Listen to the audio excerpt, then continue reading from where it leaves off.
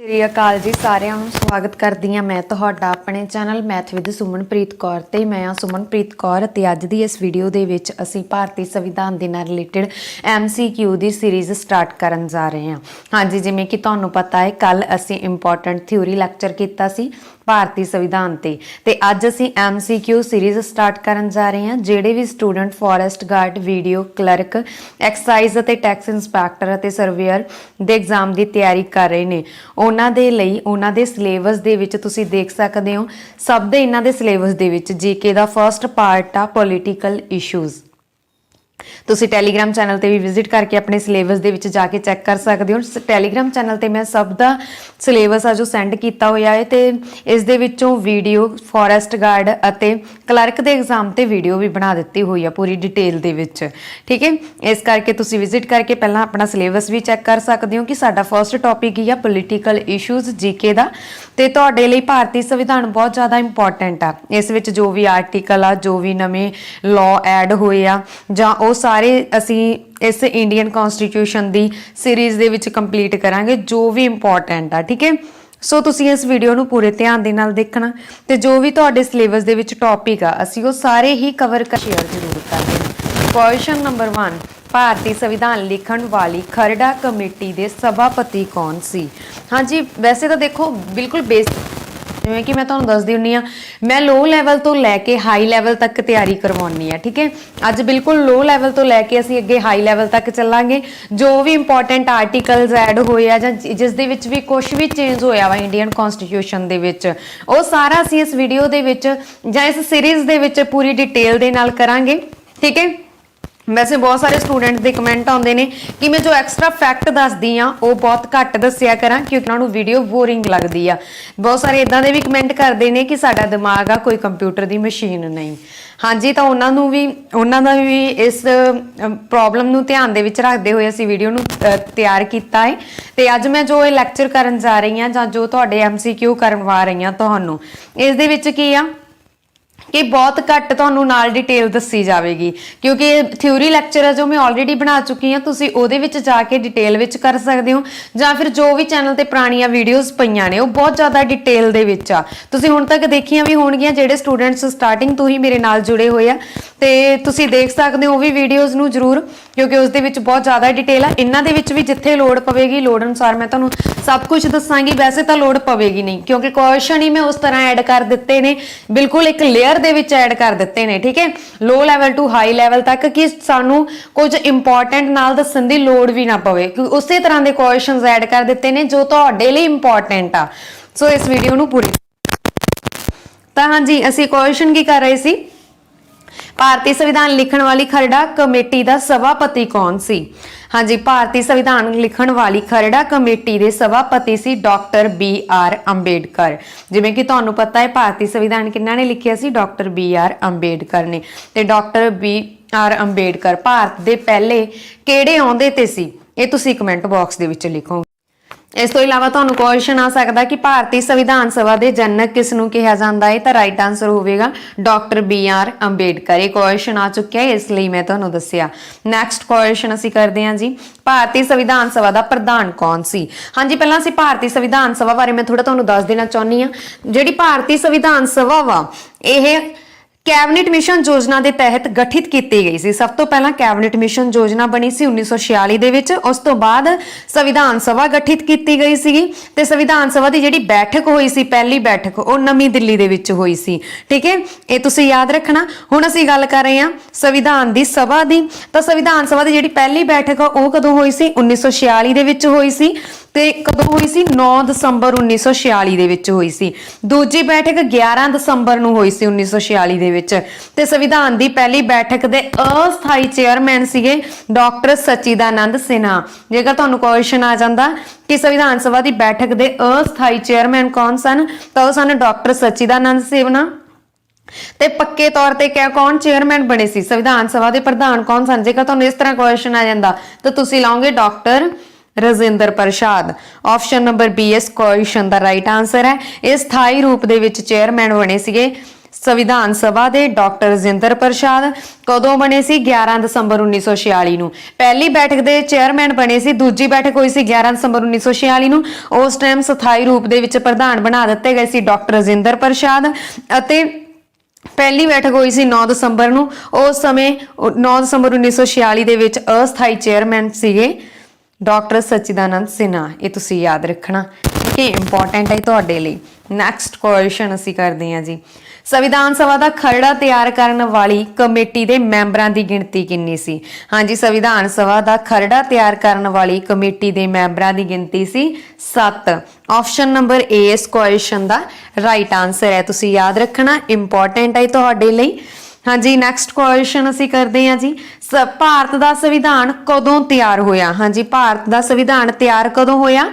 26 नवंबर 1949 कदों तैयार होया 26 नवंबर 1949 option number B is the right answer ते लागू कदों होया ये तुसी कमेंट बॉक्स दे विच लिखोगे नैक्सट क्वेश्चन भारतीय संविधान नूं तैयार करन विच कितना समा लग्या हाँ जी भारतीय संविधान नूं तैयार करन दे विच कुल कितना समा लग्या 2 साल 11 महीने 18 दिन लगे आ ठीक है देखो जिथों क्वेश्चन ये मैं लिया वा उस दे विच ये ऑप्शन नहीं सी 18 वाली उस दे विच 8 वाली ऑप्शन सी तो तुसी यही लगाओगे 2 साल 11 महीने तो तुहानूं पक्का कन्फर्म है ना 2 साल 11 महीने ते 18 दिन वैसे तो लगे सीगे साडे तां 18 दिन ही मन्निया जांदा वा ठीक है आपां 18 दिन ही मानदे आ पर कई बुक्स दे विच तुहानूं 8 दिन भी मिल सकदा ये तुसी याद रखना है मैं तां इसे लई 8 दस्सिया वा तां जो तुहानूं पता लग सके तुसी ऑप्शन विच हो सकदा एक ते इत्थे 18 होवे 18 दिन देख के ऑप्शन ना लगा देना इस करके दस्सण दे लई मैं ऐड कीता 8 दिन ही ठीक है ऑप्शन नंबर ए इस क्वेश्चन का राइट आंसर है तो जेकर तुहानूं क्वेश्चन इस तरह हुंदा वा कि भारत दे संविधान नूं तैयार करन विच लगभग कितना समा लग्या सी ते ऑप्शन दे विच ए होवे कि 2 साल 3 साल जां 4 साल जां 5 साल तो लगभग 3 साल का समा लग्या सी उस टाइम तुसी 3 साल ऑप्शन टिक करोगे ऑप्शन का थोड़ा ध्यान रख के करना ठीक है तो इसनूं बनाउण ते खर्चा कितना आया सी खरड़ा तैयार करन दे विच 6.4 करोड़ का खर्चा आया सी ठीक है ते भारतीय संविधान 26 नवंबर 1949 ईस्वी नूं बन के तैयार होया सी ये तुसी याद रखना नैक्सट क्वेश्चन इन्हां विचों किस नूं भारतीय संविधान का निर्माता आख्या जाता है हाँ जी मैं ऑलरेडी तुहानूं दस चुकी हाँ निर्माता पितामह जां जनक डॉक्टर BR अंबेडकर नूं कहा जाता है option number A is the right answer next question भारतीय संविधान किस तारीख तो लागू होया सी हाँ जी भारतीय संविधान लागू कदों होया सी 26 नवंबर 1950 नूं option number D is the right answer कदों होया सी 26 नवंबर 1950 नूं ये तुसीं याद रखना नैक्सट क्वेश्चन असीं करदे हां जी डॉक्टर राजेंद्र प्रसाद ने पहले राष्ट्रपति वजों अपना अहुदा कदों संभालिया हाँ जी डॉक्टर राजेंद्र प्रसाद जिहड़े कि भारत के पहले राष्ट्रपति सी उन्हां ने अपना अहुदा 1950 दे विच संभालिया सी option number B is the right answer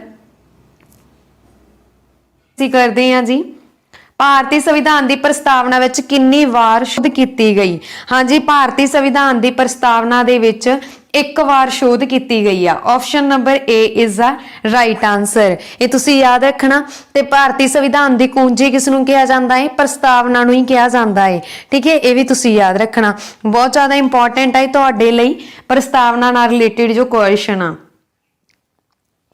इस वेले किन्नियां अनुसूचियां हन तो 12 भारतीय संविधान दे वेले विच इस वेले वर्तमान समय दे विच 12 अनुसूचियां ने option number D is the right answer पर जदों संविधान बन के तैयार होया सी उदों किन्नियां सीगियां उस टाइम 8 अनुसूचियां सीगियां भारतीय संविधान दे विच तुहानूं क्वेश्चन ये आ सकदा कि मूल संविधान विच भारतीय संविधान विच किन्नियां अनुसूचियां हन मूल जिथे मूल आ गया ना मूल का मतलब जदों संविधान बन के तैयार होया सी तां बहुत सारे स्टूडेंट गलत आंसर लगा आउंदे आ ते ओहदे विच की आ 12 लगा आउंदे आ तुहानूं क्वेश्चन ये आ सकदा कि मूल संविधान का मतलब जदों संविधान बन के तैयार होया सी उस टाइम 8 सी ते हुण किन्नियां ने 12 ने ठीक है ते उस तो इलावा जदों संविधान बन के तैयार होया उस टाइम 22 भाग सी ते हुण किन्ने आ 25 नैक्सट क्वेश्चन भारत का पहला मुख चोण दा कमिश्नर कौन सी हाँ जी भारत दे विच चोण कमिश्नर कौन सी पहले जिहड़े भी स्टूडेंट्स नूं पता कमेंट बॉक्स दे विच जरूर लिखो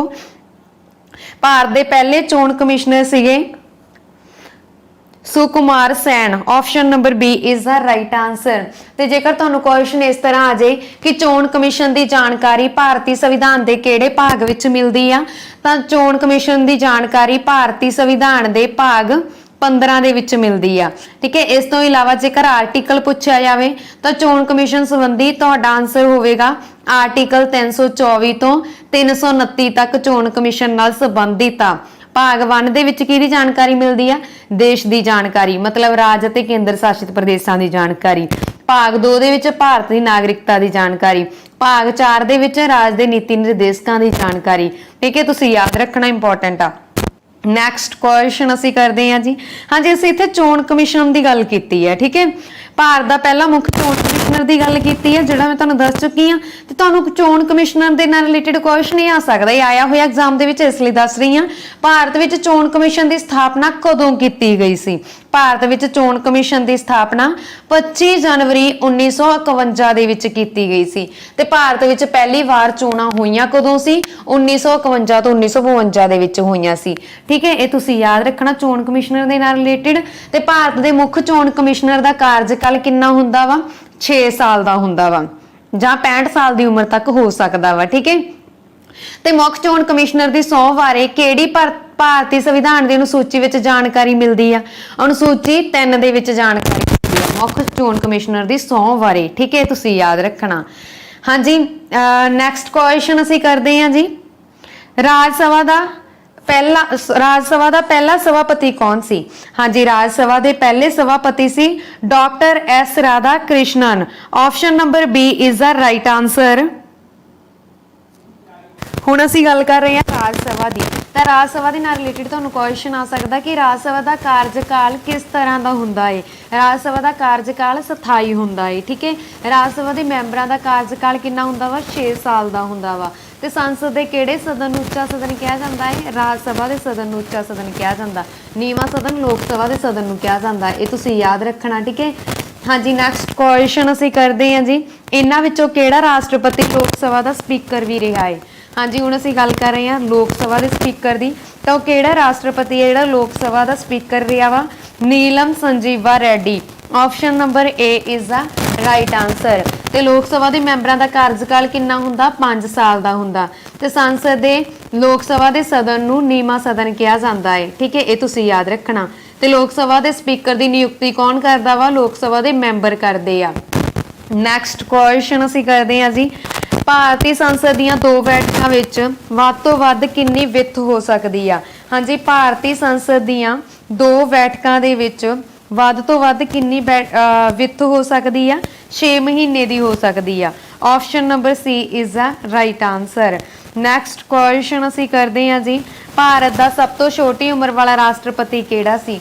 ਹਾਂਜੀ, ਭਾਰਤ ਦੇ ਸਭ ਤੋਂ ਛੋਟੀ ਉਮਰ ਵਾਲੇ ਰਾਸ਼ਟਰਪਤੀ ਸੀ Neelam Sanjiva Reddy. Option number C is the right answer. ਜਦੋਂ ਨੀਲਮ ਸੰਜੀਵਾ ਰੈਡੀ ਜੁਲਾਈ 1977 ਵਿੱਚ ਭਾਰਤ ਦੇ ਰਾਸ਼ਟਰਪਤੀ ਬਣੇ ਤਾਂ 64 ਸਾਲ ਦੀ ਉਮਰ ਵਿੱਚ ਉਹ ਭਾਰਤ ਦੇ ਪਹਿਲੇ ਸਭ ਤੋਂ ਛੋਟੀ ਉਮਰ ਦੇ ਰਾਸ਼ਟਰਪਤੀ ਬਣੇ ਸੀ। ਇਹ ਤੁਸੀਂ ਯਾਦ ਰੱਖਣਾ। ਨੈਕਸਟ ਕੁਐਸਚਨ, ਹਾਂਜੀ, ਆ ਮੈਂ ਨੋਟ ਵੀ ਕਰ ਦਿੱਤਾ ਇੰਪੋਰਟੈਂਟ ਫੈਕਟ। ਨੈਕਸਟ ਕੁਐਸਚਨ ਹੈ ਜੀ, ਭਾਰਤ ਦਾ ਪਹਿਲਾ ਮੁੱਖ ਜੱਜ ਕੌਣ ਸੀ? ਹਾਂਜੀ, ਭਾਰਤ ਦੇ ਪਹਿਲੇ ਮੁੱਖ ਜੱਜ ਦੀ ਗੱਲ ਹੋ ਰਹੀ ਆ। ਭਾਰਤ ਦੇ ਪਹਿਲੇ ਮੁੱਖ ਜੱਜ ਸੀ Hari Lal J Kania. Option number D is the right answer. ਇਹ ਤੁਸੀਂ ਯਾਦ ਦੀ ਗੱਲ ਕੀਤੀ ਸੀ, ਹਰੀ ਲਾਲ ਜੇ ਕਾਨੀਆ। ਜੇਕਰ ਤੁਹਾਨੂੰ ਕੁਐਸਚਨ ਆ ਜੇ ਭਾਰਤ ਦੇ ਪਹਿਲੇ ਪ੍ਰਧਾਨ ਮੰਤਰੀ ਕੌਣ ਸਨ, ਤਾਂ ਰਾਈਟ ਆਂਸਰ ਹੋਵੇਗਾ ਪੰਡਿਤ ਜਵਾਹਰ ਲਾਲ ਨਹਿਰੂ। ਭਾਰਤ ਦੇ ਪਹਿਲੇ ਸਿੱਖਿਆ ਮੰਤਰੀ ਕੌਣ ਸਨ? ਮੌਲਾਨਾ ਅਬੁਲ ਕਲਾਮ ਜਾਦਵ। ਵਿੱਤ ਮੰਤਰੀ ਸਨ ਆਰ.ਕੇ. ਸਨਮੁਖ ਸੈਣੀ। ਰੱਖਿਆ ਮੰਤਰੀ ਸੀ ਬਲਦੇਵ ਸਿੰਘ। ਰੇਲਵੇ ਮੰਤਰੀ ਸੀ ਜੌਨ ਮਿਥਾਈ। ਯੋਜਨਾ ਮੰਤਰੀ ਸੀ ਗੁਲਜ਼ਾਰੀ ਲਾਲ ਨੰਦਾ। ਇਹ ਤੁਸੀਂ ਯਾਦ ਰੱਖਣਾ। ਨੈਕਸਟ ਕੁਐਸਚਨ, ਇਹਨਾਂ ਵਿੱਚੋਂ ਸਰਵਉੱਚ ਅਦਾਲਤ ਦੀ ਕਿਹੜੀ ਪਹਿਲੀ ਇਸਤਰੀ ਜੱਜ ਸੀ? ਹਾਂਜੀ, ਸਰਵਉੱਚ ਅਦਾਲਤ ਦੀ ਪਹਿਲੀ ਕਿਹੜੀ ਇਸਤਰੀ ਜੱਜ ਸੀ? ਫਾਤਿਮਾ ਬੀਬੀ। Option number A is the right answer. ਕੌਣ ਸੀ? ਫਾਤਿਮਾ ਬੀਜੀ। ਇਹ ਤੁਸੀਂ ਯਾਦ ਰੱਖਣਾ, ਸਰਵਉੱਚ ਅਦਾਲਤ ਦੀ ਪਹਿਲੀ ਮੁੱਖ ਜੱਜ ਸੀ। ਠੀਕ ਹੈ, ਹਾਂਜੀ, ਇਸ ਤੋਂ ਇਲਾਵਾ ਤੁਹਾਨੂੰ ਕੁਐਸਚਨ ਇਹ ਵੀ ਆ ਸਕਦਾ ਵਾ ਕਿ ਭਾਰਤੀ ਸੰਵਿਧਾਨ ਵਿੱਚ ਪਹਿਲੀ ਮਹਿਲਾ ਰਾਸ਼ਟਰਪਤੀ ਕੌਣ ਬਣੀ ਸੀ? ਸੌਰੀ, ਮੈਂ ਸੰਵਿਧਾਨ ਬੋਲ ਦਿੱਤਾ। ਭਾਰਤ ਦੇ ਵਿੱਚ ਪਹਿਲੀ ਮਹਿਲਾ ਰਾਸ਼ਟਰਪਤੀ ਕੌਣ ਸੀ? ਤਾਂ ਇਹ ਤੁਸੀਂ ਕਮੈਂਟ ਬਾਕਸ ਦੇ ਵਿੱਚ ਦੱਸੋਗੇ। ਜੇਕਰ ਤੁਹਾਨੂੰ ਨਾ ਪਤਾ ਲੱਗੇ ਤਾਂ ਅਸੀਂ ਨੈਕਸਟ ਪਾਰਟ ਦੇ ਵਿੱਚ ਡਿਸਕਸ ਕਰ ਲਾਂਗੇ। ਤੁਸੀਂ ਕਮੈਂਟ ਕਰਕੇ ਵੀ ਪੁੱਛ ਸਕਦੇ ਹੋ ਕਿ ਕੌਣ ਸੀ, ਠੀਕ ਹੈ, ਤਾਂ ਉਹ ਵੀ ਮੈਂ ਤੁਹਾਨੂੰ ਦੱਸ ਦਵਾਂਗੀ ਕਿ ਭਾਰਤ ਦੀ ਪਹਿਲੀ ਮਹਿਲਾ ਰਾਸ਼ਟਰਪਤੀ ਕੌਣ ਸੀ। ਹਾਂਜੀ, ਨੈਕਸਟ ਕੁਐਸਚਨ ਅਸੀਂ ਕਰਦੇ ਹਾਂ, ਭਾਰਤ ਦੇ ਪਹਿਲੇ ਰਾਸ਼ਟਰਪਤੀ ਸਨ। ਹਾਂਜੀ, ਭਾਰਤ ਦੇ ਪਹਿਲੇ ਰਾਸ਼ਟਰਪਤੀ ਕੌਣ ਸਨ? ਭਾਰਤ ਦੇ ਪਹਿਲੇ ਰਾਸ਼ਟਰਪਤੀ ਸੀ doctor Rajendra Prasad. Option number A is the right answer. ਤੇ ਪਹਿਲੀ ਮਹਿਲਾ ਰਾਸ਼ਟਰਪਤੀ ਸੀ ਸ਼੍ਰੀਮਤੀ ਪ੍ਰਤਿਭਾ ਪਾਟਿਲ। ਇਹ ਤੁਸੀਂ ਯਾਦ ਰੱਖਣਾ। ਨੈਕਸਟ ਕੁਐਸਚਨ, ਭਾਰਤ ਦੇ ਉਪ ਰਾਸ਼ਟਰਪਤੀ ਦਾ ਕਾਰਜਕਾਲ ਹੈ। ਹਾਂਜੀ, ਭਾਰਤ ਦੇ ਉਪ ਰਾਸ਼ਟਰਪਤੀ, ਸੌਰੀ ਇੱਥੇ ਕੁਐਸਚਨ ਦੇ ਵਿੱਚ ਮਿਸਟੇਕ ਆ, ਦਾ ਕਾਰਜਕਾਲ 5 ਸਾਲ ਦਾ ਹੈ। Option number C is the right answer. Next question, Bharat ਦਾ ਪਹਿਲਾ ਉਪ ਪ੍ਰਧਾਨ ਮੰਤਰੀ ਕੌਣ ਸੀ? ਹਾਂਜੀ, ਭਾਰਤ ਦੇ ਪਹਿਲੇ ਉਪ ਪ੍ਰਧਾਨ ਮੰਤਰੀ ਕੌਣ ਸੀ? Sardar Patel. Option number C is the right answer. ਤੇ ਭਾਰਤ ਦੇ ਹੁਣ ਪ੍ਰਧਾਨ ਮੰਤਰੀ ਕੌਣ ਹੈ ਐਟ ਪ੍ਰੈਜ਼ੈਂਟ? ਨਰਿੰਦਰ ਮੋਦੀ। ਪ੍ਰਧਾਨ ਮੰਤਰੀ ਨਰਿੰਦਰ ਮੋਦੀ ਜੀ ਭਾਰਤ ਦੇ ਹੁਣ ਪ੍ਰਧਾਨ ਮੰਤਰੀ ਆ, ਜੋ ਕਿ ਭਾਰਤ ਦੇ 15ਵੇਂ ਨੰਬਰ ਦੇ ਪ੍ਰਧਾਨ ਮੰਤਰੀ ਆ, ਠੀਕ ਹੈ, ਇਹ ਤੁਸੀਂ ਯਾਦ ਰੱਖਣਾ। ਨੈਕਸਟ ਕੁਐਸਚਨ ਅਸੀਂ ਕਰਦੇ ਹਾਂ ਜੀ, ਭਾਰਤ ਦਾ ਤੀਸਰਾ ਰਾਸ਼ਟਰਪਤੀ ਕੌਣ ਸੀ? ਹਾਂਜੀ, ਭਾਰਤ ਦੇ ਤੀਸਰੇ ਰਾਸ਼ਟਰਪਤੀ ਸੀ doctor Zakir Hussain. Option number A is the right answer. ਤੇ ਦੂਸਰੇ ਕੌਣ ਹੈ ਇਹ ਤੁਸੀਂ ਕਮੈਂਟ ਬਾਕਸ ਦੇ ਵਿੱਚ ਲਿਖੋਗੇ। ਨੈਕਸਟ ਕੁਐਸਚਨ, ਭਾਰਤ ਦਾ ਪਹਿਲਾ ਰਾਸ਼ਟਰਪਤੀ ਜਿਸ ਦਾ ਆਪਣੇ ਕਾਰਜਕਾਲ ਦੌਰਾਨ ਦੇਹਾਂਤ ਹੋਇਆ ਸੀ।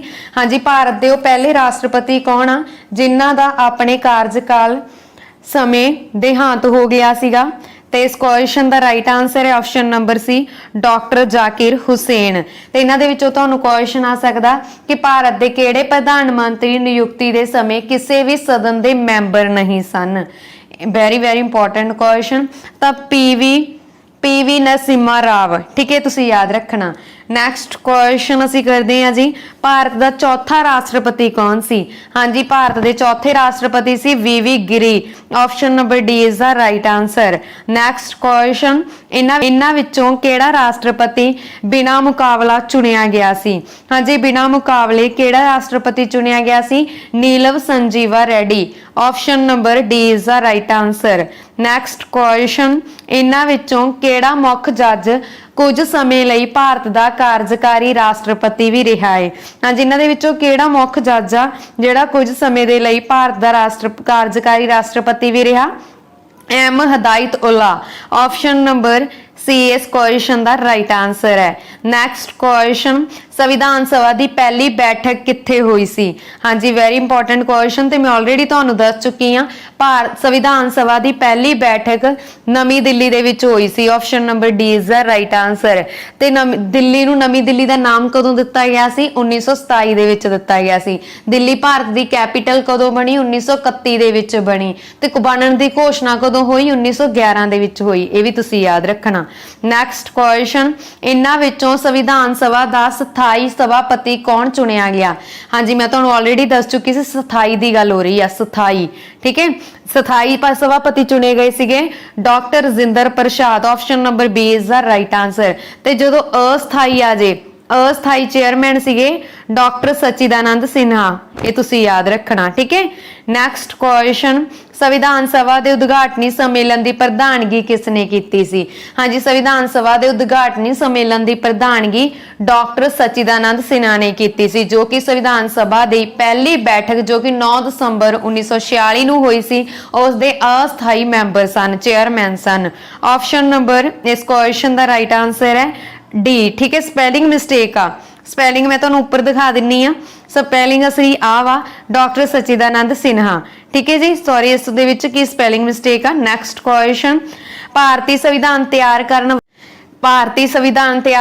ਵਾਲੀ ਸੰਵਿਧਾਨ ਸਭਾ ਦਾ ਭਾਰਤੀ ਸੰਵਿਧਾਨ ਤਿਆਰ ਕਰਨ ਵਾਲੀ ਸੰਵਿਧਾਨ ਸਭਾ ਦੀ ਸਥਾਪਤੀ ਕਦੋਂ ਹੋਈ ਸੀ? ਦਸੰਬਰ 1946 ਦੇ ਵਿੱਚ ਹੋਈ ਸੀ। Option number C is the right answer. Next question, supreme court ਦੇ ਜੱਜਾਂ ਦੀ ਨਿਯੁਕਤੀ ਕੌਣ ਕਰਦਾ? ਹਾਂਜੀ, ਸੁਪਰੀਮ ਕੋਰਟ ਦੇ ਜੱਜਾਂ ਦੀ ਨਿਯੁਕਤੀ ਰਾਸ਼ਟਰਪਤੀ ਕਰਦਾ। Option number B is the right answer. Next question, ਰਾਜਾਂ ਦੇ ਜੱਜਾਂ ਦੀ ਨਿਯੁਕਤੀ ਕੌਣ ਕਰਦਾ? ਹਾਂਜੀ, ਸੁਪਰੀਮ ਕੋਰਟ ਦੇ ਜੱਜਾਂ ਦੀ ਨਿਯੁਕਤੀ ਤਾਂ ਰਾਸ਼ਟਰਪਤੀ ਕਰਦਾ ਤੇ ਰਾਜਾਂ ਦੇ ਜੱਜਾਂ ਦੀ ਨਿਯੁਕਤੀ ਵੀ ਰਾਸ਼ਟਰਪਤੀ ਹੀ ਕਰਦਾ। Option number A is the right answer. Next question, ਹਾਂਜੀ, ਭਾਰਤ ਦੇ ਅਟਾਰਨੀ ਜਨਰਲ ਦੀ ਨਿਯੁਕਤੀ कौन करदा है? भारत दे अटारनी जनरल दी नियुक्ति भारत दा मुख जज करदा है। Option number A is a right answer. Next question, चोण आयोग दे सब तो वड्डे अधिकारी चोण आयुक्त दी नियुक्ति कौन करदा? हाँ जी, चोण आयोग दे सब तो वड्डे अधिकारी चोण आयुक्त दी नियुक्ति राष्ट्रपति करदा। Option number C is the right answer. ਇਹ ਤੁਸੀਂ ਨੈਕਸਟ ਕੁਐਸਚਨ ਅਸੀਂ ਕਰਦੇ ਹਾਂ ਜੀ, ਰਾਜਪਾਲ ਨੂੰ ਉਸਦੇ ਆਉਂਦੇ ਦੀ ਸਹੁੰ ਕੌਣ ਚੁਕਾਉਂਦਾ ਹੈ? ਹਾਂਜੀ, ਰਾਜਪਾਲ ਨੂੰ ਉਸਦੇ ਆਉਂਦੇ ਦੀ ਸਹੁੰ ਚੁਕਾਉਂਦਾ ਵਾ ਰਾਜ ਦੀ ਉੱਚ ਅਦਾਲਤ ਦਾ ਮੁੱਖ ਜੱਜ।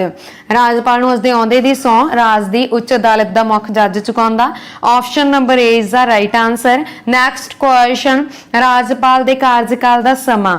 ਹਾਂਜੀ, ਰਾਜਪਾਲ ਦੇ ਕਾਰਜਕਾਲ ਦਾ ਜਿਹੜਾ ਸਮਾਂ ਵਾ ਉਹ 5 ਸਾਲ ਦਾ ਹੁੰਦਾ। ਭਾਰਤ ਦੇ ਪ੍ਰਧਾਨ ਮੰਤਰੀ ਦਾ ਸਮਾਂ ਵੀ 5 ਸਾਲ ਦਾ ਹੀ ਹੁੰਦਾ। Option number A is the right answer. Next question, supreme court ਦੇ ਮੁੱਖ ਜੱਜ ਸਮੇਤ ਕਿੰਨੇ ਜੱਜ ਹਨ? ਹਾਂਜੀ, ਸੁਪਰੀਮ ਕੋਰਟ ਦੇ ਮੁੱਖ ਜੱਜ ਸਮੇਤ ਕਿੰਨੇ ਜੱਜ ਹੁੰਦੇ ਆ? 31 ਜੱਜ ਹੁੰਦੇ ਆ। Option number C is the right answer. Next question, Bharat ਵਿੱਚ ਰਾਜਪਾਲ ਬਣਨ ਲਈ ਘੱਟ ਤੋਂ ਘੱਟ ਉਮਰ ਕਿੰਨੀ ਹੋਣੀ ਚਾਹੀਦੀ ਆ? 35 ਸਾਲ। ਭਾਰਤ ਦੇ ਵਿੱਚ ਰਾਜਪਾਲ ਬਣਨ ਦੇ ਲਈ ਘੱਟੋ ਘੱਟ ਉਮਰ 35 ਸਾਲ ਹੋਣੀ ਚਾਹੀਦੀ ਆ। Option number A is the right answer. Next question ਅਸੀਂ ਕਰਦੇ ਹਾਂ ਜੀ, ਭਾਰਤ ਦਾ ਉਪ ਰਾਸ਼ਟਰਪਤੀ ਬਣਨ ਲਈ ਘੱਟੋ ਘੱਟ ਕਿੰਨੀ ਉਮਰ ਹੋਣੀ ਚਾਹੀਦੀ ਆ? ਹਾਂਜੀ, ਭਾਰਤ ਦਾ ਉਪ ਰਾਸ਼ਟਰਪਤੀ ਬਣਨ ਦੇ ਲਈ ਵੀ ਘੱਟੋ ਘੱਟ 35 ਸਾਲ ਉਮਰ ਹੋਣੀ ਚਾਹੀਦੀ ਆ। Option number A is the right answer. Next question, Rajya Sabha ਦਾ ਮੈਂਬਰ ਬਣਨ ਲਈ ਘੱਟ ਤੋਂ ਘੱਟ ਕਿੰਨੀ ਉਮਰ ਹੋਣੀ ਚਾਹੀਦੀ ਆ? ਹਾਂਜੀ, ਰਾਜ ਸਭਾ ਦਾ ਮੈਂਬਰ ਬਣਨ ਦੇ ਲਈ ਘੱਟ ਤੋਂ ਘੱਟ ਉਮਰ 30 ਸਾਲ ਦੀ ਹੋਣੀ ਚਾਹੀਦੀ ਆ। Option number C is the right answer. Next question, Rajya Sabha ਦਾ ਹਰੇਕ ਮੈਂਬਰ ਕਿੰਨੇ ਸਾਲ ਲਈ ਆਪਣੀ ਪਦਵੀ ਤੇ ਕਾਇਮ ਰਹਿੰਦਾ ਹੈ? ਹਾਂਜੀ, ਰਾਜ ਸਭਾ ਦਾ ਹਰੇਕ ਮੈਂਬਰ 6 ਸਾਲ ਦੇ ਲਈ ਆਪਣੀ ਪਦਵੀ ਤੇ ਕਾਇਮ ਰਹਿੰਦਾ ਵਾ। Option number A is the right answer. Next question, ਰਾਸ਼ਟਰਪਤੀ ਦੀ ਥਾਂ ਖਾਲੀ ਹੋਣ ਤੇ ਕਿੰਨੇ ਸਮੇਂ ਵਿੱਚ ਭਰਨੀ ਹੁੰਦੀ ਹੈ? ਹਾਂਜੀ, ਜੇਕਰ ਰਾਸ਼ਟਰਪਤੀ ਦੀ ਥਾਂ ਖਾਲੀ ਹੋ ਜਾਵੇ ਤਾਂ ਇਹ ਥਾਂ 6 ਮਹੀਨੇ ਦੇ ਵਿੱਚ ਭਰਨੀ ਹੁੰਦੀ ਆ। Option number B is the right answer. ਇਹ ਤੁਸੀਂ ਯਾਦ ਰੱਖਣਾ। ਤੇ ਮੈਂ ਅਲੱਗ ਤੋਂ ਰਾਸ਼ਟਰਪਤੀ ਦੇ ਕੰਮਾਂ ਤੇ ਵੀ ਵੀਡੀਓ ਬਣਾਈ ਹੋਈ ਆ, ਰਾਸ਼ਟਰਪਤੀ ਦੇ ਕੀ ਕੰਮ ਆ, ਠੀਕ ਹੈ। ਅਲੱਗ ਤੋਂ ਜਿੰਨੀ ਵੀ ਰਾਸ਼ਟਰਪਤੀ ਦੇ ਬਾਰੇ ਜੋ ਵੀ ਕੰਮ ਹੁੰਦੇ ਆ ਜਾਂ ਜੋ ਵੀ ਕੁਐਸਚਨ ਆਉਂਦੇ ਨੇ ਐਗਜ਼ਾਮ ਦੇ ਵਿੱਚ, ਉਹ ਮੈਂ ਅਲੱਗ ਤੋਂ ਪੂਰੀ ਡਿਟੇਲ ਦੇ ਵਿੱਚ ਵੀਡੀਓ ਬਣਾਈ ਹੋਈ ਆ, ਤੁਸੀਂ ਉਹ ਵੀ ਜ਼ਰੂਰ ਦੇਖਣਾ। ਸਰਚ ਕਰ ਲੈਣਾ Indian president by math with Sumanpreet Kaur, ਠੀਕ ਹੈ। ਤੇ ਉਸ ਵੀਡੀਓ ਤੁਹਾਡੇ ਅੱਗੇ ਆ ਜਾਵੇਗੀ, ਭਾਰਤ ਦਾ ਰਾਸ਼ਟਰਪਤੀ ਭਰ ਲੈਣਾ ਨਹੀਂ ਤਾਂ, ਠੀਕ ਹੈ ਜੀ। ਤੇ ਤੁਸੀਂ ਉਹ ਵੀਡੀਓ ਜ਼ਰੂਰ ਦੇਖਣਾ ਕਿਉਂਕਿ ਉਹ ਤੁਹਾਡੇ ਲਈ ਬਹੁਤ ਜ਼ਿਆਦਾ ਇੰਪੋਰਟੈਂਟ ਹੋਣ ਵਾਲੀ ਆ ਤੇ ਬਹੁਤ ਤੁਹਾਨੂੰ ਚੰਗੀ ਤਰ੍ਹਾਂ ਸਮਝ ਆਵੇਗਾ ਕਿਉਂਕਿ ਬਹੁਤ ਜ਼ਿਆਦਾ ਡਿਟੇਲ ਦੇ ਵਿੱਚ ਆ। ਹਾਂਜੀ, ਸਰਵਉੱਚ ਅਦਾਲਤ ਦੇ ਮੁੱਖ ਜੱਜ ਦੀ ਨਿਯੁਕਤੀ ਕੌਣ ਕਰਦਾ ਹੈ? ਸਰਵਉੱਚ ਅਦਾਲਤ ਦੇ ਮੁੱਖ ਜੱਜ ਦੀ ਨਿਯੁਕਤੀ ਰਾਸ਼ਟਰਪਤੀ ਕਰਦਾ ਹੈ। Option number C is the right answer. Next question, ਜੇਕਰ ਰਾਸ਼ਟਰਪਤੀ ਆਪਣੇ ਪਦ ਤੋਂ ਤਿਆਗ ਪੱਤਰ ਦੇਣਾ ਚਾਹਵੇ ਤਾਂ ਉਹ ਤਿਆਗ ਪੱਤਰ ਕਿਸ ਨੂੰ ਸੰਬੋਧਨ ਕਰੇਗਾ? ਹਾਂਜੀ, ਜੇਕਰ ਰਾਸ਼ਟਰਪਤੀ ਆਪਣੇ ਅਹੁਦੇ ਤੋਂ ਤਿਆਗ ਪੱਤਰ ਦੇਣਾ ਚਾਹੁੰਦਾ ਤਾਂ ਉਹ ਤਿਆਗ ਪੱਤਰ ਆਪਣਾ। Option number B is the right answer. ਇਸ ਤੋਂ ਇਲਾਵਾ ਤੁਹਾਨੂੰ ਕੁਐਸਚਨ ਆ ਸਕਦਾ ਕਿ ਭਾਰਤ ਦਾ ਰਾਸ਼ਟਰਪਤੀ ਆਪਣਾ ਤਿਆਗ ਪੱਤਰ ਕਿਸ ਨੂੰ ਦਿੰਦਾ ਹੈ? ਉਪ ਰਾਸ਼ਟਰਪਤੀ ਨੂੰ ਦਿੰਦਾ ਹੈ। ਤੇ ਉਪ ਰਾਸ਼ਟਰਪਤੀ ਆਪਣਾ ਤਿਆਗ ਪੱਤਰ ਕਿਸ ਨੂੰ ਦਿੰਦਾ ਹੈ? ਰਾਸ਼ਟਰਪਤੀ ਨੂੰ ਦਿੰਦਾ ਹੈ। ਭਾਰਤ ਦੇ ਕਿਹੜੇ ਰਾਸ਼ਟਰਪਤੀ ਦੀ ਮੌਤ ਆਪਣੇ ਪਦ ਤੇ ਰਹਿੰਦੇ ਹੋਏ ਸੀ? ਕਿ ਕਾਰਜਕਾਲ ਸਮਾਪਤ ਹੋਣ ਤੋਂ ਪਹਿਲਾਂ ਹੋਈ ਸੀ ਡਾਕਟਰ ਜ਼ਾਕਿਰ ਹੁਸੈਨ ਦੀ। ਰਾਸ਼ਟਰਪਤੀ ਖਾਲੀ ਪਦ ਨੂੰ ਕਿੰਨੇ ਸਮੇਂ ਦੇ ਵਿੱਚ ਭਰ ਸਕਦਾ? 6 ਮਹੀਨਿਆਂ ਦੇ ਅੰਦਰ। ਲੋਕ ਸਭਾ ਨੂੰ ਭੰਗ ਕਰਨ ਦਾ ਅਧਿਕਾਰ ਕਿਸ ਕੋਲ ਹੁੰਦਾ? ਭਾਰਤ ਦੇ ਰਾਸ਼ਟਰਪਤੀ ਕੋਲ। ਤੇ ਰਾਜ ਸਭਾ ਨੂੰ ਕੌਣ ਭੰਗ ਕਰ ਸਕਦਾ? ਕੋਈ ਵੀ ਨਹੀਂ ਭੰਗ ਕਰ ਸਕਦਾ। ਇਹ ਤੁਸੀਂ ਯਾਦ ਰੱਖਣਾ, ਠੀਕ ਹੈ। ਰਾਸ਼ਟਰਪਤੀ ਸ਼ਾਸਨ ਦੀ ਘੋਸ਼ਣਾ ਕੌਣ ਕਰ ਸਕਦਾ ਵਾ? ਕਿਸੇ ਵੀ ਸਦਨ ਦੁਆਰਾ ਕੀਤੀ ਜਾ ਸਕਦੀ ਆ। ਕਿੰਨੇ ਸਦਨ ਹੁੰਦੇ ਆ? 3 ਅੰਗ ਹੁੰਦੇ ਆ ਸਦਨ ਦੇ, ਰਾਸ਼ਟਰਪਤੀ, ਲੋਕ ਸਭਾ ਤੇ ਰਾਜ ਸਭਾ। ਤੇ ਕਿਸੇ ਵੀ ਸਦਨ ਦੁਆਰਾ ਵਾ ਜਿਹੜੀ ਭਾਰਤ ਦੇ ਰਾਸ਼ਟਰਪਤੀ ਦੀ ਹਾਂਜੀ ਰਾਸ਼ਟਰਪਤੀ ਸ਼ਾਸਨ ਦੀ ਘੋਸ਼ਣਾ ਜਿਹੜੀ ਕਰ ਸਕਦਾ ਕੋਈ ਵੀ ਸਦਨ, ਯਾਨੀ ਕਿ ਲੋਕ ਸਭਾ ਵੀ ਕਰ ਸਕਦੀ ਹੈ, ਰਾਜ ਸਭਾ ਵੀ ਕਰ ਸਕਦੀ ਹੈ, ਠੀਕ ਹੈ। ਤੇ ਭਾਰਤ ਦੀ ਪਹਿਲੀ ਮਹਿਲਾ ਰਾਸ਼ਟਰਪਤੀ ਸ਼੍ਰੀਮਤੀ ਪ੍ਰਤਿਭਾ ਪਾਟਿਲ ਸੀ, ਇਹ ਤੁਸੀਂ ਯਾਦ ਰੱਖਣਾ। ਤੇ ਇਸ ਤੋਂ ਇਲਾਵਾ ਤੁਹਾਨੂੰ ਕੁਐਸਚਨ ਆ ਸਕਦਾ, ਰਾਸ਼ਟਰਪਤੀ ਕਿਹੜੀ ਸੂਚੀ ਦੇ ਵਿਸ਼ੇ ਤੇ ਅਧਿਆਦੇਸ਼ ਜਾਰੀ ਕਰ ਸਕਦਾ ਹੈ? ਸੰਘ ਅਤੇ ਸਮਵਰਤੀ ਸੂਚੀ ਤੇ ਤੁਸੀਂ ਯਾਦ ਰੱਖਣਾ। ਠੀਕ ਹੈ, ਨੈਕਸਟ ਕੁਐਸਚਨ ਅਸੀਂ ਕਰਦੇ ਹਾਂ ਜੀ, ਰਾਜ ਸਭਾ ਦੇ ਕਿੰਨੇ ਮੈਂਬਰਾਂ ਦੀ ਚੋਣ ਰਾਜ ਵਿਧਾਨ ਸਭਾਵਾਂ ਦੁਆਰਾ ਕੀਤੀ ਜਾਂਦੀ ਹੈ? ਹਾਂਜੀ, ਰਾਜ ਸਭਾ ਦੇ ਕਿੰਨੇ ਮੈਂਬਰਾਂ ਦੀ ਚੋਣ ਰਾਜ ਵਿਧਾਨ ਸਭਾਵਾਂ ਦੁਆਰਾ ਕੀਤੀ ਜਾਂਦੀ ਆ? 238 ਤੇ। ਹਾਂਜੀ, ਮੈਂ ਬਹੁਤ ਜ਼ਿਆਦਾ ਡਿਟੇਲ ਦੇ ਵਿੱਚ ਸ਼ਾਰਟ ਪਾਰਟ ਬਣਾਏ ਹੋਏ ਆ, ਤੁਸੀਂ ਉਹ ਵੀ ਦੇਖ ਸਕਦੇ ਹੋ। Option number A is the right answer. Next question ਅਸੀਂ ਕਰਦੇ ਹਾਂ ਜੀ, ਧਨ ਸੰਬੰਧੀ ਬਿੱਲ ਪੇਸ਼ ਕੀਤੇ ਜਾਂਦੇ ਹਨ। ਹਾਂਜੀ, ਧਨ ਸੰਬੰਧੀ ਬਿੱਲ ਪੇਸ਼ ਕੀਤੇ ਜਾਂਦੇ ਆ, ਕਿੱਥੇ ਪੇਸ਼ ਕੀਤੇ ਜਾਂਦੇ ਆ? ਲੋਕ ਸਭਾ ਦੇ ਵਿੱਚ। Option number A is the right answer. ਤੁਹਾਨੂੰ ਕੁਐਸਚਨ ਇਹ ਆ ਸਕਦਾ ਕਿ ਕਿਸੇ ਵੀ ਧਨ ਬਿੱਲ ਨੂੰ ਕਿਹੜੇ ਸਦਨ ਦੇ ਵਿੱਚ ਪੇਸ਼ ਕੀਤਾ ਜਾ ਸਕਦਾ? ਲੋਕ ਸਭਾ ਦੇ ਸਦਨ ਦੇ ਵਿੱਚ। ਇਹ ਤੁਸੀਂ ਯਾਦ ਰੱਖਣਾ। ਇਸ ਤੋਂ ਇਲਾਵਾ ਤੁਹਾਨੂੰ ਕੁਐਸਚਨ ਆ ਸਕਦਾ, ਕੋਈ ਬਿੱਲ ਧਨ ਬਿੱਲ ਹੈ ਜਾਂ ਨਹੀਂ, ਇਸ ਦਾ ਫੈਸਲਾ ਕੌਣ ਕਰਦਾ ਹੈ? ਤਾਂ ਇਸ ਦਾ ਫੈਸਲਾ ਕਰਦਾ ਹੈ ਲੋਕ ਸਭਾ ਦਾ ਸਪੀਕਰ। ਠੀਕ ਹੈ, ਇਹ ਤੁਸੀਂ ਯਾਦ ਰੱਖਣਾ। ਬਿੱਲ ਦੇ ਨਾਲ ਰਿਲੇਟਡ ਕੁਐਸਚਨ ਆ। ਤੇ ਲੋਕ ਸਭਾ ਦੇ ਸਪੀਕਰ ਨੂੰ ਸਹੁੰ ਕੌਣ ਚੁਕਾਉਂਦਾ ਵਾ? ਕੋਈ ਵੀ ਨਹੀਂ ਚੁਕਾਉਂਦਾ। ਠੀਕ ਹੈ, ਇਹ ਤੁਸੀਂ ਯਾਦ ਰੱਖਣਾ। ਨੈਕਸਟ ਕੁਐਸਚਨ, ਰਾਜ ਸਭਾ ਦੀ ਪ੍ਰਧਾਨਗੀ ਕੌਣ ਕਰਦਾ ਹੈ? ਹਾਂਜੀ, ਰਾਜ ਸਭਾ ਦੀ ਪ੍ਰਧਾਨਗੀ ਉਪ ਰਾਸ਼ਟਰਪਤੀ ਕਰਦਾ ਹੈ। Option number A is the right answer. Next question, Rajya Sabha ਦੇ ਕੁੱਲ ਮੈਂਬਰ ਹੁੰਦੇ ਹਨ। ਹਾਂਜੀ, ਰਾਜ ਸਭਾ ਦੇ ਕੁੱਲ ਮੈਂਬਰ ਕਿੰਨੇ ਹੁੰਦੇ ਆ? 238 ਮੈਂਬਰ ਤਾਂ ਉਹ ਹੁੰਦੇ ਆ ਜਿਹੜੇ ਚੋਣ ਰਾਜ ਵਿਧਾਨ ਸਭਾਵਾਂ ਦੁਆਰਾ ਜਾਰੀ ਕੀਤੇ ਜਾਂਦੇ ਆ ਤੇ 12 ਨਾਮਜ਼ਦ ਕੀਤੇ ਜਾਂਦੇ ਆ। Option number B is the right answer. Next question, ਭਾਰਤੀ ਸੰਵਿਧਾਨ ਅਨੁਸਾਰ ਕਿਸੇ ਰਾਜ ਦੀ ਵਿਧਾਨ ਸਭਾ ਦੇ ਵੱਧ ਤੋਂ ਵੱਧ ਕਿੰਨੇ ਮੈਂਬਰ ਹੋ ਸਕਦੇ ਆ? ਹਾਂਜੀ, ਭਾਰਤੀ ਸੰਵਿਧਾਨ ਦੇ ਅਨੁਸਾਰ ਕਿਸੇ ਰਾਜ ਦੀ ਵਿਧਾਨ ਸਭਾ ਦੇ ਵੱਧ ਤੋਂ ਵੱਧ 500 ਮੈਂਬਰ ਹੋ ਸਕਦੇ ਆ। Option number C is the right answer. Next question, Bharat ਦਾ ਸੰਵਿਧਾਨ ਕਿੰਨੇ ਭਾਗਾਂ ਵਿੱਚ ਵੰਡਿਆ ਹੋਇਆ ਹੈ? ਹਾਂਜੀ, ਭਾਰਤ ਦਾ ਸੰਵਿਧਾਨ 22 ਭਾਗਾਂ ਦੇ ਵਿੱਚ ਵੰਡਿਆ ਹੋਇਆ ਹੈ। Option number A is the right answer. ਇਹ ਤਾਂ ਸੀ ਜਦੋਂ ਸੰਵਿਧਾਨ ਬਣ ਕੇ ਤਿਆਰ ਹੋਇਆ ਤਾਂ ਸੰਵਿਧਾਨ ਦੇ ਵਿੱਚ ਕਿੰਨੇ ਭਾਗ ਸੀਗੇ? 22 ਭਾਗ ਸੀ। ਤੇ ਹੁਣ ਐਟ ਪ੍ਰੈਜ਼ੈਂਟ ਕਿੰਨੇ ਭਾਗ ਆ? 25 ਭਾਗ ਆ। ਇਹ ਤੁਸੀਂ ਯਾਦ ਰੱਖਣਾ। ਠੀਕ ਹੈ, ਜੇਕਰ ਤੁਹਾਨੂੰ ਆਪਸ਼ਨ ਇਦਾਂ ਆਉਂਦੀ ਆ ਤਾਂ ਤੁਸੀਂ 22 ਲਗਾਓਗੇ। ਦੇਖੋ ਇਹਦਾ ਕੀ ਮਤਲਬ ਆ, ਜਿਹੜੇ ਭਾਗ ਐਡ ਹੋਏ ਸੀਗੇ 3, ਜਦੋਂ ਆਰਟੀਕਲਸ ਦੇ ਵਿੱਚ, ਜਦੋਂ ਮੈਂ ਕਹਿ ਸਕਦੇ ਹਾਂ ਅਸੀਂ ਐਡ ਹੋਏ ਸੀ, ਤਾਂ ਉਹਨਾਂ ਨੂੰ ਨਾਮ ਕੀ ਦਿੱਤਾ ਗਿਆ ਸੀਗਾ? ABCD ਦਾ ਨਾਮ ਦਿੱਤਾ ਗਿਆ ਸੀ। ਬਹੁਤ ਸਾਰੇ ਸਟੂਡੈਂਟਸ ਨੂੰ ਇਹ ਕਨਫਿਊਜ਼ਨ ਹੁੰਦੀ ਆ ਕਿ ਜਦੋਂ ਸੰਵਿਧਾਨ ਬਣ ਕੇ ਤਿਆਰ ਹੋਇਆ ਸੀ, ਜਿਹੜੇ ਨਵੇਂ ਐਡ ਕੀਤੇ ਗਏ ਆ, ਤਾਂ ਉਹਨਾਂ ਦੇ ਵਿੱਚ ਪਤਾ ਕਿਉਂ ਨਹੀਂ ਲੱਗਦਾ ਕਿੱਥੇ ਕੀ ਐਡ ਕੀਤਾ ਗਿਆ ਵਾ? ਹਾਂਜੀ, ਤਾਂ ਉਹ AB ਬਣ ਕੇ ਤਿਆਰ ਹੋਏ ਸੀਗੇ। ਠੀਕ ਹੈ, ਧਾਰਾ A, ਧਾਰਾ B, ਜਿਵੇਂ ਕਹਿ ਸਕਦੇ ਆ 356A, ਇਦਾਂ ਦਾ। ਤੁਸੀਂ ਬਹੁਤ ਡਿਟੇਲ ਦੇ ਵਿੱਚ ਮੈਂ ਵੀਡੀਓ ਬਣਾਈਆਂ ਹੋਈਆਂ, ਜਿਹੜੇ ਸਟੂਡੈਂਟ ਚੈਨਲ ਦੇ ਨਾਲ ਪਹਿਲਾਂ ਤੋਂ ਹੀ ਜੁੜੇ ਹੋਏ ਆ ਉਹਨਾਂ ਤੋਂ ਪਤਾ ਹੋਵੇਗਾ, ਤੇ ਜਿਹੜੇ ਪਹਿਲੀ ਵਾਰ ਵਿਜ਼ਿਟ ਕਰ ਰਹੇ ਆ ਉਹ ਕੋਈ ਹੋਰ ਵੀਡੀਓ ਨੂੰ ਤੁਸੀਂ ਦੇਖ ਸਕਦੇ ਹੋ। ਕੋਈ ਵੀ ਭਾਰਤੀ ਸੰਵਿਧਾਨ ਨਾਲ ਰਿਲੇਟਡ ਵੀਡੀਓ ਬਹੁਤ ਜ਼ਿਆਦਾ ਡਿਟੇਲ ਦੇ ਵਿੱਚ ਬਣੀਆਂ ਹੋਈਆਂ ਨੇ, ਮਿਲਦੀ ਰਵੇ। ਕੁਐਸਚਨ ਨੰਬਰ 1, ਰਾਸ਼ਟਰਪਤੀ ਰਾਜ ਸਭਾ ਵਿੱਚ 12 ਮੈਂਬਰ ਨਾਮਜ਼ਦ ਕਰਦਾ ਹੈ। ਹਾਂਜੀ, ਕਿਹੜੇ 12 ਮੈਂਬਰ ਨਾਮਜ਼ਦ ਕਰਦਾ ਹੈ ਰਾਸ਼ਟਰਪਤੀ ਰਾਜ ਸਭਾ ਦੇ ਵਿੱਚ? ਵਿਗਿਆਨ, ਸਾਹਿਤ, ਕਲਾ ਅਤੇ ਸਮਾਜ ਸੇਵਾ ਦੇ ਖੇਤਰ ਵਿੱਚ ਪ੍ਰਸਿੱਧੀ ਪ੍ਰਾਪਤ ਕਰਨ ਵਾਲੇ 12 ਮੈਂਬਰ ਨਾਮਜ਼ਦ ਕਰਦਾ ਹੈ ਰਾਸ਼ਟਰਪਤੀ ਰਾਜ ਸਭਾ ਦੇ ਵਿੱਚ। Option number A is the right answer. ਹੁਣ ਅਸੀਂ ਰਾਜ ਸਭਾ ਦੀ ਗੱਲ ਕੀਤੀ ਹੈ, ਰਾਜ ਸਭਾ ਦੇ ਨਾਲ ਰਿਲੇਟਡ ਮੈਂ ਤੁਹਾਨੂੰ ਕੱਲ ਹੀ ਕੁਐਸਚਨ ਕਰਵਾਇਆ ਕਿ ਰਾਜ ਸਭਾ ਦਾ ਕਾਰਜਕਾਲ ਕਿਸ ਤਰ੍ਹਾਂ ਦਾ ਹੁੰਦਾ ਹੈ? ਸਥਾਈ ਹੁੰਦਾ ਹੈ। ਠੀਕ ਹੈ, ਤੇ ਰਾਜ ਸਭਾ ਦੇ ਮੈਂਬਰਾਂ ਦਾ ਕਾਰਜਕਾਲ ਕਿੰਨਾ ਹੁੰਦਾ ਹੈ? 6 ਸਾਲ ਦਾ ਹੁੰਦਾ ਹੈ। ਸੰਸਦ ਦੇ ਕਿਹੜੇ ਸਦਨ ਨੂੰ ਉੱਚਾ ਸਦਨ ਕਿਹਾ ਜਾਂਦਾ ਹੈ? ਰਾਜ ਸਭਾ ਦੇ ਸਦਨ ਨੂੰ ਉੱਚਾ ਸਦਨ ਕਿਹਾ ਜਾਂਦਾ ਹੈ। ਇਹ ਤੁਸੀਂ ਯਾਦ ਰੱਖਣਾ, ਇੰਪੋਰਟੈਂਟ ਕੁਐਸਚਨ ਆ। ਠੀਕ ਹੈ, ਨੈਕਸਟ ਕੁਐਸਚਨ ਅਸੀਂ ਕਰਦੇ ਹਾਂ ਕਿ ਸੰਵਿਧਾਨ ਸੋਧ ਰਾਹੀਂ ਜਾਇਦਾਦ ਦਾ ਅਧਿਕਾਰ ਮੌਲਿਕ ਅਧਿਕਾਰਾਂ ਦੀ ਸੂਚੀ ਵਿੱਚੋਂ ਕੱਢ ਦਿੱਤਾ ਗਿਆ ਸੀ। ਹਾਂਜੀ, ਸੰਵਿਧਾਨ ਸੋਧ 44ਵੀਂ ਸੋਧ ਦੇ ਰਾਹੀਂ ਜਾਇਦਾਦ ਦਾ ਅਧਿਕਾਰ ਮੌਲਿਕ ਅਧਿਕਾਰਾਂ ਦੀ ਸੂਚੀ ਦੇ ਵਿੱਚੋਂ ਕੱਢ ਦਿੱਤਾ ਗਿਆ ਸੀ। Option number B is the right answer. ਦੇਖੋ, ਮੂਲ ਸੰਵਿਧਾਨ ਜਦੋਂ ਭਾਰਤ ਦੀ ਸੰਵਿਧਾਨ ਬਣ ਕੇ ਤਿਆਰ ਹੋਇਆ ਸੀ, ਮੂਲ ਸੰਵਿਧਾਨ ਦੇ ਵਿੱਚ ਕੁੱਲ ਕਿੰਨੇ ਮੌਲਿਕ ਅਧਿਕਾਰ ਸੀਗੇ? 7 ਮੌਲਿਕ ਅਧਿਕਾਰ ਅੰਕਿਤ ਕੀਤੇ ਗਏ ਸੀ ਜਦੋਂ ਭਾਰਤੀ ਸੰਵਿਧਾਨ ਬਣ ਕੇ ਤਿਆਰ ਹੋਇਆ ਸੀ। ਬਟ ਐਟ ਪ੍ਰੈਜ਼ੈਂਟ ਮੌਲਿਕ ਅਧਿਕਾਰ ਕਿੰਨੇ ਆ? 6 ਆ। 44ਵੀਂ ਸੋਧ ਦੇ ਦੁਆਰਾ 1978 ਦੇ ਵਿੱਚ, ਠੀਕ ਹੈ, ਸੋਧ 44 1978 ਦੁਆਰਾ ਰਾਈਟ ਟੂ ਪ੍ਰਾਪਰਟੀ ਨੂੰ ਰਿਮੂਵ ਕਰ ਦਿੱਤਾ ਗਿਆ ਸੀ। ਹੁਣ ਰਾਈਟ ਟੂ ਪ੍ਰਾਪਰਟੀ ਇੱਕ ਲੀਗਲ ਰਾਈਟ ਆ ਜੋ ਕਿ ਆਰਟੀਕਲ 300A ਦੇ ਵਿੱਚ ਦਰਜ ਆ। ਇਹ ਤੁਸੀਂ ਨਾਲ ਯਾਦ ਰੱਖਣਾ ਇਹਦਾ। ठीक है जी, इंपॉर्टेंट फैक्ट है, लिख लेना इसनू। नैक्सट क्वेश्चन ਅਸੀਂ ਕਰਦੇ ਹਾਂ, ਲੋਕ ਸਭਾ ਦੇ ਮੈਂਬਰ ਬਣਨ ਲਈ ਘੱਟੋ ਘੱਟ ਉਮਰ ਕਿੰਨੀ ਹੋਣੀ ਚਾਹੀਦੀ ਆ? ਹਾਂਜੀ, ਲੋਕ ਸਭਾ ਦੇ ਮੈਂਬਰ ਬਣਨ ਦੇ ਲਈ ਘੱਟੋ ਘੱਟ ਉਮਰ ਕਿੰਨੀ ਹੋਣੀ ਚਾਹੀਦੀ ਆ? 25 ਸਾਲ ਦੀ ਉਮਰ ਹੋਣੀ ਚਾਹੀਦੀ ਆ ਲੋਕ ਸਭਾ ਦੇ ਮੈਂਬਰ ਬਣਨ ਦੇ ਲਈ। Option number C is the right answer. ਹੁਣ ਅਸੀਂ ਲੋਕ ਸਭਾ ਦੀ ਗੱਲ ਕਰ ਰਹੇ ਹਾਂ, ਤਾਂ ਕੱਲ ਹੀ ਮੈਂ ਤੁਹਾਨੂੰ ਕੁਐਸਚਨ ਕਰਵਾਇਆ ਕਿ ਲੋਕ ਸਭਾ, ਰਾਜ ਸਭਾ ਲੋਕ ਸਭਾ ਵਿੱਤ ਬਿੱਲ ਨੂੰ ਕੇਵਲ ਕੌਣ ਪੇਸ਼ ਕਰ ਸਕਦਾ ਹੈ? ਸਿਰਫ ਲੋਕ ਸਭਾ ਹੀ ਵਿੱਤ ਬਿੱਲ ਨੂੰ ਪਾਸ ਕਰ ਸਕਦੀ ਆ, ਤੇ ਵਿੱਤ ਬਿੱਲ ਦਾ ਫੈਸਲਾ ਹਮੇਸ਼ਾ ਲੋਕ ਸਭਾ ਦਾ ਸਪੀਕਰ ਕਰਦਾ ਵਾ। ਇਹ ਮੈਂ ਤੁਹਾਨੂੰ ਕੱਲ ਕਰਵਾਇਆ ਸੀ। ਤੇ ਲੋਕ ਸਭਾ ਦੇ ਨਾਲ ਰਿਲੇਟਡ ਹੋਰ ਕੀ ਇੰਪੋਰਟੈਂਟ ਫੈਕਟ ਆ ਕਿ ਲੋਕ ਸਭਾ ਦੇ ਮੈਂਬਰਾਂ ਦਾ ਕਾਰਜਕਾਲ 5 ਸਾਲ ਦਾ ਹੁੰਦਾ ਤੇ ਰਾਜ ਸਭਾ ਦੇ ਦਾ 6 ਸਾਲ ਦਾ। ਇਹ ਤੁਸੀਂ ਯਾਦ ਰੱਖਣਾ।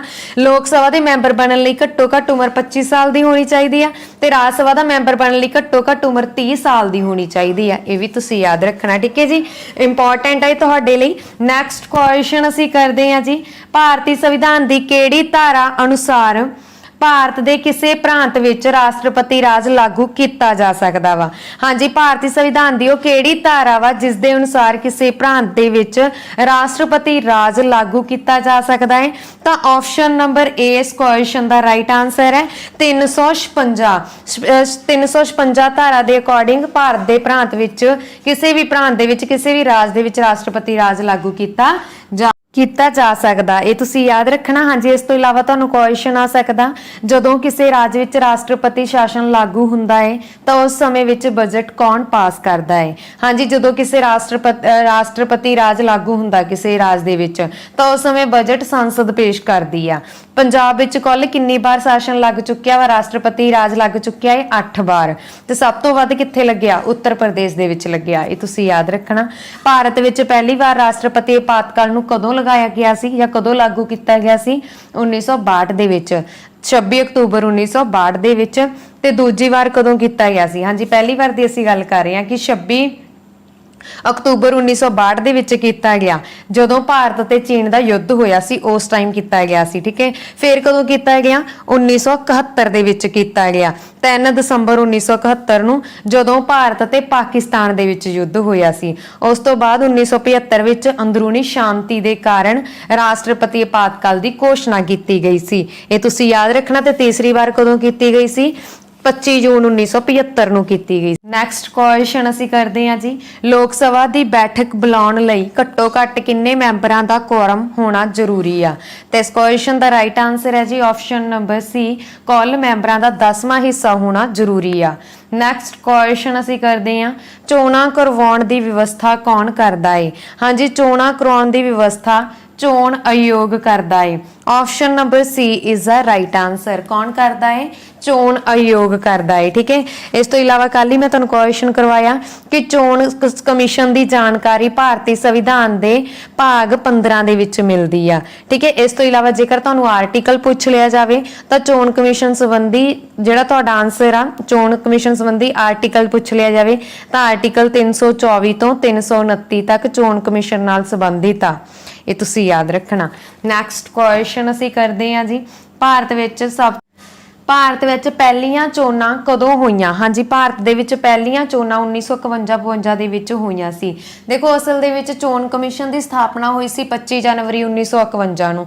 ਪਹਿਲੀਆਂ ਚੋਣਾਂ ਹੋਈਆਂ 1951-52 ਦੇ ਵਿੱਚ। ਤੇ ਮੈਂ ਤੁਹਾਨੂੰ ਬੋਲਿਆ ਹੁਣੀ ਕਿ 25 ਜਨਵਰੀ 1951 ਨੂੰ ਚੋਣ ਕਮਿਸ਼ਨ ਦੀ ਸਥਾਪਨਾ ਹੋਈ ਸੀ।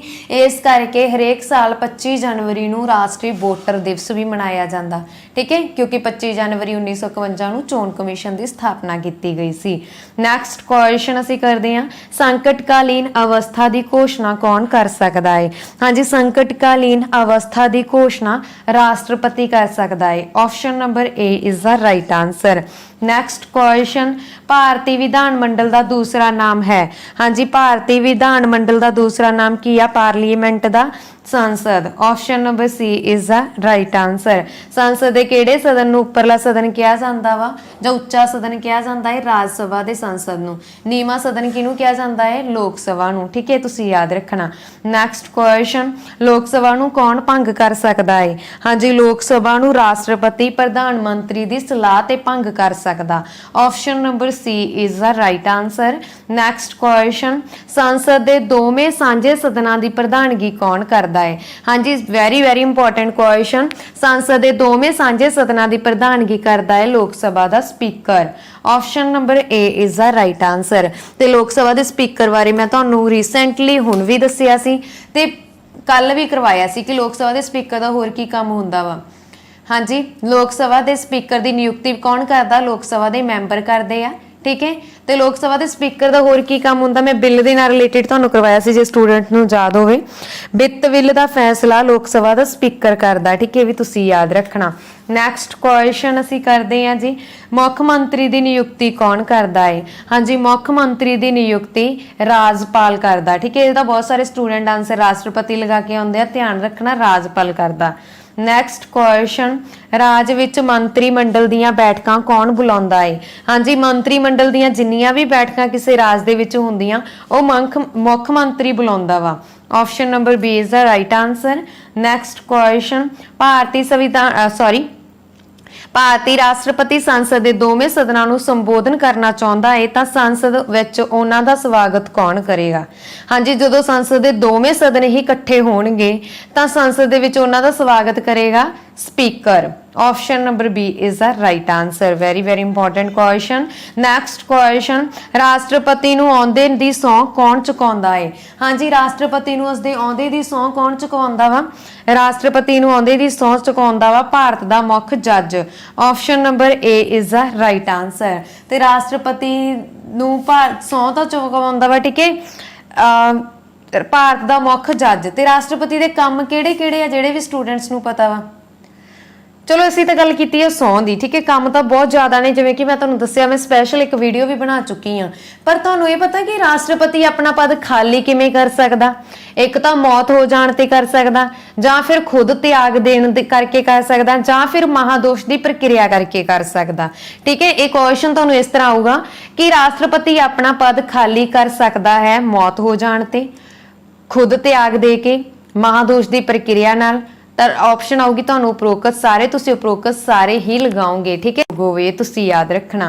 नैक्सट क्वेश्चन असीं करदे हां जी, भारतीय संविधान अनुसार मंत्री परिषद समूहिक तौर ते किस प्रति उत्तरदायी है? हाँ जी, भारतीय संविधान के अनुसार मंत्री परिषद समूहिक तौर ते लोक सभा प्रति उत्तरदायी है। Option number A is the right answer. हाँ जी, हुण जो क्वेश्चन आउणगे थोड़े थोड़े लिए टफ जरूर होणगे, किसी नूं बोरिंग लगूगी वीडियो, पर क्वेश्चन इंपॉर्टेंट होणगे। इसे तरह के क्वेश्चन अक्सर एग्जाम दे विच आउंदे आ। नैक्सट क्वेश्चन, मंत्री परिषद का मुखी कौन हुंदा है? हाँ जी, मंत्री परिषद का मुखी प्रधानमंत्री हुंदा है। Option number A is the right answer. Next question, प्रधानमंत्री का कार्यकाल है? हाँ जी, प्रधानमंत्री का कार्यकाल कितना हुंदा वा? जिन्ना चिर तक वो संसद विच बहुमत दल का नेता हुंदा है, जिन्ना टाइम वो संसद दल दे विच बहुमत दा नेता हुंदा है, उन्नी देर तक प्रधानमंत्री अपने कार्यकाल ते रह सकदा है। Option number C is the right answer. Next question, राज विधान सभा मंडल दे संगठन विच शामिल है? हाँ जी, राज विधान सभा मंडल दे संगठन दे विच विधान सभा, विधान परिषद, राजपाल ते उपरोक्त सारे ही इस क्वेश्चन का राइट आंसर है कि ये सारे ही राज विधान सभा मंडल दे विच शामिल आ। नैक्सट क्वेश्चन असीं करदे हां जी, भारत विच संपत्ति अधिकार है? हाँ जी, जिहड़ा संपत्ति का अधिकार आ वो मौलिक अधिकार आ, जां राजनीतिक अधिकार आ, जां कानूनी अधिकार आ, जां समाजिक अधिकार आ? कानूनी अधिकार आ। Option number C is the right answer. Next question, केंद्रीय मंत्रियों विच विभागां दी वंड कौन करदा है? हाँ जी, केंद्रीय मंत्रियों दे विच विभागां दी वंड हमेशा ही प्रधानमंत्री करदा। Option number C is the right answer. Next question, Lok Sabha का नेता हुंदा है? हाँ जी, लोक सभा का नेता प्रधानमंत्री हुंदा है। Option number D is the right answer. Next question, Lok सभा के स्पीकर की चोण कौन करता है? हाँ जी, लोक सभा के स्पीकर की चोण, इस क्वेश्चन का आंसर मैं तुहानूं ऑलरेडी दस चुकी हाँ, लोक सभा के मैंबर करते हैं। Option number A is the right answer. Next question, Rajya Sabha का कार्यकाल है? हाँ जी, राज सभा का कार्यकाल कितना हुंदा है? हाँ जी, राज सभा का कार्यकाल है जो वो मैं तुहानूं पहला ही दस चुकी हाँ कि स्थाई हुंदा वा, ठीक है। राज सभा का कार्यकाल स्थाई हुंदा है, पर जिस दे तहत 1/3 ਮੈਂਬਰ ਹਰ 2 ਸਾਲ ਬਾਅਦ ਰਿਟਾਇਰ ਹੁੰਦੇ ਆ, ਇਹ ਵੀ ਤੁਸੀਂ ਯਾਦ ਰੱਖਣਾ। ਠੀਕ ਹੈ, ਸਥਾਈ ਸਦਨ ਆ ਜਿਸ ਦੇ 1/3 ਮੈਂਬਰ ਹਰ 2 ਸਾਲ ਬਾਅਦ ਰਿਟਾਇਰ ਹੁੰਦੇ ਆ। ਵੈਰੀ ਵੈਰੀ ਇੰਪੋਰਟੈਂਟ ਲਾਈਨ ਲਿਖ ਲੈਣਾ। ऑप्शन नंबर डी इस क्वेश्चन का राइट आंसर है कि राज सभा का कार्यकाल स्थाई सदन आ जिस दे 1/3 मैंबर हर 2 साल बाद रिटायर होंदे रहिंदे आ। नैक्सट क्वेश्चन, हेठ लिखियां विचों केड़ा केंद्री सूची विच शामिल नहीं है? हाँ जी, इन्हां दे विचों केड़ा केंद्री सूची दे विच शामिल नहीं है? तो इस क्वेश्चन का option number C is the right answer. इन्हां दे विचों आमदन कर केंद्री सूची दे विच शामिल नहीं गा। इस तो इलावा मनोरंजन कर, चुंगी, विक्री कर, ये सारे केंद्री सूची दे विच शामिल आ। नैक्सट क्वेश्चन, किसे हाँ जी जेड़े विषय सॉरी इत्थे मिसटेक आ, जेड़े विषय किसी सूची विच अंकित नहीं हन उन्हां उत्ते कानून बनाउण दा अधिकार प्राप्त है। हाँ जी, जेड़े विषय किसी सूची दे विच अंकित नहीं किते होए ते उन्हां उत्ते कानून कौन बना सकदा है? भारतीय संसद बना सकदी आ। Option number A is the right answer. Next question, भारतीय संविधान विच पहलियां भारतीय संविधान विच पहला भारतीयों नूं किन्ने मौलिक अधिकार प्राप्त सन? मैं इस क्वेश्चन का आंसर ऑलरेडी दस चुकी हाँ कि जो संविधान बन के तैयार होया सी उस टाइम 7 मौलिक अधिकार सी। Option number B is the right answer. पर एट प्रेजेंट किन्ने आ? 6 आ। सोध 44 1978 द्वारा राइट टू प्रॉपर्टी नूं रिमूव कर दिता गया सी। हुण राइट टू प्रॉपर्टी एक लीगल राइट आ जो कि आर्टिकल 300 ए दे विच दर्ज आ ते मौलिक अधिकारां नूं ही भारत दा संविधान दा मैग्ना कार्टा कहा जाता है, ये तुसी याद रखना। नैक्सट क्वेश्चन असीं करते हैं जी, केंद्री सूची विच हाँ जी केंद्री सूची विच किन्ने विषय हैं? केंद्री सूची दे विच टोटल 97 विषय आ। Option number A is the right answer. Next question, Rajya Sabha के कुछ मैंबर हर 2 साल बाद रिटायर होंदे आ। हाँ जी, किन्ने मैंबर हर 2 साल बाद रिटायर होंदे आ? 1/3 1/3 मैंबर हर 2 साल बाद रिटायर होंदे रहिंदे आ। नैक्सट क्वेश्चन, इन्हां विचों किस सोध द्वारा वोट पाउण दी उमर 21 साल घटा के 18 साल कर दित्ती गई सी? हाँ जी, इन्हां दे विचों किहड़ा सोध आ जिस दे द्वारा वोट पाउण दी उमर 21 साल तो घटा के 18 साल कर दित्ती गई सी? तो इस क्वेश्चन का राइट आंसर है जी ऑप्शन नंबर डी, काटमी सोध विच कीती गई सी।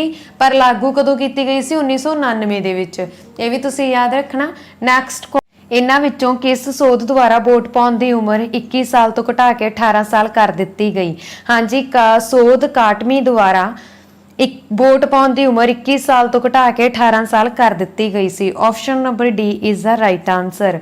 नैक्सट क्वेश्चन, सर्वोच्च अदालत के जज कितनी उम्र तक अपनी पदवी ते कायम रह सकते हैं? हाँ जी, सर्वोच्च अदालत के जज 65 साल की उम्र तक अपनी पदवी ते शामिल रह सकते हैं, कायम रह सकते हैं। Option number B is the right answer. Next question, Bharat विच उच्च अदालतां दी गिनती कितनी है? हाँ जी, भारत दे विच उच्च अदालतां दी गिनती कितनी है? 24। Option number C is the right answer. Next question, राष्ट्रपति बनन तो पहला इन्हां विचों किहड़ा उप राष्ट्रपति नहीं सी? हाँ जी, राष्ट्रपति बनन तो पहला इन्हां दे विचों कौन आ जो उप राष्ट्रपति नहीं सी? Neelam Sanjiva Reddy. Option number C is the right answer. राष्ट्रपति बनन तो पहला इन्हां दे विचों नीलम संजीबा रेड्डी उप राष्ट्रपति नहीं सी। ठीक है, तुसी याद रखना। हाँ, लोक सभा के स्पीकर भी रहे आ, ये तुसी जरूर याद रख लेना। ठीक है, हाँ जी, इस तो इलावा doctor S Radha Krishnan, doctor Zakir Hussain, R Venkataraman, ये सारे की सीगे उप राष्ट्रपति सी। नैक्सट क्वेश्चन असीं करते हैं जी, भारत के किन्ने राज्यां विचों विधान परिषद है? हाँ जी, भारत के किन्ने राज्यां दे विच विधान परिषद आ? 7 राज्यां दे विच विधान परिषद है। किहड़े-किहड़े आ? यूपी, कर्नाटक, आंध्र प्रदेश, महाराष्ट्र, बिहार, तेलंगाना। ठीक है, ते पंजाब दे विच किहड़ी आ? पंजाब विधान सभा दे विच किन्ने सदन आ? तो क्वेश्चन आ सकता कि पंजाब विधान सभा दे किन्ने सदन आ? पंजाब दे विच सिर्फ विधान सभा दा एक ही सदन आ। विधान सभा दे 2 सदन हुंदे आ, विधान परिषद अते विधान सभा। पंजाब दे विच हैगा कल्ला विधान सभा। ठीक है, 28 राज्यां दे विचों भारत दे 7 राज आ जिन्हां दे विच 2 सदनी विधान सभा वा। ठीक है, तुसीं याद रखना। भारत विच किस तरह की दल प्रणाली प्रचलित है? हाँ जी, भारत दे विच बहुदली प्रचलित है। Option number C is the right answer. Next question, Bharat विच किस तरह की नागरिकता है? हाँ जी, भारत दे विच किहड़ी तरह की नागरिकता है? ਭਾਰਤ ਦੇ ਵਿੱਚ ਅਕੈਰੀ ਨਾਗਰਿਕਤਾ ਹੈ। Option number A is the right answer. ਇਹ ਤੁਸੀਂ ਯਾਦ ਰੱਖਣਾ। ਤੇ ਤੁਹਾਨੂੰ ਕੁਐਸਚਨ ਆ ਸਕਦਾ ਕਿ ਹੇਠ ਲਿਖਿਆਂ ਵਿੱਚੋਂ ਕਿਹੜੇ ਦੇਸ਼ ਵਿੱਚ ਦੋਹਰੀ ਨਾਗਰਿਕਤਾ ਹੈ? ਤਾਂ ਦੋਹਰੀ ਨਾਗਰਿਕਤਾ ਹੈ ਅਮਰੀਕਾ ਦੇ ਵਿੱਚ। ਠੀਕ ਹੈ। ਤੇ ਇਸ ਤੋਂ ਇਲਾਵਾ ਤੁਹਾਨੂੰ ਕੁਐਸਚਨ ਆ ਸਕਦਾ ਕਿ ਭਾਰਤ ਦੇ ਸੰਵਿਧਾਨ ਵਿੱਚ ਨਾਗਰਿਕਤਾ ਕਿਹੜੇ ਦੇਸ਼ ਦੇ ਵਿੱਚੋਂ ਲਈ ਗਈ ਆ? ਨਾਗਰਿਕਤਾ ਕਿਹੜੇ ਦੇਸ਼ ਦੇ ਵਿੱਚੋਂ ਲਈ ਗਈ ਆ? ਬ੍ਰਿਟੇਨ ਦੇ ਵਿੱਚੋਂ ਲਈ ਗਈ ਆ। ਇਹ ਵੀ ਤੁਸੀਂ ਯਾਦ ਰੱਖਣਾ। ਤੇ ਨਾਗਰਿਕਤਾ ਸੰਬੰਧੀ ਜਾਣਕਾਰੀ ਅਨੁਛੇਦ 5 ਤੋਂ 11 ਵਿੱਚ ਮਿਲਦੀ ਆ। ਠੀਕ ਹੈ। ਇਹ ਤੁਸੀਂ ਯਾਦ ਰੱਖਣਾ। ਨਾਗਰਿਕਤਾ ਦੇ ਸੰਬੰਧੀ ਰਿਲੇਟਡ ਇੰਪੋਰਟੈਂਟ ਕੁਐਸਚਨ ਆ। ਇਸ ਤੋਂ ਇਲਾਵਾ ਤੁਹਾਨੂੰ ਮੈਂ ਸਾਰੀ ਕੁਐਸਚਨ ਰਿਪੀਟ ਕਰਾ ਦਿੰਨੀ ਆ, ਰਿਵਾਈਜ਼ ਕਰਾ ਦਿੰਨੀ ਆ। ਅਸੀਂ ਵੈਸੇ ਵੀ ਇਹ ਕੀਤੇ ਹੋਏ ਆ ਪਹਿਲਾਂ। ਭਾਰਤ ਦੀ ਨਾਗਰਿਕਤਾ ਪ੍ਰਾਪਤ ਕਰਨ ਲਈ ਕਿੰਨੇ ਸਮੇਂ ਤੱਕ ਭਾਰਤ ਵਿੱਚ ਰਹਿਣਾ ਜ਼ਰੂਰੀ ਆ? 5 ਸਾਲ। ਨਾਗਰਿਕਤਾ ਵਿੱਚ ਹੁਣ ਤੱਕ ਕਿੰਨੇ ਸੰਸ਼ੋਧਨ ਹੋ ਚੁੱਕੇ ਆ? 6 ਸੰਸ਼ੋਧਨ ਹੋ ਚੁੱਕੇ ਆ। ਭਾਰਤ ਦੀ ਨਾਗਰਿਕਤਾ ਹੇਠ ਲਿਖਿਆਂ ਵਿੱਚੋਂ ਕਿਹੜੇ ਤਰੀਕੇ ਨਾਲ ਪ੍ਰਾਪਤ ਕੀਤੀ ਜਾ ਸਕਦੀ ਆ? ਜਨਮ ਦੇ ਆਧਾਰ ਤੇ, परंपरा के आधार पर, रजिस्ट्रीकरण द्वारा। उपरोक्त सारे इस क्वेश्चन का तुसीं आंसर लगा के आओगे। ठीक है। इस तरह के क्वेश्चन आ जिहड़े ओह याद रखना। इस तरह के क्वेश्चन ज़्यादा आउंदे आ। नैक्सट क्वेश्चन असीं करदे आ, दूसरे देशां दे राजदूत अपना प्रवान पत्र किस नूं पेश करदे आ? हाँ जी, दूसरे देशां दे राजदूत अपना प्रवान पत्र राष्ट्रपति नूं पेश करते हैं। Option number B is the right answer. Next question असीं करते हैं जी। हाँ जी, नैक्सट क्वेश्चन है, राज सभा विच राष्ट्रपति किन्ने मैंबर नामजद करता है? इसका आंसर तुसीं कमेंट बॉक्स दे विच लिखोगे। नैक्सट क्वेश्चन, किस संविधान सोध राही समाजवादी, धर्म निरपक्ष ते राष्ट्र की एकता के शब्द प्रस्तावना विच जोड़े गए? हाँ जी, किहड़ी संविधान सोध राही समाजवादी, धर्म निरपक्ष, राष्ट्र की एकता के शब्द प्रस्तावना दे विच जोड़े गए? 42वीं संविधानिक सोध द्वारा। Option number B is the right answer. इस तो इलावा प्रस्तावना नूं संविधान की कुंजी भी कहा जाता है। ठीक है। तुसीं याद रखना प्रस्तावना के बारे। हाँ जी, नैक्सट क्वेश्चन असीं करते हैं जी। भारत के प्रधानमंत्री नूं उसदे आउंदे दी सौं कौन चुकाउंदा है? हाँ जी, भारत के प्रधानमंत्री नूं उसदे आउंदे दी सौं राष्ट्रपति चुकाउंदा है। Option number A is the right answer. Next question, इन्हां विचों किहड़ा कथन सही है? हाँ जी, जदों भी असीं कथन दसने आ तां सब तो पहलां सानूं रीड करना पैंदा वा। राष्ट्रपति अपणीआं शक्तियां दी वरतों मंत्री परिषद की सलाह अनुसार करदा है? गलत। राष्ट्रपति किसी भी व्यक्ति को अपनी इच्छा अनुसार मंत्री की पदवी ते नियुक्त कर सकता है? बिल्कुल गलत। साडे देश का राष्ट्रपति कार्यपालिका का नाम मात्र मुखिया हुंदा है। हाँ जी, बिल्कुल राइट आ। ऑप्शन नंबर सी इसका राइट आंसर है। ठीक है। कथन सी आ जिहड़ा बिल्कुल राइट आ। नैक्सट क्वेश्चन, सब तो पहला किस राज विच राष्ट्रपति राज लागू किया गया सी? हाँ जी, सब तो पहला पंजाब राज दे विच राष्ट्रपति राज लागू किया गया सी। कदों किया गया सी? 1962 दे विच। 26 अक्तूबर 1962 दे विच पंजाब दे विच सब तो पहला राष्ट्रपति राज लागू होया सी। Option number C is the right answer. दूसरी बार ਜਦੋਂ ਭਾਰਤ ਤੇ ਚੀਨ ਦੇ ਵਿਚਕਾਰ ਲੜਾਈ ਲੱਗੀ ਸੀਗੀ। ਠੀਕ ਹੈ। ਪਹਿਲੀ ਵਾਰੀ ਕਦੋਂ ਹੋਇਆ? ਜਦੋਂ ਭਾਰਤ ਤੇ ਚੀਨ ਦੇ ਵਿਚਕਾਰ ਲੜਾਈ ਲੱਗੀ।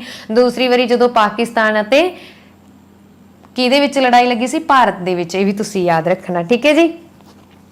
ਹਾਂਜੀ, ਭਾਰਤ ਦੇ ਵਿੱਚ ਟੋਟਲ ਕਿੰਨੇ ਵਾਰ ਰਾਸ਼ਟਰਪਤੀ ਰਾਜ ਲੱਗਿਆ ਵਾ? ਸੌਰੀ, ਰਾਜ ਦੇ ਵਿੱਚ ਬੋਲਣਾ ਸੀਗਾ, ਪੰਜਾਬ ਰਾਜ ਦੇ ਵਿੱਚ। ਇਹ ਤੁਸੀਂ ਕਮੈਂਟ ਬਾਕਸ ਦੇ ਵਿੱਚ ਲਿਖੋਗੇ। ਸਭ ਤੋਂ ਵੱਧ ਵਾਰ ਕਿੱਥੇ ਲੱਗਿਆ ਵਾ? ਉੱਤਰ ਪ੍ਰਦੇਸ਼ ਦੇ ਵਿੱਚ ਲੱਗਿਆ। ਨੈਕਸਟ ਕੁਐਸਚਨ ਅਸੀਂ ਕਰਦੇ ਹਾਂ ਜੀ। ਕੋਈ ਵੀ ਬਿੱਲ ਉਦੋਂ ਕਾਨੂੰਨ ਬਣਦਾ ਹੈ ਜਦੋਂ, हाँ जी, कोई भी बिल कदों कानून बनता है? जो राष्ट्रपति इसनूं प्रवानगी देवे। Option number D is the right answer. Next question, भाषा के आधार पर सब तो पहला बनने वाला पहला भारतीय राज केड़ा है? हाँ जी, भाषा के आधार पर सब तो पहला गठित होया सी, केड़ा राज गठित होया सी? Andhra Pradesh. Option number A is the right answer. Next question, Bharat विच चोण आयोग का मुख्य दफ्तर कित्थे है? Delhi. Option number B is the right answer. Next question, भारतीय संविधान विच मौलिक अधिकारां दा वर्णन किस भाग दे विच कीता गया? हाँ जी, वेरी वेरी इंपॉर्टेंट क्वेश्चन। भारतीय संविधान दे विच मौलिक अधिकारां दा वर्णन भाग 3 दे विच कीता गया। ठीक है। किहड़े भाग दे विच कीता गया? भाग 3 दे विच। ये तुसीं याद रखना। Option number C is the right answer. Option हाँ जी, भाग 3 ਦੇ ਵਿੱਚ ਆਰਟੀਕਲ 12 ਤੋਂ 35 ਤੱਕ ਮੌਲਿਕ ਅਧਿਕਾਰਾਂ ਦਾ ਵਰਣਨ ਕੀਤਾ ਗਿਆ। ਇਹ ਤੁਸੀਂ ਯਾਦ ਰੱਖਣਾ। ਇਸ ਤੋਂ ਇਲਾਵਾ ਤੁਹਾਨੂੰ ਕੁਐਸਚਨ ਆ ਸਕਦਾ ਵਿਸ਼ਵ ਦਾ ਸਭ ਤੋਂ ਪੁਰਾਣਾ ਲਿਖਤੀ ਸੰਵਿਧਾਨ ਕਿਹੜੇ ਦੇਸ਼ ਦਾ ਹੈ? USA ਦਾ ਹੈ, ਜੋ ਕਿ 17 ਸਤੰਬਰ 1787 ਨੂੰ ਬਣ ਕੇ ਤਿਆਰ ਹੋਇਆ ਸੀ ਤੇ 17 ਜੂਨ 1788 ਨੂੰ ਲਾਗੂ ਹੋਇਆ ਸੀ। ਇਹ ਵੀ ਤੁਸੀਂ ਯਾਦ ਰੱਖਣਾ। ਨੈਕਸਟ ਕੁਐਸਚਨ, ਹਾਂਜੀ ਮੌਲਿਕ ਅਧਿਕਾਰਾਂ ਦੀ ਗੱਲ ਕੀਤੀ ਆ, ਤੁਹਾਨੂੰ ਕੁਐਸਚਨ ਇਹ ਵੀ ਆ ਸਕਦਾ ਕਿ ਭਾਰਤ ਵਿੱਚ ਮੌਲਿਕ ਅਧਿਕਾਰਾਂ ਦੀ ਮੰਗ ਸਭ ਤੋਂ ਪਹਿਲਾਂ ਕਿਸਨੇ ਕੀਤੀ ਸੀ? ਭਾਰਤ ਦੇ ਵਿੱਚ ਮੌਲਿਕ ਅਧਿਕਾਰਾਂ ਦੀ ਮੰਗ ਸਭ ਤੋਂ ਪਹਿਲਾਂ ਮੋਤੀ ਲਾਲ ਨਹਿਰੂ ਨੇ ਕੀਤੀ ਸੀ 1928 ਦੇ ਵਿੱਚ। ਸਭ ਤੋਂ ਪਹਿਲਾਂ ਲਿਖਤੀ ਮੌਲਿਕ ਅਧਿਕਾਰਾਂ ਦੀ ਮੰਗ ਕੀਤੀ ਸੀ, ਠੀਕ ਹੈ। ਪਰ ਵਰਬਲ ਮੌਲਿਕ ਅਧਿਕਾਰਾਂ ਦੀ ਮੰਗ ਕਿਹਨੇ ਕੀਤੀ ਸੀ? ਐਨੀ ਬੈਂਸਿਟ ਨੇ ਕੀਤੀ ਸੀ, ਐਨੀ ਬੈਂਸਿਲ। ਨੈਕਸਟ ਕੁਐਸਚਨ, 8ਵੀਂ ਮਾਨ ਸੂਚੀ ਵਿੱਚ ਹੁਣ ਕਿੰਨੀਆਂ ਭਾਰਤੀ ਭਾਸ਼ਾਵਾਂ ਦਾ ਵਰਣਨ ਹੈ? ਹਾਂਜੀ, 8ਵੀਂ ਮਾਨ ਸੂਚੀ ਦੇ ਵਿੱਚ ਹੁਣ ਟੋਟਲ 22 ਭਾਰਤੀ ਭਾਸ਼ਾਵਾਂ ਨੂੰ ਮਾਨਤਾ ਪ੍ਰਾਪਤ ਆ। Option number C is the right answer. ਇਹ ਤੁਸੀਂ ਯਾਦ ਰੱਖਣਾ, 8ਵੀਂ ਅਨੁਸੂਚੀ ਦੇ ਵਿੱਚ ਆ। ਨੈਕਸਟ ਕੁਐਸਚਨ, ਲੋਕ ਸਭਾ ਰਾਹੀਂ ਪੇਸ਼ ਕੀਤੇ ਬਿੱਲ ਨੂੰ ਰਾਜ ਸਭਾ ਦੇ ਕਿੰਨੇ ਸਦਨਾਂ ਵਿੱਚ ਵਾਪਿਸ ਭੇਜਣਾ ਹੁੰਦਾ ਹੈ? ਹਾਂਜੀ, ਕਿੰਨੇ ਦਿਨਾਂ ਦੇ ਵਿੱਚ ਭੇਜਣਾ ਹੁੰਦਾ ਹੈ? ਸੌਰੀ, ਮੈਂ ਕੁਐਸਚਨ ਉਲਟ ਬੋਲ ਦਿੱਤਾ। ਲੋਕ ਸਭਾ ਰਾਹੀਂ ਪੇਸ਼ ਕੀਤੇ ਬਿੱਲ ਨੂੰ ਰਾਜ ਸਭਾ ਦੇ 14 ਦਿਨਾਂ ਦੇ ਵਿੱਚ ਵਾਪਸ ਭੇਜਣਾ ਹੁੰਦਾ ਹੈ। Option number B is the right answer. ਇਹ ਤੁਸੀਂ ਯਾਦ ਰੱਖਣਾ, very very important question. Next question, ਇਹਨਾਂ ਵਿੱਚੋਂ ਰਾਸ਼ਟਰਪਤੀ ਕਿਸ ਦੀ ਨਿਯੁਕਤੀ ਨਹੀਂ ਕਰਦਾ? ਹਾਂਜੀ, ਰਾਸ਼ਟਰਪਤੀ ਰਾਜਾਂ ਦੀ ਨਿਯੁਕਤੀ ਕਰਦਾ ਹੈ, ਪ੍ਰਧਾਨ ਮੰਤਰੀ ਦੀ ਨਿਯੁਕਤੀ ਵੀ ਕਰਦਾ ਹੈ, ਮੁੱਖ ਜੱਜ ਦੀ ਨਿਯੁਕਤੀ ਵੀ ਕਰਦਾ ਹੈ, ਤਾਂ ਕਿਹਦੀ ਨਹੀਂ ਕਰਦਾ? ਉਪ ਰਾਸ਼ਟਰਪਤੀ ਦੀ। ਇਹ ਤੁਸੀਂ ਯਾਦ ਰੱਖਣਾ। ਕੁਐਸਚਨ ਨੰਬਰ 1, ਰਾਜਨੀਤਿਕ ਦਲਾਂ ਨੂੰ ਚੋਣ ਨਿਸ਼ਾਨ ਕੌਣ ਅਲਾਟ ਕਰਦਾ ਹੈ? ਹਾਂਜੀ, ਰਾਜਨੀਤਿਕ ਦਲਾਂ ਨੂੰ ਚੋਣ ਨਿਸ਼ਾਨ ਚੋਣ ਆਯੋਗ ਅਲਾਟ ਕਰਦਾ ਹੈ। Option number A is the right answer. Next question, ਇਹਨਾਂ ਵਿੱਚੋਂ ਕਿਹੜਾ ਪ੍ਰਧਾਨ ਮੰਤਰੀ ਕਦੇ ਵੀ ਸੰਸਦ ਦੇ ਸਨਮੁਖ ਨਹੀਂ ਹੋਏ? ਹਾਂਜੀ, ਇਹਨਾਂ ਦੇ ਵਿੱਚੋਂ ਚੌਧਰੀ ਚਰਨ ਸਿੰਘ ਪ੍ਰਧਾਨ ਮੰਤਰੀ ਕਦੇ ਵੀ ਸੰਸਦ ਦੇ ਸਨਮੁਖ ਨਹੀਂ ਹੋਏ। Option number C is the right answer. Next question, Bharat ਦੇ ਰਾਸ਼ਟਰਪਤੀ ਲਈ ਕਿੰਨੀ ਉਮਰ ਤੇ ਰਿਟਾਇਰ ਹੋਣਾ ਲਾਜ਼ਮੀ ਹੈ? ਹਾਂਜੀ, ਭਾਰਤ ਦੇ ਰਾਸ਼ਟਰਪਤੀ ਲਈ ਉਮਰ ਦਾ ਕੋਈ ਵੀ ਬੰਧਨ ਨਹੀਂ ਰੱਖਿਆ ਗਿਆ। Option number D is the right answer. Bharat ਦਾ ਰਾਸ਼ਟਰਪਤੀ ਆਪਣਾ ਅਹੁਦਾ ਸਿਰਫ ਮੌਤ ਹੋ ਜਾਣ ਤੇ ਹੀ ਖਾਲੀ ਕਰ ਸਕਦਾ, ਜਾਂ ਫਿਰ ਖੁਦ ਤਿਆਗ ਪੱਤਰ ਦੇ ਕੇ ਖਾਲੀ ਕਰ ਸਕਦਾ, ਜਾਂ ਮਹਾਦੋਸ਼ ਦੀ ਪ੍ਰਕਿਰਿਆ ਦੇ ਨਾਲ ਖਾਲੀ ਕਰ ਸਕਦਾ ਵਾ, ਠੀਕ ਹੈ। ਇਹ ਤੁਸੀਂ ਯਾਦ ਰੱਖਣਾ। ਨੈਕਸਟ ਕੁਐਸਚਨ ਅਸੀਂ ਕਰਦੇ ਹਾਂ ਜੀ, ਭਾਰਤੀ ਸੰਵਿਧਾਨ ਦੇ ਕਿਸ ਅਨੁਛੇਦ ਰਾਹੀਂ ਛੂਤ-ਛਾਤ ਨੂੰ ਸਮਾਪਤ ਕਰ ਦਿੱਤਾ ਗਿਆ ਹੈ? ਹਾਂਜੀ, ਭਾਰਤੀ ਸੰਵਿਧਾਨ ਦੇ ਅਨੁਛੇਦ 17 ਦੇ ਰਾਹੀਂ ਛੂਤ-ਛਾਤ ਨੂੰ ਸਮਾਪਿਤ ਕਰ ਦਿੱਤਾ ਗਿਆ। Option number D is the right answer, article 17। ਇਸ ਤੋਂ ਇਲਾਵਾ ਆਰਟੀਕਲ 14 ਤੋਂ ਲੈ ਕੇ 18 ਤੱਕ, ਠੀਕ ਹੈ, ਆਰਟੀਕਲ 14 ਤੋਂ ਲੈ ਕੇ 18 ਤੱਕ ਕਿਸ ਦੇ ਨਾਲ ਸੰਬੰਧਿਤ ਆ? ਸਮਾਨਤਾ ਦੇ ਅਧਿਕਾਰ ਨਾਲ ਸੰਬੰਧਿਤ ਆ। ਆਰਟੀਕਲ 19 ਤੋਂ 22 ਸੁਤੰਤਰਤਾ ਦੇ ਅਧਿਕਾਰ ਨਾਲ ਸੰਬੰਧਿਤ ਆ। ਆਰਟੀਕਲ 23 ਤੋਂ 24 ਸ਼ੋਸ਼ਣ ਵਿਰੋਧ ਅਧਿਕਾਰ ਦੇ ਨਾਲ ਸੰਬੰਧਿਤ ਆ। 25 ਤੋਂ 28 ਧਾਰਮਿਕ ਸੁਤੰਤਰਤਾ ਦੇ ਅਧਿਕਾਰ ਨਾਲ ਸੰਬੰਧਿਤ ਆ। 29 ਤੋਂ 30 ਸੱਭਿਆਚਾਰ ਤੇ ਵਿਦਿਅਕ ਅਧਿਕਾਰ ਦੇ ਨਾਲ ਸੰਬੰਧਿਤ ਹੈ। ਇਹ ਤੁਸੀਂ ਯਾਦ ਰੱਖਣਾ। ਨੈਕਸਟ, ਲੋਕ ਸਭਾ ਦੁਆਰਾ ਪਾਸ ਕੀਤੇ ਧਨ ਬਿੱਲ ਨੂੰ ਰਾਜ ਸਭਾ ਕਿੰਨੇ ਦਿਨਾਂ ਤੱਕ ਰੋਕ ਸਕਦੀ ਹੈ? ਹਾਂਜੀ, ਲੋਕ ਸਭਾ ਦੁਆਰਾ ਪਾਸ ਕੀਤੇ ਗਏ ਧਨ ਬਿੱਲ ਨੂੰ ਰਾਜ ਸਭਾ 14 ਦਿਨਾਂ ਤੱਕ ਰੋਕ ਸਕਦੀ ਹੈ। Option number D is the right answer. Next question, ਭਾਰਤੀ ਸੰਵਿਧਾਨ ਦੇ ਕਿਸ ਅਨੁਛੇਦ ਅਧੀਨ ਜੰਮੂ ਅਤੇ ਕਸ਼ਮੀਰ ਨੂੰ ਵਿਸ਼ੇਸ਼ ਦਰਜਾ ਦਿੱਤਾ ਗਿਆ? ਹਾਂਜੀ, ਆਰਟੀਕਲ 370 ਦੇ ਅਧੀਨ ਜੰਮੂ ਅਤੇ ਕਸ਼ਮੀਰ ਨੂੰ ਵਿਸ਼ੇਸ਼ ਦਰਜਾ ਦਿੱਤਾ ਗਿਆ। Option number C is the right answer. ਪਰ 5 ਅਗਸਤ 2019 ਨੂੰ ਰਾਜ ਸਭਾ ਵਿੱਚ ਬਿੱਲ ਪਾਸ ਕਰਕੇ ਜੰਮੂ ਕਸ਼ਮੀਰ ਵਿੱਚੋਂ ਧਾਰਾ 370 ਖਤਮ ਕਰਕੇ ਉਸ ਨੂੰ 2 ਕੇਂਦਰ ਸ਼ਾਸਿਤ ਪ੍ਰਦੇਸ਼ਾਂ ਦੇ ਵਿੱਚ ਵੰਡ ਦਿੱਤਾ ਗਿਆ, ਜੰਮੂ ਕਸ਼ਮੀਰ ਅਤੇ ਲਦਾਖ। ਜੰਮੂ ਕਸ਼ਮੀਰ ਦੇ ਵਿੱਚ 5 ਲੋਕ ਸਭਾ ਦੀਆਂ ਸੀਟਾਂ ਵਾ ਤੇ ਲਦਾਖ ਦੇ ਵਿੱਚ 1 ਲੋਕ ਸਭਾ ਦੀ ਸੀਟ ਆ। ਇਹ ਤੁਸੀਂ ਯਾਦ ਰੱਖਣਾ। ਪਰ ਇਹ ਜੰਮੂ ਕਸ਼ਮੀਰ ਦੇ ਵਿੱਚ ਜਿਹੜੇ ਕੇਂਦਰ ਸਰਕਾਰੀ ਅਧੀਨ ਹੁੰਦੇ ਆ ਤੇ ਇਹਨਾਂ ਦੇ ਵਿੱਚ ਇਹਨਾਂ ਦਾ ਜਿਹੜਾ ਮੁਖੀ ਆ ਉਹ ਲੈਫਟੀਨੈਂਟ ਗਵਰਨਰ ਹੋਵੇਗਾ ਜੰਮੂ ਕਸ਼ਮੀਰ ਦਾ। ਇਹ ਵੀ ਘੋਸ਼ਣਾ ਹੋਈ ਸੀ। ਨੈਕਸਟ ਕੁਐਸਚਨ, ਇਹਨਾਂ ਵਿੱਚੋਂ ਕਿਹੜਾ ਅਨੁਛੇਦ ਨਾਗਰਿਕਾਂ ਦੇ ਮੌਲਿਕ ਕਰਤੱਵਾਂ ਦੇ ਨਾਲ ਸੰਬੰਧਿਤ ਆ? ਹਾਂਜੀ, ਕਿਹੜਾ ਅਨੁਛੇਦ ਆ ਜਿਹੜਾ ਨਾਗਰਿਕਾਂ ਦੇ ਮੌਲਿਕ ਕਰਤੱਵਾਂ ਦੇ ਨਾਲ ਸੰਬੰਧਿਤ ਆ? ਤਾਂ ਇਸ ਕੁਐਸਚਨ ਦਾ ਰਾਈਟ ਆਨਸਰ ਹੈ ਆਰਟੀਕਲ 51A। ਆਰਟੀਕਲ 51 ए ਨਾਗਰਿਕਾਂ ਦੇ ਮੌਲਿਕ ਕਰਤੱਵਾਂ ਦੇ ਨਾਲ ਸੰਬੰਧਿਤ ਆ। Option number D is the right answer. ਹੁਣ ਅਸੀਂ ਗੱਲ ਕਰ ਰਹੇ ਹਾਂ ਨਾਗਰਿਕਾਂ ਦੀ। ਨਾਗਰਿਕਤਾ ਵਿੱਚ ਹੁਣ ਤੱਕ ਕਿੰਨੇ ਸੰਸ਼ੋਧਨ ਹੋ ਚੁੱਕੇ ਆ? ਇਹ ਤੁਸੀਂ ਯਾਦ ਰੱਖਣਾ, 6 ਸੰਸ਼ੋਧਨ ਹੋਏ ਆ ਨਾਗਰਿਕਤਾ ਦੇ ਵਿੱਚ ਹੁਣ ਤੱਕ, ਠੀਕ ਹੈ। ਤੇ ਭਾਰਤ ਦੇ ਸੰਵਿਧਾਨ ਦਾ ਮੈਗਨਾ ਕਾਰਟਾ ਕਿਸ ਨੂੰ ਕਿਹਾ ਜਾਂਦਾ ਹੈ? ਮੂਲ ਅਧਿਕਾਰਾਂ ਨੂੰ ਕਿਹਾ ਜਾਂਦਾ ਹੈ। ਇਹ ਵੀ ਤੁਸੀਂ ਯਾਦ ਰੱਖਣਾ।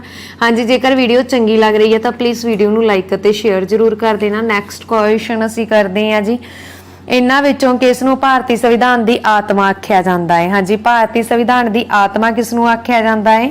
ਭਾਰਤੀ ਸੰਵਿਧਾਨ ਦੀ ਆਤਮਾ ਤੇ ਭਾਰਤੀ ਸੰਵਿਧਾਨ ਦੀ ਕੁੰਜੀ ਪ੍ਰਸਤਾਵਨਾ ਨੂੰ ਕਿਹਾ ਜਾਂਦਾ ਵਾ। Option number D is the right answer. Next question, ਸੰਸਦ ਦੇ ਵਿੱਚ ਬਜਟ ਕੌਣ ਪੇਸ਼ ਕਰਦਾ ਹੈ? ਹਾਂਜੀ, ਸੰਸਦ ਦੇ ਵਿੱਚ ਬਜਟ ਵਿੱਤ ਮੰਤਰੀ ਪੇਸ਼ ਕਰਦਾ ਹੈ। Option number C is the right answer. ਹਾਂਜੀ, ਸੰਸਦ ਦੇ ਵਿੱਚ ਕੌਣ ਬਿੱਲ ਪੇਸ਼ ਕਰਦਾ ਵਾ?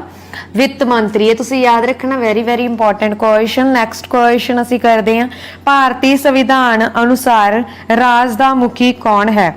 ਹਾਂਜੀ, ਭਾਰਤੀ ਸੰਵਿਧਾਨ ਅਨੁਸਾਰ ਰਾਜ ਦਾ ਮੁਖੀ ਰਾਸ਼ਟਰਪਤੀ ਹੈ। Option number A is the right answer. Next question ਅਸੀਂ ਕਰਦੇ ਹਾਂ ਜੀ, ਭਾਰਤੀ ਸੰਵਿਧਾਨ ਵਿੱਚ ਪਹਿਲੀ ਸ਼ੋਧ ਕਿਸ ਸਾਲ ਕੀਤੀ ਗਈ? ਹਾਂਜੀ, ਪਹਿਲੀ ਸ਼ੋਧ ਭਾਰਤੀ ਸੰਵਿਧਾਨ ਦੇ ਵਿੱਚ 1951 ਦੇ ਵਿੱਚ ਹੋਈ ਸੀ। Option number C is the right answer. Next question ਅਸੀਂ ਕਰਦੇ ਹਾਂ ਜੀ, ਰਾਜ ਦੇ ਐਡਵੋਕੇਟ ਜਨਰਲ ਦੀ ਨਿਯੁਕਤੀ ਕੌਣ ਕਰਦਾ ਹੈ? ਰਾਜ ਦੇ ਐਡਵੋਕੇਟ ਜਨਰਲ ਦੀ ਨਿਯੁਕਤੀ ਰਾਜਪਾਲ ਕਰਦਾ ਹੈ। Option number B is the right answer. Next question, ਲੋਕ ਸਭਾ ਦਾ ਕਾਰਜਕਾਲ ਕਿੰਨਾ ਹੁੰਦਾ ਹੈ? ਹਾਂਜੀ, ਲੋਕ ਸਭਾ ਦਾ ਕਾਰਜਕਾਲ 5 ਸਾਲ ਦਾ ਹੁੰਦਾ ਹੈ ਤੇ ਰਾਜ ਸਭਾ ਦਾ ਕਾਰਜਕਾਲ 6 ਸਾਲ ਦਾ ਹੁੰਦਾ ਹੈ। ਇਸ ਕੁਐਸਚਨ ਦਾ ਰਾਈਟ ਆਨਸਰ ਹੈ ਆਪਸ਼ਨ ਨੰਬਰ ਏ। ਤੇ ਲੋਕ ਸਭਾ ਦੇ ਮੈਂਬਰ ਬਣਨ ਲਈ ਘੱਟੋ ਘੱਟ ਉਮਰ 25 ਸਾਲ ਦੀ ਹੋਣੀ ਜ਼ਰੂਰੀ ਆ। ਰਾਜ ਸਭਾ ਦੇ ਮੈਂਬਰ ਬਣਨ ਦੇ ਲਈ ਉਮਰ 30 ਸਾਲ ਹੋਣੀ ਜ਼ਰੂਰੀ ਆ। ਨੈਕਸਟ ਕੁਐਸਚਨ, ਹਾਈ ਕੋਰਟ ਜੱਜ ਕਿੰਨੀ ਉਮਰ ਤੇ ਸੇਵਾ ਮੁਕਤ ਹੁੰਦੇ ਹਨ? ਹਾਂਜੀ, ਹਾਈ ਕੋਰਟ ਦੇ ਜੱਜ ਕਿੰਨੀ ਉਮਰ ਤੇ ਸੇਵਾ ਮੁਕਤ ਹੁੰਦੇ ਆ? ਤਾਂ ਇਸ ਕੁਐਸਚਨ ਦਾ ਰਾਈਟ ਆਨਸਰ ਹੈ ਆਪਸ਼ਨ ਨੰਬਰ ਸੀ 62। 62 ਮਤਲਬ 62 ਸਾਲ ਦੀ ਉਮਰ ਤੇ ਸੇਵਾ ਮੁਕਤ ਹੁੰਦੇ ਆ, ਤੁਸੀਂ ਯਾਦ ਰੱਖਣਾ। ਨੈਕਸਟ ਕੁਐਸਚਨ ਅਸੀਂ ਕਰਦੇ ਹਾਂ ਜੀ, ਭਾਰਤੀ ਸੰਵਿਧਾਨ ਅਨੁਸਾਰ ਰਾਸ਼ਟਰਪਤੀ ਨੂੰ ਕਿੰਨੇ ਪ੍ਰਕਾਰ ਦੀਆਂ ਸੰਕਟਕਾਲੀਨ ਸ਼ਕਤੀਆਂ ਸੌਂਪੀਆਂ ਗਈਆਂ ਹਨ? ਹਾਂਜੀ, ਭਾਰਤੀ ਸੰਵਿਧਾਨ ਦੇ ਅਨੁਸਾਰ ਰਾਸ਼ਟਰਪਤੀ ਨੂੰ 3 ਪ੍ਰਕਾਰ ਦੀਆਂ ਸੰਕਟਕਾਲੀਨ ਸ਼ਕਤੀਆਂ ਸੌਂਪੀਆਂ ਗਈਆਂ ਨੇ। Option number B is the right answer. Next question ਅਸੀਂ ਕਰਦੇ ਹਾਂ ਜੀ, ਭਾਰਤ ਵਿੱਚ ਰਾਸ਼ਟਰਪਤੀ ਕਿੰਨੀ ਵਾਰ ਚੋਣ ਲੜ ਸਕਦਾ ਹੈ? ਹਾਂਜੀ, ਭਾਰਤ ਦੇ ਵਿੱਚ ਰਾਸ਼ਟਰਪਤੀ ਕੇਵਲ 2 ਵਾਰ ਹੀ ਚੋਣ ਲੜ ਸਕਦਾ ਹੈ। Option number C is the right answer. ਮਰਿਆਦਾ ਅਨੁਸਾਰ ਕੇਵਲ 2 ਵਾਰ। ਨੈਕਸਟ ਕੁਐਸਚਨ, ਭਾਰਤ ਦੇ ਰਾਸ਼ਟਰਪਤੀ ਦੀ ਚੋਣ ਕੌਣ ਕਰਵਾਉਂਦਾ ਹੈ? ਹਾਂਜੀ, ਭਾਰਤ ਦੇ ਰਾਸ਼ਟਰਪਤੀ ਦੀ ਚੋਣ ਆਯੋਗ ਕਰਵਾਉਂਦਾ ਹੈ। Option number C is the right answer. Next question, ਰਾਸ਼ਟਰਪਤੀ ਦੇ ਚੋਣ ਮੰਡਲ ਵਿੱਚ ਸ਼ਾਮਿਲ ਹੁੰਦੇ ਹਨ? ਹਾਂਜੀ, ਰਾਸ਼ਟਰਪਤੀ ਦੇ ਚੋਣ ਮੰਡਲ ਦੇ ਵਿੱਚ ਸੰਸਦ ਤੇ ਵਿਧਾਨ ਸਭਾਵਾਂ ਦੇ ਚੁਣੇ ਹੋਏ ਮੈਂਬਰ ਸ਼ਾਮਿਲ ਹੁੰਦੇ ਨੇ। Option number D is the right answer. Next ਹਾਂਜੀ, ਭਾਰਤ ਵਿੱਚ ਵਿੱਤੀ ਸੰਕਟਕਾਲੀ ਘੋਸ਼ਣਾ ਕਿੰਨੀ ਵਾਰ ਕੀਤੀ ਗਈ ਆ? ਹਾਂਜੀ, ਵਿੱਤੀ ਸੰਕਟਕਾਲੀ ਘੋਸ਼ਣਾ ਜਦੋਂ ਵੀ ਆ ਗਿਆ ਵਿੱਤੀ ਸੰਕਟਕਾਲੀ ਘੋਸ਼ਣਾ, ਤਾਂ ਇਹ ਭਾਰਤ ਦੇ ਵਿੱਚ ਕਦੇ ਵੀ ਨਹੀਂ ਹੋਈ। ਆਪਸ਼ਨ ਨੰਬਰ ਏ ਇਸ ਕੁਐਸਚਨ ਦਾ ਰਾਈਟ ਆਨਸਰ ਹੈ। ਭਾਰਤ ਦੇ ਵਿੱਚ 3 ਵਾਰ ਰਾਸ਼ਟਰੀ ਆਪਾਤਕਾਲ ਨੂੰ ਘੋਸ਼ਿਤ ਕੀਤਾ ਜਾ ਚੁੱਕਿਆ ਹੈ, ਪਰ ਜਿੱਥੇ ਵਿੱਤੀ ਸੰਕਟਕਾਲੀ ਆ ਗਿਆ ਜਾਂ ਫਿਰ ਤੁਹਾਨੂੰ ਵਿੱਤੀ ਰਾਸ਼ਟਰੀ ਆਪਾਤਕਾਲ ਆ ਗਿਆ, ਵਿੱਤੀ ਲੱਗ ਗਿਆ ਨਾ ਮੂਰੇ, ਉਹ ਕਦੇ ਵੀ ਨਹੀਂ ਹੋਇਆ। ਠੀਕ ਹੈ, ਇਹ ਤੁਸੀਂ ਯਾਦ ਰੱਖਣਾ। ਨੈਕਸਟ ਕੁਐਸਚਨ ਅਸੀਂ ਕਰਦੇ ਹਾਂ, ਇਹਨਾਂ ਵਿੱਚੋਂ ਕੌਣ ਨਿਰਣਾ ਕਰਦਾ ਹੈ ਕਿ ਕਈ ਵਿਸ਼ੇਸ਼ ਧਨ ਬਿੱਲ ਹੈ ਜਾਂ ਨਹੀਂ? ਹਾਂਜੀ, ਸੌਰੀ, ਮੈਂ ਇਸ ਕੁਐਸਚਨ ਨੂੰ ਦੁਬਾਰਾ ਰਿਪੀਟ ਕਰਦੀ ਹਾਂ। ਇਹਨਾਂ ਵਿੱਚੋਂ ਕੌਣ ਫੈਸਲਾ ਕਰਦਾ ਵਾ ਕਿ ਕੋਈ ਵਿਸ਼ੇਸ਼ ਧਨ ਬਿੱਲ ਹੈ ਜਾਂ ਨਹੀਂ? ਲੋਕ ਸਭਾ ਦਾ ਸਪੀਕਰ ਕਰਦਾ ਹੈ। ਠੀਕ ਹੈ, option number C is the right answer. ਤੇ ਲੋਕ ਸਭਾ ਦੇ ਸਪੀਕਰ ਦੀ ਨਿਯੁਕਤੀ ਕੌਣ ਕਰਦਾ ਹੈ? ਲੋਕ ਸਭਾ ਦੇ ਮੈਂਬਰ ਕਰਦੇ ਆ। ਨੈਕਸਟ ਕੁਐਸਚਨ, ਵਿਰੋਧੀ ਦਲ ਦੇ ਨੇਤਾ ਰੂਪ ਵਿੱਚ ਮਾਨਤਾ ਪ੍ਰਾਪਤ ਕਰਨ ਲਈ ਕਿਸੇ ਸਦਨ ਵਿੱਚ ਕਿੰਨੇ ਰਾਜਨੀਤਿਕ ਦਲ ਨੂੰ ਕੁੱਲ ਸੀਟਾਂ ਦਾ ਭਾਗ ਪ੍ਰਾਪਤ ਹੋਣਾ ਜ਼ਰੂਰੀ ਆ? ਹਾਂਜੀ, ਵਿਰੋਧੀ ਦਲ ਦੇ ਨੇਤਾ ਰੂਪ ਵਿੱਚ ਮਾਨਤਾ ਪ੍ਰਾਪਤ ਕਰਨ ਦੇ ਲਈ ਕਿਸੇ ਸਦਨ ਵਿੱਚ ਕਿਸੇ ਰਾਜਨੀਤਿਕ ਦਲ ਨੂੰ ਕੁੱਲ ਸੀਟਾਂ ਦਾ 1/10 ਭਾਗ ਪ੍ਰਾਪਤ ਹੋਣਾ ਜ਼ਰੂਰੀ ਆ, ਮਤਲਬ 10ਵਾਂ ਹਿੱਸਾ ਪ੍ਰਾਪਤ ਹੋਣਾ ਜ਼ਰੂਰੀ ਆ। Option number A is the right answer. Next question, ਇਹਨਾਂ ਵਿੱਚੋਂ ਕਿਸ ਰਾਜ ਦਾ ਆਪਣਾ ਸੰਵਿਧਾਨ ਹੈ? ਹਾਂਜੀ, ਇਹਨਾਂ ਦੇ ਵਿੱਚ ਕਿਸ ਰਾਜ ਦਾ ਆਪਣਾ ਸੰਵਿਧਾਨ ਆ? ਜੰਮੂ ਕਸ਼ਮੀਰ ਦਾ। Option number C is the right answer. Next question, Bharat ਦੇ ਕੰਟਰੋਲਰ ਤੇ ਆਡੀਟਰ ਜਨਰਲ ਦੀ ਨਿਯੁਕਤੀ ਕੌਣ ਕਰਦਾ ਹੈ? ਹਾਂਜੀ, ਭਾਰਤ ਦੇ ਕੰਟਰੋਲਰ ਤੇ ਆਡੀਟਰ ਜਨਰਲ ਦੀ ਨਿਯੁਕਤੀ ਰਾਸ਼ਟਰਪਤੀ ਕਰਦਾ ਹੈ। Option number B is the right answer. Next question ਅਸੀਂ ਕਰਦੇ ਹਾਂ ਜੀ, ਰਾਜ ਸੂਚੀ ਵਿੱਚ ਕਿੰਨੇ ਵਿਸ਼ੇ ਰੱਖੇ ਜਾਂਦੇ ਹਨ? ਹਾਂਜੀ, ਰਾਜ ਸੂਚੀ ਦੇ ਵਿੱਚ ਟੋਟਲ 66 ਵਿਸ਼ੇ ਰੱਖੇ ਜਾਂਦੇ ਆ। Option number B is the right answer. Next question, Bharat ਦਾ ਰਾਸ਼ਟਰਪਤੀ ਅਧਿਆਦੇਸ਼ ਜਾਰੀ ਕਰ ਸਕਦਾ ਹੈ ਜਦੋਂ? ਹਾਂਜੀ, ਬਹੁਤ ਸਾਰੇ ਸਟੂਡੈਂਟਸ ਦੇ ਕਮੈਂਟ ਆ ਰਹੇ ਸੀ ਕਿ ਸਾਨੂੰ ਜੋ ਵੀ ਮੈਂ ਐਕਸਟਰਾ ਫੈਕਟ ਦੱਸਦੀ ਆ ਉਹਨਾਂ ਨੂੰ ਲਿਖ ਦਿੱਤਾ ਜਾਵੇ। ਹਾਂਜੀ, ਮੈਂ ਉਹਨਾਂ ਨੂੰ ਦੱਸ ਦੇਣਾ ਚਾਹੁੰਦੀ ਆ ਕਿ ਹੁਣ ਮੈਂ ਐਕਸਟਰਾ ਫੈਕਟ ਦੀ ਜਗ੍ਹਾ ਤੇ ਜੋ ਵੀ ਮੈਂ ਤੁਹਾਨੂੰ ਕੁਐਸਚਨ ਹੀ ਦੱਸਦੀ ਹੁੰਨੀ ਆ ਇੱਕ ਤਰ੍ਹਾਂ ਨਾਲ, ਉਹ ਕੁਐਸਚਨ ਸਾਰੇ ਮੈਂ ਵੀਡੀਓ ਦੇ ਵਿੱਚ ਹੀ ਐਡ ਕਰ ਦਿੱਤੇ ਆ ਤਾਂ ਜੋ ਐਕਸਟਰਾ ਫੈਕਟ ਆ ਮੈਂ ਕੋਈ ਵੀ ਨਾ ਦੱਸਾਂ, ਬਸ ਪਿਛਲੇ ਕੁਐਸਚਨ ਦੀ ਇੱਕ ਅੱਧੇ ਦੀ ਰਿਵੀਜ਼ਨ ਜ਼ਰੂਰ ਨਾਲ ਕਰਾ ਦਾਂ ਜੋ ਇੰਪੋਰਟੈਂਟ ਹੈ। ਠੀਕ ਹੈ, ਇਸ ਕਰਕੇ ਹੁਣ ਤੁਸੀਂ ਇਹ ਯਾਦ ਰੱਖਣਾ ਕਿ ਮੈਂ ਕੋਈ ਵੀ ਐਕਸਟਰਾ ਫੈਕਟ ਨਹੀਂ ਦੱਸ ਰਹੀ ਹਾਂ। ਐਕਸਟਰਾ ਫੈਕਟ ਦੀ ਜਗ੍ਹਾ ਤੇ ਮੈਂ ਉਸੇ ਅਕੋਰਡਿੰਗ ਨਾਲ ਦੀ ਨਾਲ ਉਹ ਕੁਐਸਚਨ ਐਡ ਕੀਤੇ ਹੋਏ ਆ। ਹਾਂਜੀ, ਭਾਰਤ ਦਾ ਰਾਸ਼ਟਰਪਤੀ ਅਧਿਆਦੇਸ਼ ਜਾਰੀ ਕਰ ਸਕਦਾ ਹੈ। ਮੈਂ ਤੁਹਾਨੂੰ ਪਹਿਲਾਂ ਵੀ ਦੱਸਿਆ ਸੀ, ਰਾਸ਼ਟਰਪਤੀ ਦੇ ਨਾਲ ਰਿਲੇਟਡ ਮੈਂ ਇੱਕ ਵੀਡੀਓ ਆਲਰੇਡੀ ਬਣਾ ਚੁੱਕੀ ਆ, ਉਹ ਤੁਸੀਂ ਜ਼ਰੂਰ ਦੇਖਣੀ ਆ। ਉਹ ਬਹੁਤ ਜ਼ਿਆਦਾ ਇੰਪੋਰਟੈਂਟ ਆ ਤੇ ਬਹੁਤ ਜ਼ਿਆਦਾ ਡਿਟੇਲ ਦੇ ਵਿੱਚ ਉਸ ਦੇ ਵਿੱਚ ਦੱਸਿਆ ਹੋਇਆ ਹੈ।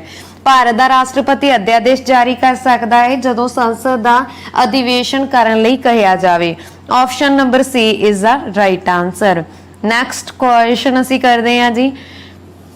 ਹਾਂਜੀ, ਨੈਕਸਟ ਕੁਐਸਚਨ ਆ, ਭਾਰਤ ਤੋਂ ਵਿਦੇਸ਼ ਭੇਜੇ ਜਾਣ ਵਾਲੇ ਰਾਜਦੂਤਾਂ ਦੀ ਨਿਯੁਕਤੀ ਕੌਣ ਕਰਦਾ? ਹਾਂਜੀ, ਭਾਰਤ ਤੋਂ ਜਿਹੜੇ ਵਿਦੇਸ਼ਾਂ ਦੇ ਵਿੱਚ ਰਾਜਦੂਤ ਭੇਜੇ ਜਾਂਦੇ ਆ ਉਹਨਾਂ ਦੀ ਨਿਯੁਕਤੀ ਵੀ ਰਾਸ਼ਟਰਪਤੀ ਹੀ ਕਰਦਾ। Option number A is the right answer. Next question, ਸੰਵਿਧਾਨ ਦੀ 7ਵੀਂ ਅਨੁਸੂਚੀ ਅਨੁਸਾਰ ਕੇਂਦਰ ਅਤੇ ਰਾਜ ਸਰਕਾਰਾਂ ਵਿੱਚ ਵਿਸ਼ਿਆਂ ਨੂੰ ਕਿੰਨੀਆਂ ਸੂਚੀਆਂ ਦੇ ਵਿੱਚ ਵੰਡਿਆ ਗਿਆ ਹੈ?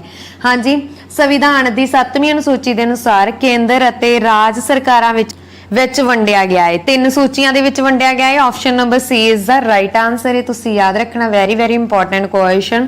ਤੁਹਾਨੂੰ ਕੁਐਸਚਨ ਇਹ ਆ ਸਕਦਾ ਕਿ ਕੇਂਦਰਾਂ ਅਤੇ ਰਾਜਾਂ ਦੇ ਵਿਚਕਾਰ ਕਿੰਨੀਆਂ ਅਨੁਸੂਚੀਆਂ ਨੂੰ ਵੰਡਿਆ ਗਿਆ ਹੈ, ਫਿਰ ਵੀ ਤੁਸੀਂ ਰਾਈਟ ਆਨਸਰ ਲਗਾਓਗੇ 3। ਕਿਹੜੀਆਂ 3 ਸੂਚੀਆਂ? ਸੰਘ ਸੂਚੀ, ਰਾਜ ਸੂਚੀ, ਸਮਵਰਤੀ ਸੂਚੀ। ਸੰਘ ਸੂਚੀ ਇਹਨੂੰ ਕੇਂਦਰੀ ਸੂਚੀ ਵੀ ਕਿਹਾ ਜਾਂਦਾ ਵਾ, ਇਸ ਦੇ ਵਿੱਚ ਕੇਵਲ ਕੇਂਦਰ ਸਰਕਾਰ ਹੀ ਸੂਚੀ ਬਣਾ ਸਕਦੀ ਆ। ਦੂਸਰੀ ਆ ਰਾਜ ਸੂਚੀ, ਇਸ ਦੇ ਵਿੱਚ ਕੇਵਲ ਰਾਜ ਸਰਕਾਰ ਹੀ ਸੂਚੀ ਬਣਾ ਸਕਦੀ ਆ। ਤੇ ਤੀਸਰੀ ਆ ਜਿਹੜੀ ਆ ਸਮਵਰਤੀ ਸੂਚੀ, ਇਸ ਵਿੱਚ ਰਾਜ ਸਭਾ ਅਤੇ ਕੇਂਦਰ ਸਰਕਾਰ ਮਿਲ ਕੇ ਕਾਨੂੰਨ ਬਣਾਉਂਦੀਆਂ ਨੇ। ਤੇ ਰਾਜ ਸੂਚੀ ਦੇ ਵਿੱਚ ਲੋਕ ਸਭਾ ਦਾ ਸਪੀਕਰ ਵੀ ਬਣਾ ਸਕਦਾ ਸੂਚੀ। ਠੀਕ ਹੈ, ਨੈਕਸਟ ਕੁਐਸਚਨ ਅਸੀਂ ਕਰਦੇ ਹਾਂ, ਰਾਜ ਸਰਕਾਰ ਦਾ ਕੰਮ ਕਿਸ ਦੇ ਨਾਂ ਤੇ ਚਲਾਇਆ ਜਾਂਦਾ ਹੈ? ਹਾਂਜੀ, ਰਾਜ ਸਰਕਾਰ ਦਾ ਕੰਮ ਰਾਜਪਾਲ ਦੇ ਨਾਮ ਤੇ ਚਲਾਇਆ ਜਾਂਦਾ ਹੈ। Option number B is the right answer. Next question, ਸਾਡੇ ਦੇਸ਼ ਵਿੱਚ ਕਿਸ ਤਰ੍ਹਾਂ ਦੀ ਨਿਆਂ ਪ੍ਰਣਾਲੀ ਆ?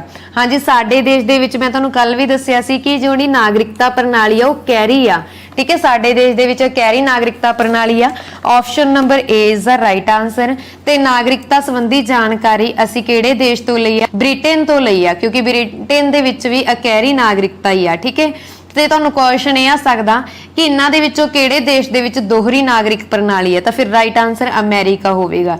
ਅਮਰੀਕਾ ਦੇ ਵਿੱਚ ਦੋਹਰੀ ਨਾਗਰਿਕ ਪ੍ਰਣਾਲੀ ਹੈ। ਠੀਕ ਹੈ, ਤੁਸੀਂ ਯਾਦ ਰੱਖਣਾ। ਤੇ ਜਿਹੜੀ ਇਹ ਪ੍ਰਣਾਲੀ ਪੁੱਛਿਆ ਗਿਆ, ਨਿਆਂ ਪ੍ਰਣਾਲੀ ਪੁੱਛਿਆ ਗਿਆ ਵਾ, ਭਾਰਤੀ ਸੰਵਿਧਾਨ ਦੇ ਕਿਹੜੇ ਭਾਗ ਵਿੱਚ ਨਾਗਰਿਕਤਾ ਸੰਬੰਧੀ ਜਾਣਕਾਰੀ ਮਿਲਦੀ ਆ? ਭਾਗ 2 ਦੇ ਵਿੱਚ ਮਿਲਦੀ ਆ। ਇਹ ਵੀ ਤੁਸੀਂ ਯਾਦ ਰੱਖਣਾ। ਠੀਕ ਹੈ, ਨੈਕਸਟ ਕੁਐਸਚਨ ਅਸੀਂ ਕਰਦੇ ਹਾਂ, ਭਾਰਤੀ ਸੰਵਿਧਾਨ ਵਿੱਚ ਕਿੰਨੇ ਅਨੁਛੇਦ ਅਤੇ ਅਨੁਸੂਚੀਆਂ ਹਨ? ਹਾਂਜੀ, ਭਾਰਤੀ ਸੰਵਿਧਾਨ ਦੇ ਵਿੱਚ 395 ਪਲੱਸ ਅਨੁਛੇਦ ਅਤੇ 12 ਸੂਚੀਆਂ ਨੇ। Option number C is the right answer. ਤੇ ਜਦੋਂ ਸੰਵਿਧਾਨ ਬਣ ਕੇ ਤਿਆਰ ਹੋਇਆ ਸੀ ਉਸ ਟਾਈਮ ਪੂਰੇ 395 ਅਨੁਛੇਦ ਅਤੇ 8 ਸੂਚੀਆਂ ਸਨ। ਠੀਕ ਹੈ, ਤੁਸੀਂ ਯਾਦ ਰੱਖਣਾ। ਹੁਣ 395 ਪਲੱਸ ਅਨੁਛੇਦ ਆ। ਨੈਕਸਟ ਕੁਐਸਚਨ, ਮੌਲਿਕ ਅਧਿਕਾਰਾਂ ਤੇ ਜਾਇਜ਼ ਪਾਬੰਦੀ ਕੌਣ ਲਗਾ ਸਕਦਾ ਹੈ? ਹਾਂਜੀ, ਮੌਲਿਕ ਅਧਿਕਾਰਾਂ ਤੇ ਜਾਇਜ਼ ਪਾਬੰਦੀ ਸੰਸਦ ਲਗਾ ਸਕਦੀ ਆ। Option number A is the right answer. ਮੌਲਿਕ ਅਧਿਕਾਰ ਭਾਗ 3 ਦੇ ਵਿੱਚ ਸਾਨੂੰ ਮੌਲਿਕ ਅਧਿਕਾਰਾਂ ਸੰਬੰਧੀ ਜਾਣਕਾਰੀ ਮਿਲਦੀ ਹੈ। ਠੀਕ ਹੈ, ਭਾਗ 3 ਦੇ ਵਿੱਚ। ਤੇ ਮੌਲਿਕ ਅਧਿਕਾਰ ਪਹਿਲਾਂ 7 ਸੀਗੇ ਤੇ ਹੁਣ ਮੌਲਿਕ ਅਧਿਕਾਰ ਕਿੰਨੇ ਆ? 6 ਆ। ਇਹ ਵੀ ਤੁਸੀਂ ਯਾਦ ਰੱਖਣਾ। ਤੇ ਜਿਹੜਾ 7ਵਾਂ ਅਧਿਕਾਰ ਆ ਉਹ ਕਿਹੜਾ ਸੀਗਾ? ਰਾਈਟ ਟੂ ਪ੍ਰਾਪਰਟੀ ਦਾ ਅਧਿਕਾਰ ਸੀਗਾ, ਉਹਨੂੰ ਹੁਣ ਵਿੱਚੋਂ ਕੱਢ ਦਿੱਤਾ ਗਿਆ ਵਾ।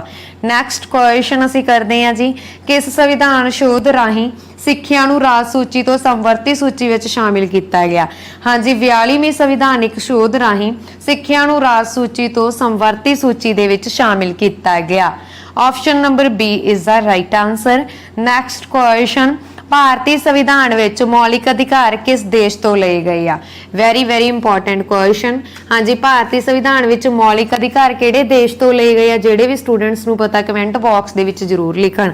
3 ਸੈਕਿੰਡ ਦਿੰਨੀ ਆ ਮੈਂ ਤੁਹਾਨੂੰ ਕਮੈਂਟ ਬਾਕਸ ਦੇ ਵਿੱਚ ਲਿਖਣ ਦੇ ਲਈ। ਅਮਰੀਕਾ ਦੇ ਸੰਵਿਧਾਨ ਤੋਂ ਲਏ ਗਏ ਆ। Option number B is the right answer. ਠੀਕ ਹੈ, ਤੁਸੀਂ ਯਾਦ ਰੱਖਣਾ ਕਿਹਦੇ ਤੋਂ ਲਏ ਗਏ ਆ? ਅਮਰੀਕਾ ਤੋਂ। ਹਾਂਜੀ, ਇਸ ਤੋਂ ਇਲਾਵਾ ਜੇਕਰ ਤੁਹਾਨੂੰ ਕੁਐਸਚਨ ਆ ਜਾਂਦਾ ਹੈ ਕਿ ਭਾਰਤੀ ਸੰਵਿਧਾਨ ਦੇ ਵਿੱਚ ਮੂਲ ਕਰਤੱਵ ਕਿਹੜੇ ਦੇਸ਼ ਤੋਂ ਲਏ ਗਏ ਆ, ਤਾਂ ਰਾਈਟ ਆਨਸਰ ਹੋਵੇਗਾ ਰੂਸ। ਠੀਕ ਹੈ, ਰੂਸ ਤੋਂ ਲਏ ਗਏ ਆ ਮੂਲ ਕਰਤੱਵ। ਤੇ ਫਰਾਂਸ ਤੋਂ ਅਸੀਂ ਲਿਆ ਵਾ ਗਣਤੰਤਰ ਸ਼ਾਸਨ ਵਿਵਸਥਾ। ਤੇ ਜਾਪਾਨ ਤੋਂ ਅਸੀਂ ਲਈ ਆ ਕਾਨੂੰਨ ਵਿਧੀ ਦੁਆਰਾ ਸਥਾਪਿਤ ਕਰਨਾ। ਕਾਨੂੰਨ ਵਿਧੀ ਦੁਆਰਾ ਸਥਾਪਿਤ ਕਰਨਾ। ਇਸ ਤੋਂ ਇਲਾਵਾ ਕੈਨੇਡਾ ਤੋਂ ਅਸੀਂ ਲਿਆ ਵਾ ਸੰਘਾਤਮਕ ਸ਼ਾਸਨ ਵਿਵਸਥਾ।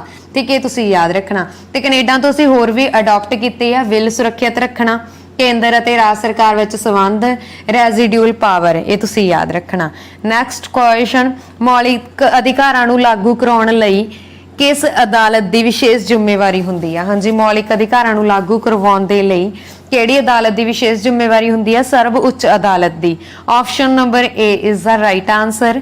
ਨੈਕਸਟ ਕੁਐਸਚਨ, ਇਹਨਾਂ ਵਿੱਚੋਂ ਕਿਸ ਵਿਰੋਧ ਮਹਾਦੋਸ਼ ਦੀ ਵਿਵਸਥਾ ਨਹੀਂ ਹੈ? ਹਾਂਜੀ, ਰਾਜਪਾਲ ਦੇ ਵਿਰੋਧ ਮਹਾਦੋਸ਼ ਦੀ ਵਿਵਸਥਾ ਨਹੀਂਗੀ। Option number B is the right answer. Next question, ਇਹਨਾਂ ਵਿੱਚੋਂ ਇਹਨਾਂ ਕੇਂਦਰ ਸ਼ਾਸਿਤ ਪ੍ਰਦੇਸ਼ਾਂ ਵਿੱਚ ਕਿਸ ਦੀ ਆਪਣੀ ਚੁਣੀ ਹੋਈ ਵਿਧਾਨ ਸਭਾ ਹੈ? ਹਾਂਜੀ, ਪੁਡੂਚੇਰੀ ਦੀ ਆਪਣੀ ਚੁਣੀ ਹੋਈ ਵਿਧਾਨ ਸਭਾ ਵਾ। Option number D is the right answer. Next question, ਇਹਨਾਂ ਵਿੱਚੋਂ ਕਿਸ ਅਧਿਕਾਰ ਨੂੰ ਮੌਲਿਕ ਅਧਿਕਾਰਾਂ ਵਿੱਚੋਂ ਖਤਮ ਕੀਤਾ ਗਿਆ ਹੈ? ਹਾਂਜੀ, ਸੰਪत्ति ਦੇ ਅਧਿਕਾਰ ਨੂੰ ਮੌਲਿਕ ਅਧਿਕਾਰਾਂ ਦੇ ਵਿੱਚੋਂ ਖਤਮ ਕਰ ਦਿੱਤਾ ਗਿਆ ਹੈ। ਸੰਪत्ति ਦੇ ਅਧਿਕਾਰ ਨੂੰ। ਠੀਕ ਹੈ, ਜਾਣੀ ਕਿ ਕਿਹਦੇ ਅਧਿਕਾਰ ਨੂੰ ਖਤਮ ਕੀਤਾ ਗਿਆ ਹੈ? Right to property. ਸੰਪत्ति ਦੇ ਅਧਿਕਾਰ ਨੂੰ ਦੁਆਰਾ ਰਾਈਟ ਟੂ ਪ੍ਰਾਪਰਟੀ ਨੂੰ ਰਿਮੂਵ ਕੀਤਾ ਗਿਆ ਵਾ। ਤੇ ਹੁਣ ਰਾਈਟ ਟੂ ਪ੍ਰਾਪਰਟੀ ਇੱਕ ਲੀਗਲ ਰਾਈਟ ਆ ਜੋ ਆਰਟੀਕਲ 300A ਦੇ ਵਿੱਚ ਦਰਜ ਆ। ਇਹ ਤੁਸੀਂ ਯਾਦ ਰੱਖਣਾ।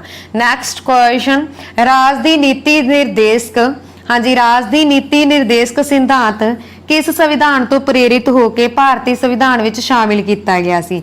ਹਾਂਜੀ, ਰਾਜ ਦੇ ਨੀਤੀ ਦੇ ਨਿਰਦੇਸ਼ਕ ਸਿਧਾਂਤ ਅਸੀਂ ਆਇਰਲੈਂਡ ਤੋਂ ਲਈ ਆ। ਠੀਕ ਹੈ, ਤੇ ਰਾਜਨੀਤੀ ਦੇ ਨਿਰਦੇਸ਼ਕ ਸਿਧਾਂਤ ਆਇਰਲੈਂਡ ਸੰਵਿਧਾਨ ਤੋਂ ਪ੍ਰੇਰਿਤ ਹੋ ਕੇ ਭਾਰਤੀ ਸੰਵਿਧਾਨ ਦੇ ਵਿੱਚ ਸ਼ਾਮਿਲ ਹੋਏ ਸੀ।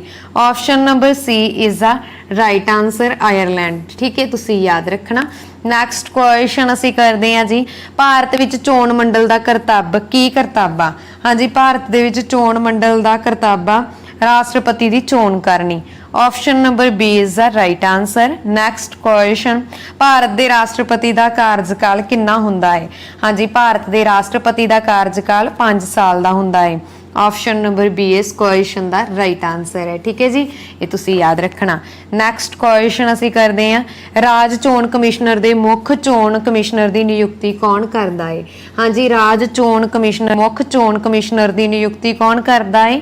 ਤੇ ਇਸ ਕੁਐਸਚਨ ਦਾ ਰਾਈਟ ਆਨਸਰ ਹੈ ਆਪਸ਼ਨ ਨੰਬਰ ਡੀ, ਰਾਜ ਦਾ ਰਾਜਪਾਲ।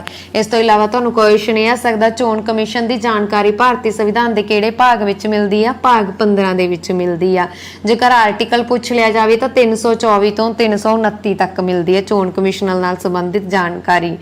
ਠੀਕ ਹੈ, ਤੇ ਭਾਰਤ ਵਿੱਚ ਚੋਣ ਕਮਿਸ਼ਨ ਦੀ ਸਥਾਪਨਾ ਕਦੋਂ ਕੀਤੀ ਗਈ ਸੀ? ਮੈਂ ਕੱਲ ਹੀ ਤੁਹਾਨੂੰ ਕਰਵਾਇਆ 25 ਜਨਵਰੀ 1951 ਨੂੰ। ਪਹਿਲੀ ਵਾਰ ਚੋਣਾਂ ਕਦੋਂ ਹੋਈਆਂ ਸੀ? 1952 ਦੇ ਵਿੱਚ। ਤੇ ਰਾਸ਼ਟਰੀ ਵੋਟਰ ਦਿਵਸ ਵੀ 25 ਜਨਵਰੀ ਨੂੰ ਹੀ ਮਨਾਇਆ ਜਾਂਦਾ ਕਿਉਂਕਿ 25 ਜਨਵਰੀ 1951 ਨੂੰ ਚੋਣ ਕਮਿਸ਼ਨ ਦੀ ਸਥਾਪਨਾ ਕੀਤੀ ਗਈ ਸੀ। ਠੀਕ ਹੈ, ਭਾਰਤ ਦੇ ਮੁੱਖ ਚੋਣ ਕਮਿਸ਼ਨ ਦਾ ਕਾਰਜਕਾਲ ਵੀ 6 ਸਾਲ ਦਾ ਹੁੰਦਾ ਹੈ, ਤੁਸੀਂ ਯਾਦ ਰੱਖਣਾ। ਮੁੱਖ ਚੋਣ ਕਮਿਸ਼ਨ ਦੀ ਸਹੁੰ ਬਾਰੇ ਕਿਹੜੀ ਭਾਰਤੀ ਸੰਵਿਧਾਨ ਦੀ ਅਨੁਸੂਚੀ ਵਿੱਚ ਜਾਣਕਾਰੀ ਮਿਲਦੀ ਹੈ? ਤੀਜੀ ਦੇ ਵਿੱਚ ਮਿਲਦੀ ਆ। ਇਹ ਤੁਸੀਂ ਯਾਦ ਰੱਖਣਾ। ਠੀਕ ਹੈ ਜੀ।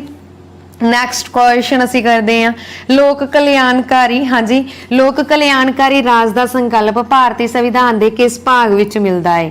ਹਾਂਜੀ, ਲੋਕ ਕਲਿਆਣਕਾਰੀ ਰਾਜ ਦਾ ਸੰਕਲਪ ਇਹ ਰਾਜ ਦੇ ਨੀਤੀ ਦੇ ਨਿਰਦੇਸ਼ਕ ਸਿਧਾਂਤਾਂ ਦੇ ਵਿੱਚ ਮਿਲਦਾ ਵਾ।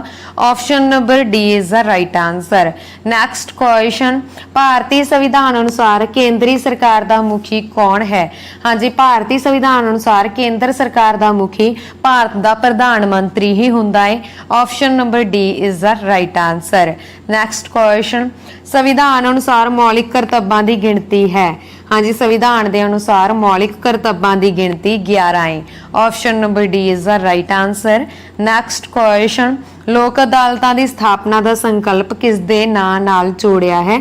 ਲੋਕ ਅਦਾਲਤਾਂ ਦੀ ਸਥਾਪਨਾ ਦਾ ਸੰਕਲਪ ਜਸਟਿਸ PN ਭਗਵਤੀ ਦੇ ਨਾਮ ਨਾਲ ਜੋੜਿਆ ਹੈ। Option number A is the right answer. Next question ਕਿਸ ਸੰਵਿਧਾਨ ਸ਼ੋਧ ਰਾਹੀਂ ਮੌਲਿਕ ਕਰਤੱਵ ਅਨੁਛੇਦ 51A ਵਿੱਚ ਸ਼ਾਮਿਲ ਕੀਤੇ ਗਏ? ਹਾਂਜੀ 42ਵੀਂ ਸੰਵਿਧਾਨ ਸ਼ੋਧ ਰਾਹੀਂ ਮੌਲਿਕ ਕਰਤੱਵ ਅਨੁਛੇਦ 51A ਦੇ ਵਿੱਚ ਸ਼ਾਮਿਲ ਕੀਤੇ ਗਏ।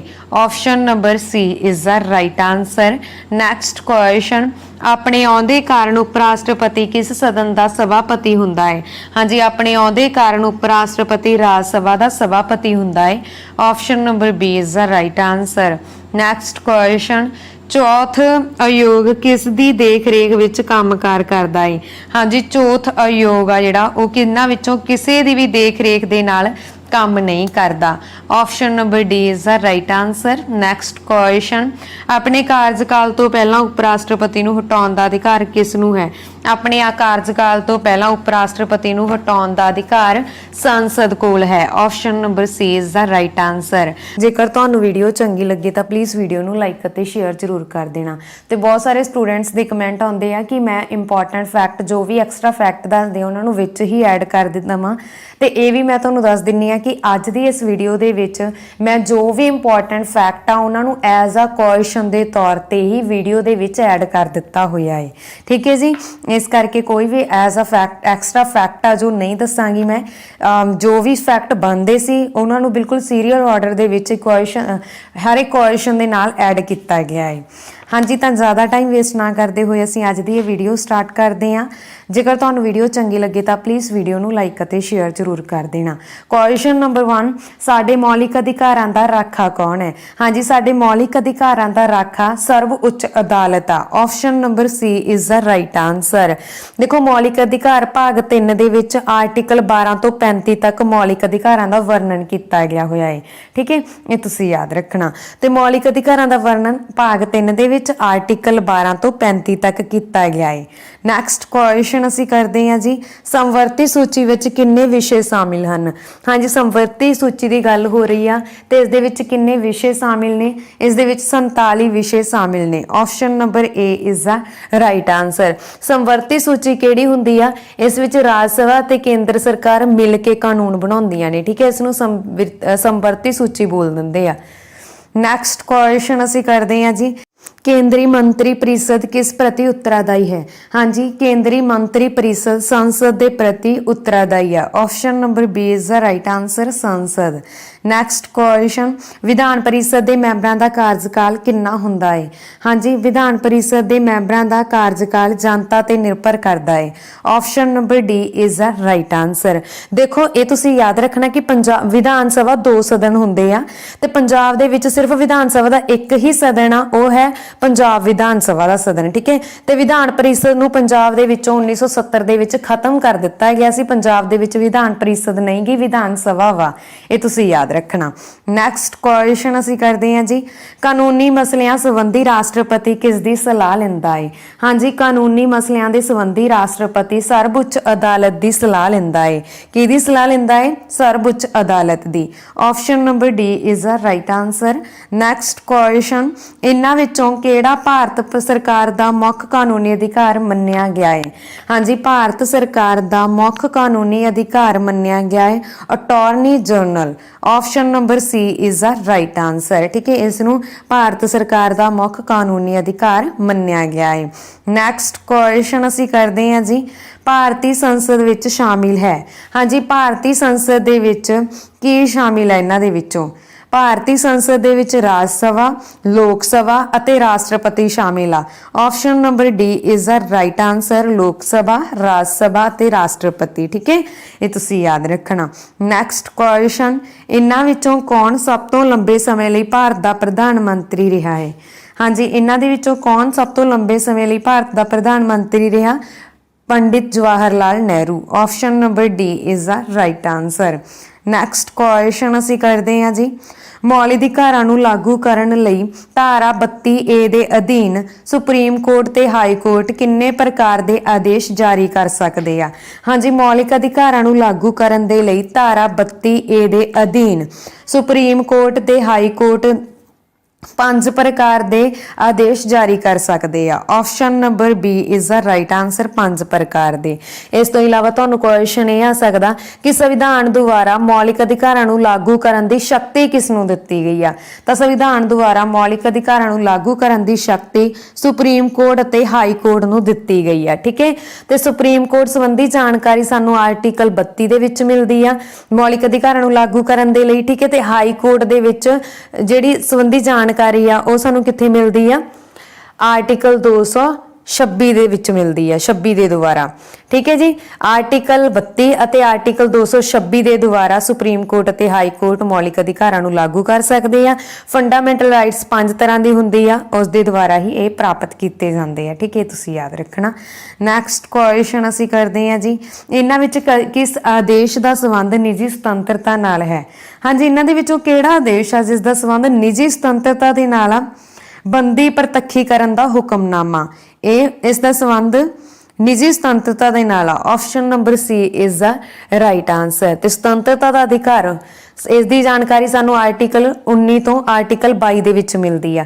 ਠੀਕ ਹੈ, ਇਹ ਤੁਸੀਂ ਯਾਦ ਰੱਖਣਾ ਸੁਤੰਤਰਤਾ ਦੇ ਅਧਿਕਾਰ ਦੀ। ਨੈਕਸਟ ਕੁਐਸਚਨ ਅਸੀਂ ਕਰਦੇ ਹਾਂ ਜੀ, ਭਾਰਤੀ ਸ਼ਾਸਨ ਵਿਵਸਥਾ ਵਿੱਚ ਇਹਨਾਂ ਵਿੱਚੋਂ ਕਿਸ ਨੂੰ ਸਰਵਉੱਚ ਹੋਣ ਦਾ ਮਾਣ ਪ੍ਰਾਪਤ ਆ। ਹਾਂਜੀ, ਭਾਰਤੀ ਸ਼ਾਸਨ ਵਿਵਸਥਾ ਦੇ ਵਿੱਚ ਇਹਨਾਂ ਵਿੱਚੋਂ ਸੰਵਿਧਾਨ ਨੂੰ ਸਰਵਉੱਚ ਹੋਣ ਦਾ ਮਾਣ ਪ੍ਰਾਪਤ ਆ।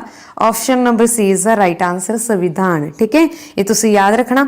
ਭਾਰਤੀ ਸ਼ਾਸਨ ਵਿਵਸਥਾ ਦੇ ਵਿੱਚ ਸੰਵਿਧਾਨ ਨੂੰ ਸਰਵਉੱਚ ਹੋਣ ਦਾ ਮਾਣ ਪ੍ਰਾਪਤ ਆ। ਨੈਕਸਟ ਕੁਐਸਚਨ, ਭਾਰਤ ਵਿੱਚ ਕਿਸ ਰਾਜ ਦੀਆਂ ਸਰਹੱਦਾਂ ਵਿੱਚ ਅਦਲਾ ਬਦਲੀ ਕਰਨ ਦਾ ਅਧਿਕਾਰ ਕਿਸ ਨੂੰ ਹੈ। ਹਾਂਜੀ, ਭਾਰਤ ਦੇ ਵਿੱਚ ਕਿਸੇ ਰਾਜ ਦੀਆਂ ਸਰਹੱਦਾਂ ਦਾ ਅਦਲਾ ਬਦਲੀ ਕਰਨ ਦਾ ਅਧਿਕਾਰ ਕਿਸ ਕੋਲ ਆ।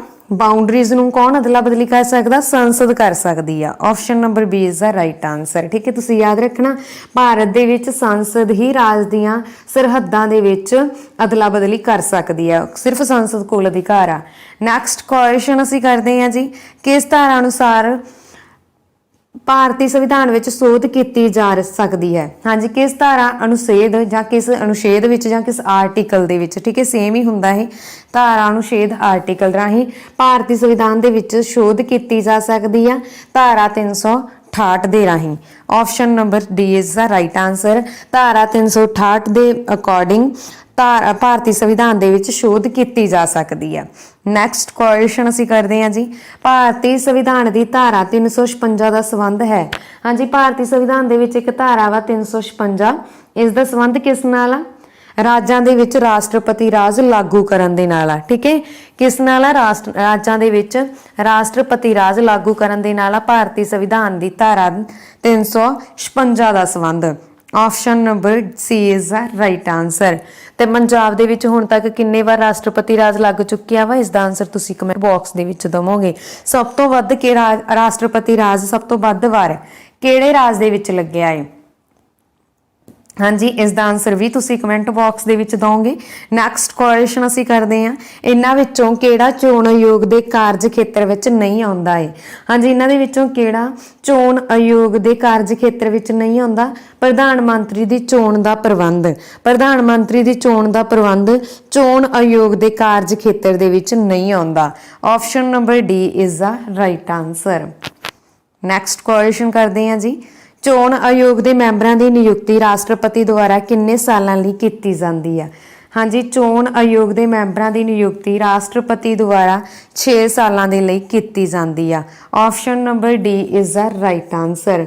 ਮੁੱਖ ਚੋਣ ਕਮਿਸ਼ਨਰ ਸਮੇਤ ਚੋਣ ਆਯੋਗ ਦੇ ਮੈਂਬਰਾਂ ਦੀ ਨਿਯੁਕਤੀ 6 ਸਾਲ ਲਈ ਜਾਂ 65 ਸਾਲ ਦੀ ਉਮਰ ਤੱਕ ਕੀਤੀ ਜਾਂਦੀ ਹੈ। ਠੀਕ ਹੈ, ਨੈਕਸਟ ਕੁਐਸਚਨ ਅਸੀਂ ਕਰਦੇ ਹਾਂ ਜੀ, ਮੈਂ ਜੋ ਵੀ ਫੈਕਟ ਬੋਲਿਆ ਉਹ ਲਿਖ ਦਿੱਤਾ ਨਾਲ। ਠੀਕ ਹੈ ਜੀ, ਸੰਘੀ ਲੋਕ ਸੇਵਾ ਆਯੋਗ ਦੇ ਸਭਾਪਤੀ ਦੀ ਨਿਯੁਕਤੀ ਕੌਣ ਕਰਦਾ ਹੈ। ਹਾਂਜੀ, ਸੰਘੀ ਲੋਕ ਸੇਵਾ ਆਯੋਗ ਦੇ ਸਭਾਪਤੀ ਦੀ ਨਿਯੁਕਤੀ ਕੌਣ ਕਰਦਾ ਹੈ। ਤੇ ਇਸ ਕੁਐਸਚਨ ਦਾ ਰਾਈਟ ਆਨਸਰ ਹੈ ਜੀ ਆਪਸ਼ਨ ਨੰਬਰ B ਰਾਸ਼ਟਰਪਤੀ। ਨੈਕਸਟ ਕੁਐਸਚਨ ਅਸੀਂ ਕਰਦੇ ਹਾਂ ਜੀ, ਭਾਰਤ ਦਾ ਰਾਸ਼ਟਰਪਤੀ ਐਂਗਲੋ ਇੰਡੀਅਨ ਜਾਤੀ ਨੂੰ ਪ੍ਰਤੀਨਿਧਤਾ ਦੇਣ ਲਈ ਲੋਕ ਸਭਾ ਵਿੱਚ ਕਿੰਨੇ ਮੈਂਬਰ ਨਾਮਜ਼ਦ ਕਰ ਸਕਦਾ ਹੈ?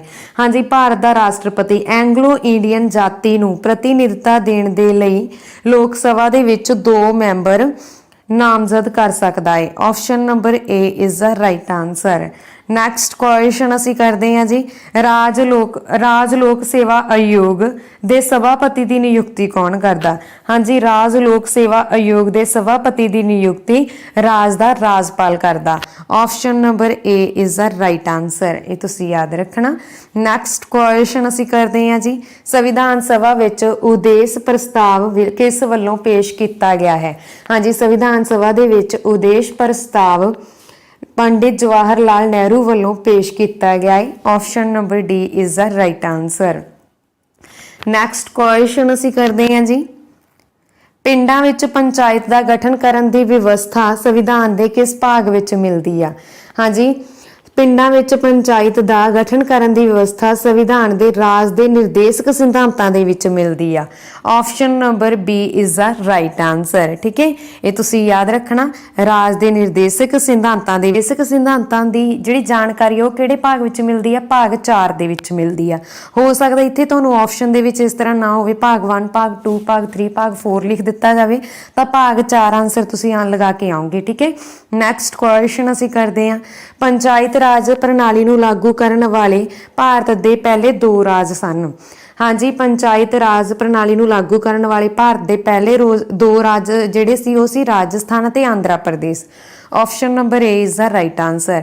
ਰਾਜਸਥਾਨ ਅਤੇ ਆਂਧਰਾ ਪ੍ਰਦੇਸ਼ ਨੇ ਸਭ ਤੋਂ ਪਹਿਲਾਂ ਪੰਚਾਇਤੀ ਰਾਜ ਪ੍ਰਣਾਲੀ ਨੂੰ ਲਾਗੂ ਕੀਤਾ ਸੀ। ਠੀਕ ਹੈ, ਨੈਕਸਟ ਕੁਐਸਚਨ ਕਰਦੇ ਹਾਂ ਜੀ, ਰਾਜਸਥਾਨ ਵਿੱਚ ਪੰਚਾਇਤੀ ਰਾਜ ਦਾ ਆਰੰਭ ਕਿਸ ਨੇ ਕੀਤਾ ਸੀ? ਹਾਂਜੀ, ਰਾਜਸਥਾਨ ਦੇ ਵਿੱਚ ਪੰਚਾਇਤੀ ਰਾਜ ਦਾ ਆਰੰਭ ਪੰਡਿਤ ਜਵਾਹਰ ਲਾਲ ਨਹਿਰੂ ਨੇ ਕੀਤਾ ਸੀ। Option number C is the right answer. Next question ਅਸੀਂ ਕਰਦੇ ਹਾਂ ਜੀ, ਸੰਵਿਧਾਨ ਦੇ ਕਿਸ ਅਨੁਛੇਦ ਅਨੁਸਾਰ ਰਾਜ ਸਰਕਾਰਾਂ ਨੂੰ ਪਿੰਡਾਂ ਵਿੱਚ ਪੰਚਾਇਤਾਂ ਦਾ ਗਠਨ ਕਰਨ ਲਈ ਨਿਰਦੇਸ਼ ਦਿੱਤੇ ਗਏ ਸਨ? ਅਨੁਛੇਦ 40 ਦੇ ਅਕੋਰਡਿੰਗ ਰਾਜ ਸਰਕਾਰਾਂ ਨੂੰ ਪਿੰਡ ਪੰਚਾਇਤਾਂ ਦਾ ਗਠਨ ਕਰਨ ਦੇ ਨਿਰਦੇਸ਼ ਦਿੱਤੇ ਗਏ ਸੀ, ਅਨੁਛੇਦ 40 ਦੇ ਅਕੋਰਡਿੰਗ। ਠੀਕ ਹੈ, ਇਹ ਤੁਸੀਂ ਯਾਦ ਰੱਖਣਾ। ਹਾਂਜੀ, ਨੈਕਸਟ ਕੁਐਸਚਨ ਅਸੀਂ ਕਰਦੇ ਹਾਂ ਜੀ, ਨਵੀਂ ਪੰਚਾਇਤੀ ਰਾਜ ਪ੍ਰਣਾਲੀ ਸਥਾਪਿਤ ਹੋਣ ਤੋਂ ਪਹਿਲਾਂ ਪੰਚਾਇਤੀ ਰਾਜ ਦੀ ਸਥਾਪਨਾ ਕਦੋਂ ਹੋਈ? ਹਾਂਜੀ, ਨਵੀਂ ਪੰਚਾਇਤ ਰਾਜ ਪ੍ਰਣਾਲੀ ਸਥਾਪਿਤ ਹੋਣ ਤੋਂ ਪਹਿਲਾਂ ਪੰਚਾਇਤੀ ਰਾਜ ਦੀ ਸਥਾਪਨਾ 2 ਅਕਤੂਬਰ 1959 ਨੂੰ ਹੋਈ ਸੀ। ਆਪਸ਼ਨ ਨੰਬਰ ਏ ਇਸ ਕੁਐਸਚਨ ਦਾ ਰਾਈਟ ਆਨਸਰ ਹੈ। ਨੈਕਸਟ ਕੁਐਸਚਨ ਅਸੀਂ ਕਰਦੇ ਹਾਂ ਜੀ, 3 ਪੱਧਰੀ ਸਥਾਨਿਕ ਸੰਸਥਾਵਾਂ ਦੇ ਨਿਰਮਾਣ ਦਾ ਸੁਝਾਅ ਕਿਸ ਕਮੇਟੀ ਨੇ ਦਿੱਤਾ? ਹਾਂਜੀ, 3 ਪੱਧਰੀ ਸਥਾਨਕ ਸੰਸਥਾਵਾਂ ਦੇ ਨਿਰਮਾਣ ਦਾ ਸੁਝਾਅ ਕਿਹੜੀ ਕਮੇਟੀ ਨੇ ਦਿੱਤਾ? ਤੇ ਇਸ ਕੁਐਸਚਨ ਦਾ ਰਾਈਟ ਆਨਸਰ ਹੈ ਜੀ ਆਪਸ਼ਨ ਨੰਬਰ ਏ, ਬਲਵੰਤ ਰਾਏ ਮਹਿਤਾ ਕਮੇਟੀ ਨੇ। Option number A is the right answer, Balwant Rai Mehta committee. Sorry, ਮੈਂ ਬੀ ਤੇ ਟਿਕ ਲਗਾ ਦਿੱਤਾ ਏ। ਨੈਕਸਟ ਕੁਐਸਚਨ ਅਸੀਂ ਕਰਦੇ ਹਾਂ ਜੀ, ਪੰਚਾਇਤੀ ਰਾਜ ਦਾ ਮੁੱਖ ਉਦੇਸ਼ ਕਿਹੜਾ ਹੈ? ਹਾਂਜੀ, ਪੰਚਾਇਤੀ ਰਾਜ ਦਾ ਮੁੱਖ ਉਦੇਸ਼ ਆ ਪੇਂਡੂ ਖੇਤਰਾਂ ਦੇ ਲੋਕਾਂ ਨੂੰ ਆਪਣੀਆਂ ਸਥਾਨਿਕ ਸਮੱਸਿਆਵਾਂ ਆਪ ਹੱਲ ਕਰਨ ਦੇ ਯੋਗ ਬਣਾਉਣਾ। ਇਸ ਤਰ੍ਹਾਂ ਦੇ ਕੁਐਸਚਨ ਆਉਣ ਦੇ ਜ਼ਿਆਦਾ ਚਾਂਸ ਆ। ਠੀਕ ਹੈ, ਪੇਂਡੂ ਖੇਤਰ ਦੇ ਲੋਕਾਂ ਨੂੰ ਆਪਣੀ ਸਥਾਨਿਕ ਸਮੱਸਿਆਵਾਂ ਆਪ ਹੱਲ ਕਰਨ ਦੇ ਯੋਗ ਬਣਾਉਣਾ। ਠੀਕ ਹੈ, ਉਸ ਤੋਂ ਇਲਾਵਾ ਪੇਂਡੂ ਲੋਕਾਂ ਨੂੰ ਲੋਕਤੰਤਰੀ ਪ੍ਰਣਾਲੀ ਦਾ ਸੰਚਾਲਨ ਕਰਨ ਲਈ ਸਿਖਲਾਈ ਦੇਣਾ, ਪੇਂਡੂ ਖੇਤਰ ਦੇ ਸਮੂਹਿਕ ਵਿਕਾਸ ਨੂੰ ਬਣਾਉਣਾ। ਇਹ ਤਿੰਨੋਂ ਹੀ ਪੰਚਾਇਤੀ ਰਾਜ ਦੇ ਮੁੱਖ ਉਦੇਸ਼ ਆ, ਯਾਨੀ ਕਿ ਆਪਸ਼ਨ ਨੰਬਰ ਡੀ ਇਸ ਕੁਐਸਚਨ ਦਾ ਰਾਈਟ ਆਨਸਰ ਆ। ਨੈਕਸਟ ਕੁਐਸਚਨ ਅਸੀਂ ਕਰਦੇ ਹਾਂ ਜੀ, ਪੰਚਾਇਤਾਂ ਨੂੰ ਸੰਵਿਧਾਨਿਕ ਸਥਿਤੀ ਕਿਸ ਪ੍ਰਧਾਨ ਮੰਤਰੀ ਦੇ ਰਾਜਕਾਲ ਵਿੱਚ ਦਿੱਤੀ ਗਈ ਹੈ? ਹਾਂਜੀ, ਪੰਚਾਇਤਾਂ ਨੂੰ ਸੰਵਿਧਾਨਿਕ ਸਥਿਤੀ ਪੀਵੀ ਨਰਸਿਮਹਾ ਰਾਓ ਪ੍ਰਧਾਨ ਮੰਤਰੀ ਦੇ ਕਾਰਜਕਾਲ ਦੇ ਵਿੱਚ ਦਿੱਤੀ ਗਈ ਸੀ।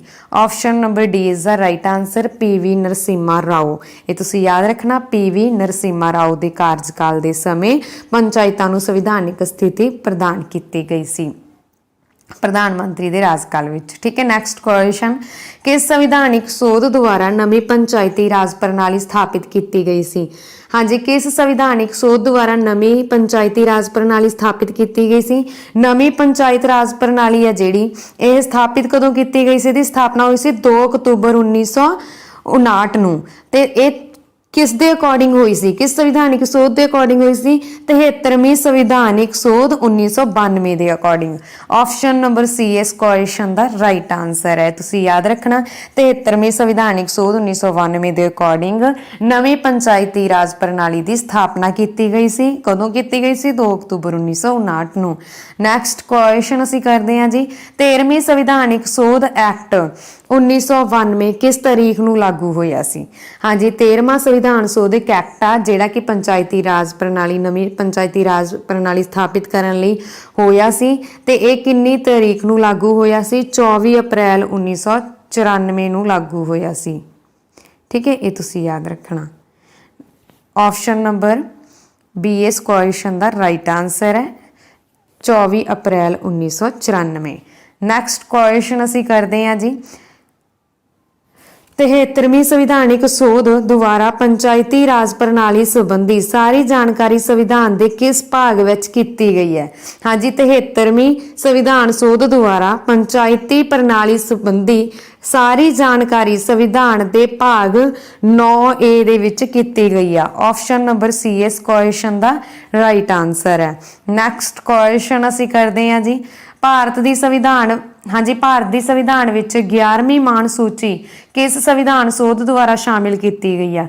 हाँ जी, भारत के संविधान विच 11वीं मान सूची किस संविधान सोध द्वारा शामिल की गई है? 73वीं संविधानिक सोध 1992 के द्वारा शामिल की गई है। Option number C is the right answer. Very important question, ये वाले क्वेश्चन बहुत ज़्यादा इंपॉर्टेंट हो सकते हैं तुहाडे लई जो स्टूडेंट वीडियो के एग्जाम की तैयारी कर रहे हैं। ठीक है, वो डिग्री लैवल ते है ना तुहाडा। हाँ जी, भारत की संविधान विच 11वीं मान सूची 73वीं संविधानिक सोध 1992 द्वारा शामिल की गई है, ये तुसी याद रखना। नैक्सट क्वेश्चन असी करते हैं जी, पंचायत, हाँ जी, पंजाब पंचायत एक्ट किस तारीख तो लागू होया सी? Very important question. Punjab panchayat act 21 अप्रैल 1994 तो लागू होया सी। Option number A is the right answer. Next question, sarpanch दे औंदे दा कार्यकाल किन्ना हुंदा है? हाँ जी, सरपंच दे औंदे दा कार्यकाल पंचायत दे कार्यकाल दे सन्मान ही हुंदा है। ठीक है, पंचायत दे कार्यकाल दे बराबर हुंदा वा सरपंच दे औंदे दा कार्यकाल। Option number D is the right answer. Next question, 1000 तो 2000 तक दे वसों वाले पिंडां विच पंचां दी गिणती वध तों वध किन्नी हो सकदी है? हाँ जी, 1000 तो 2000 तक के वसों वाले पिंडां दे विच पंचां दी गिणती वध तों वध 7 हो सकती है। Option number A is the right answer.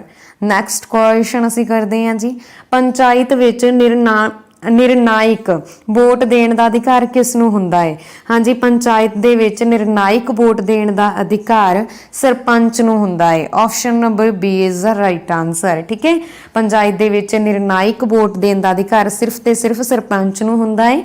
Next question असी करते हैं जी, 3 पद्धरी राज प्रणाली की सब तो उपरली पद्धर की इकाई नूं की नाम दिता गया है? हाँ जी, जिहड़ी 3 पद्धरी राज प्रणाली आ उसकी सब तो उपरली इकाई का की नाम आ? जिला परिषद। Option number D is the right answer. Next question असी करते हैं जी, पंजाब विच जिला परिषद के चेयरमैन और उप चेयरमैन के अहुदियां की कुल गिणती का किन्नवां भाग इस्त्रियां लई राखवा रखा गया है?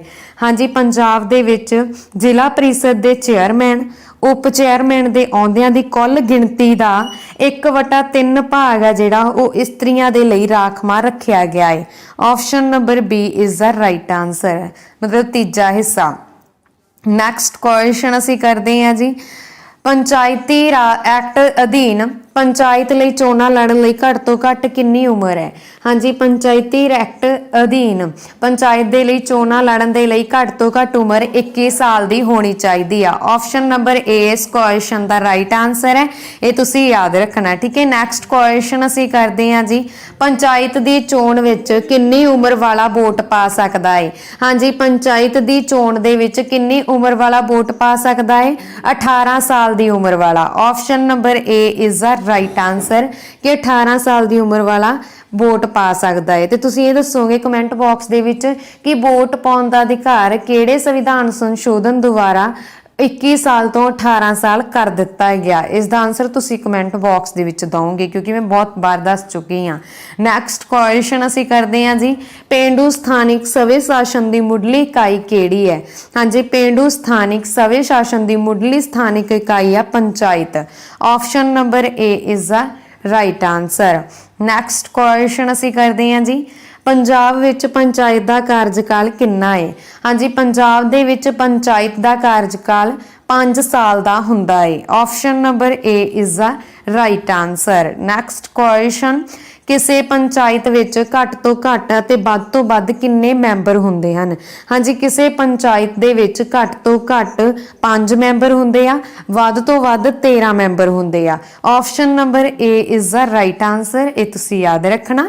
ਨੈਕਸਟ ਕੁਐਸਚਨ ਅਸੀਂ ਕਰਦੇ ਹਾਂ ਜੀ, ਸੰਵਿਧਾਨ ਦੀ 11ਵੀਂ ਮਾਨ ਸੂਚੀ ਵਿੱਚ ਪੰਚਾਇਤਾਂ ਨਾਲ ਸੰਬੰਧਿਤ ਆਰਥਿਕ ਵਿਕਾਸ ਅਤੇ ਸਮਾਜਿਕ ਨਿਆਂ ਪ੍ਰਦਾਨ ਕਰਨ ਲਈ ਕਿੰਨੇ ਵਿਸ਼ੇ ਸ਼ਾਮਿਲ ਹਨ?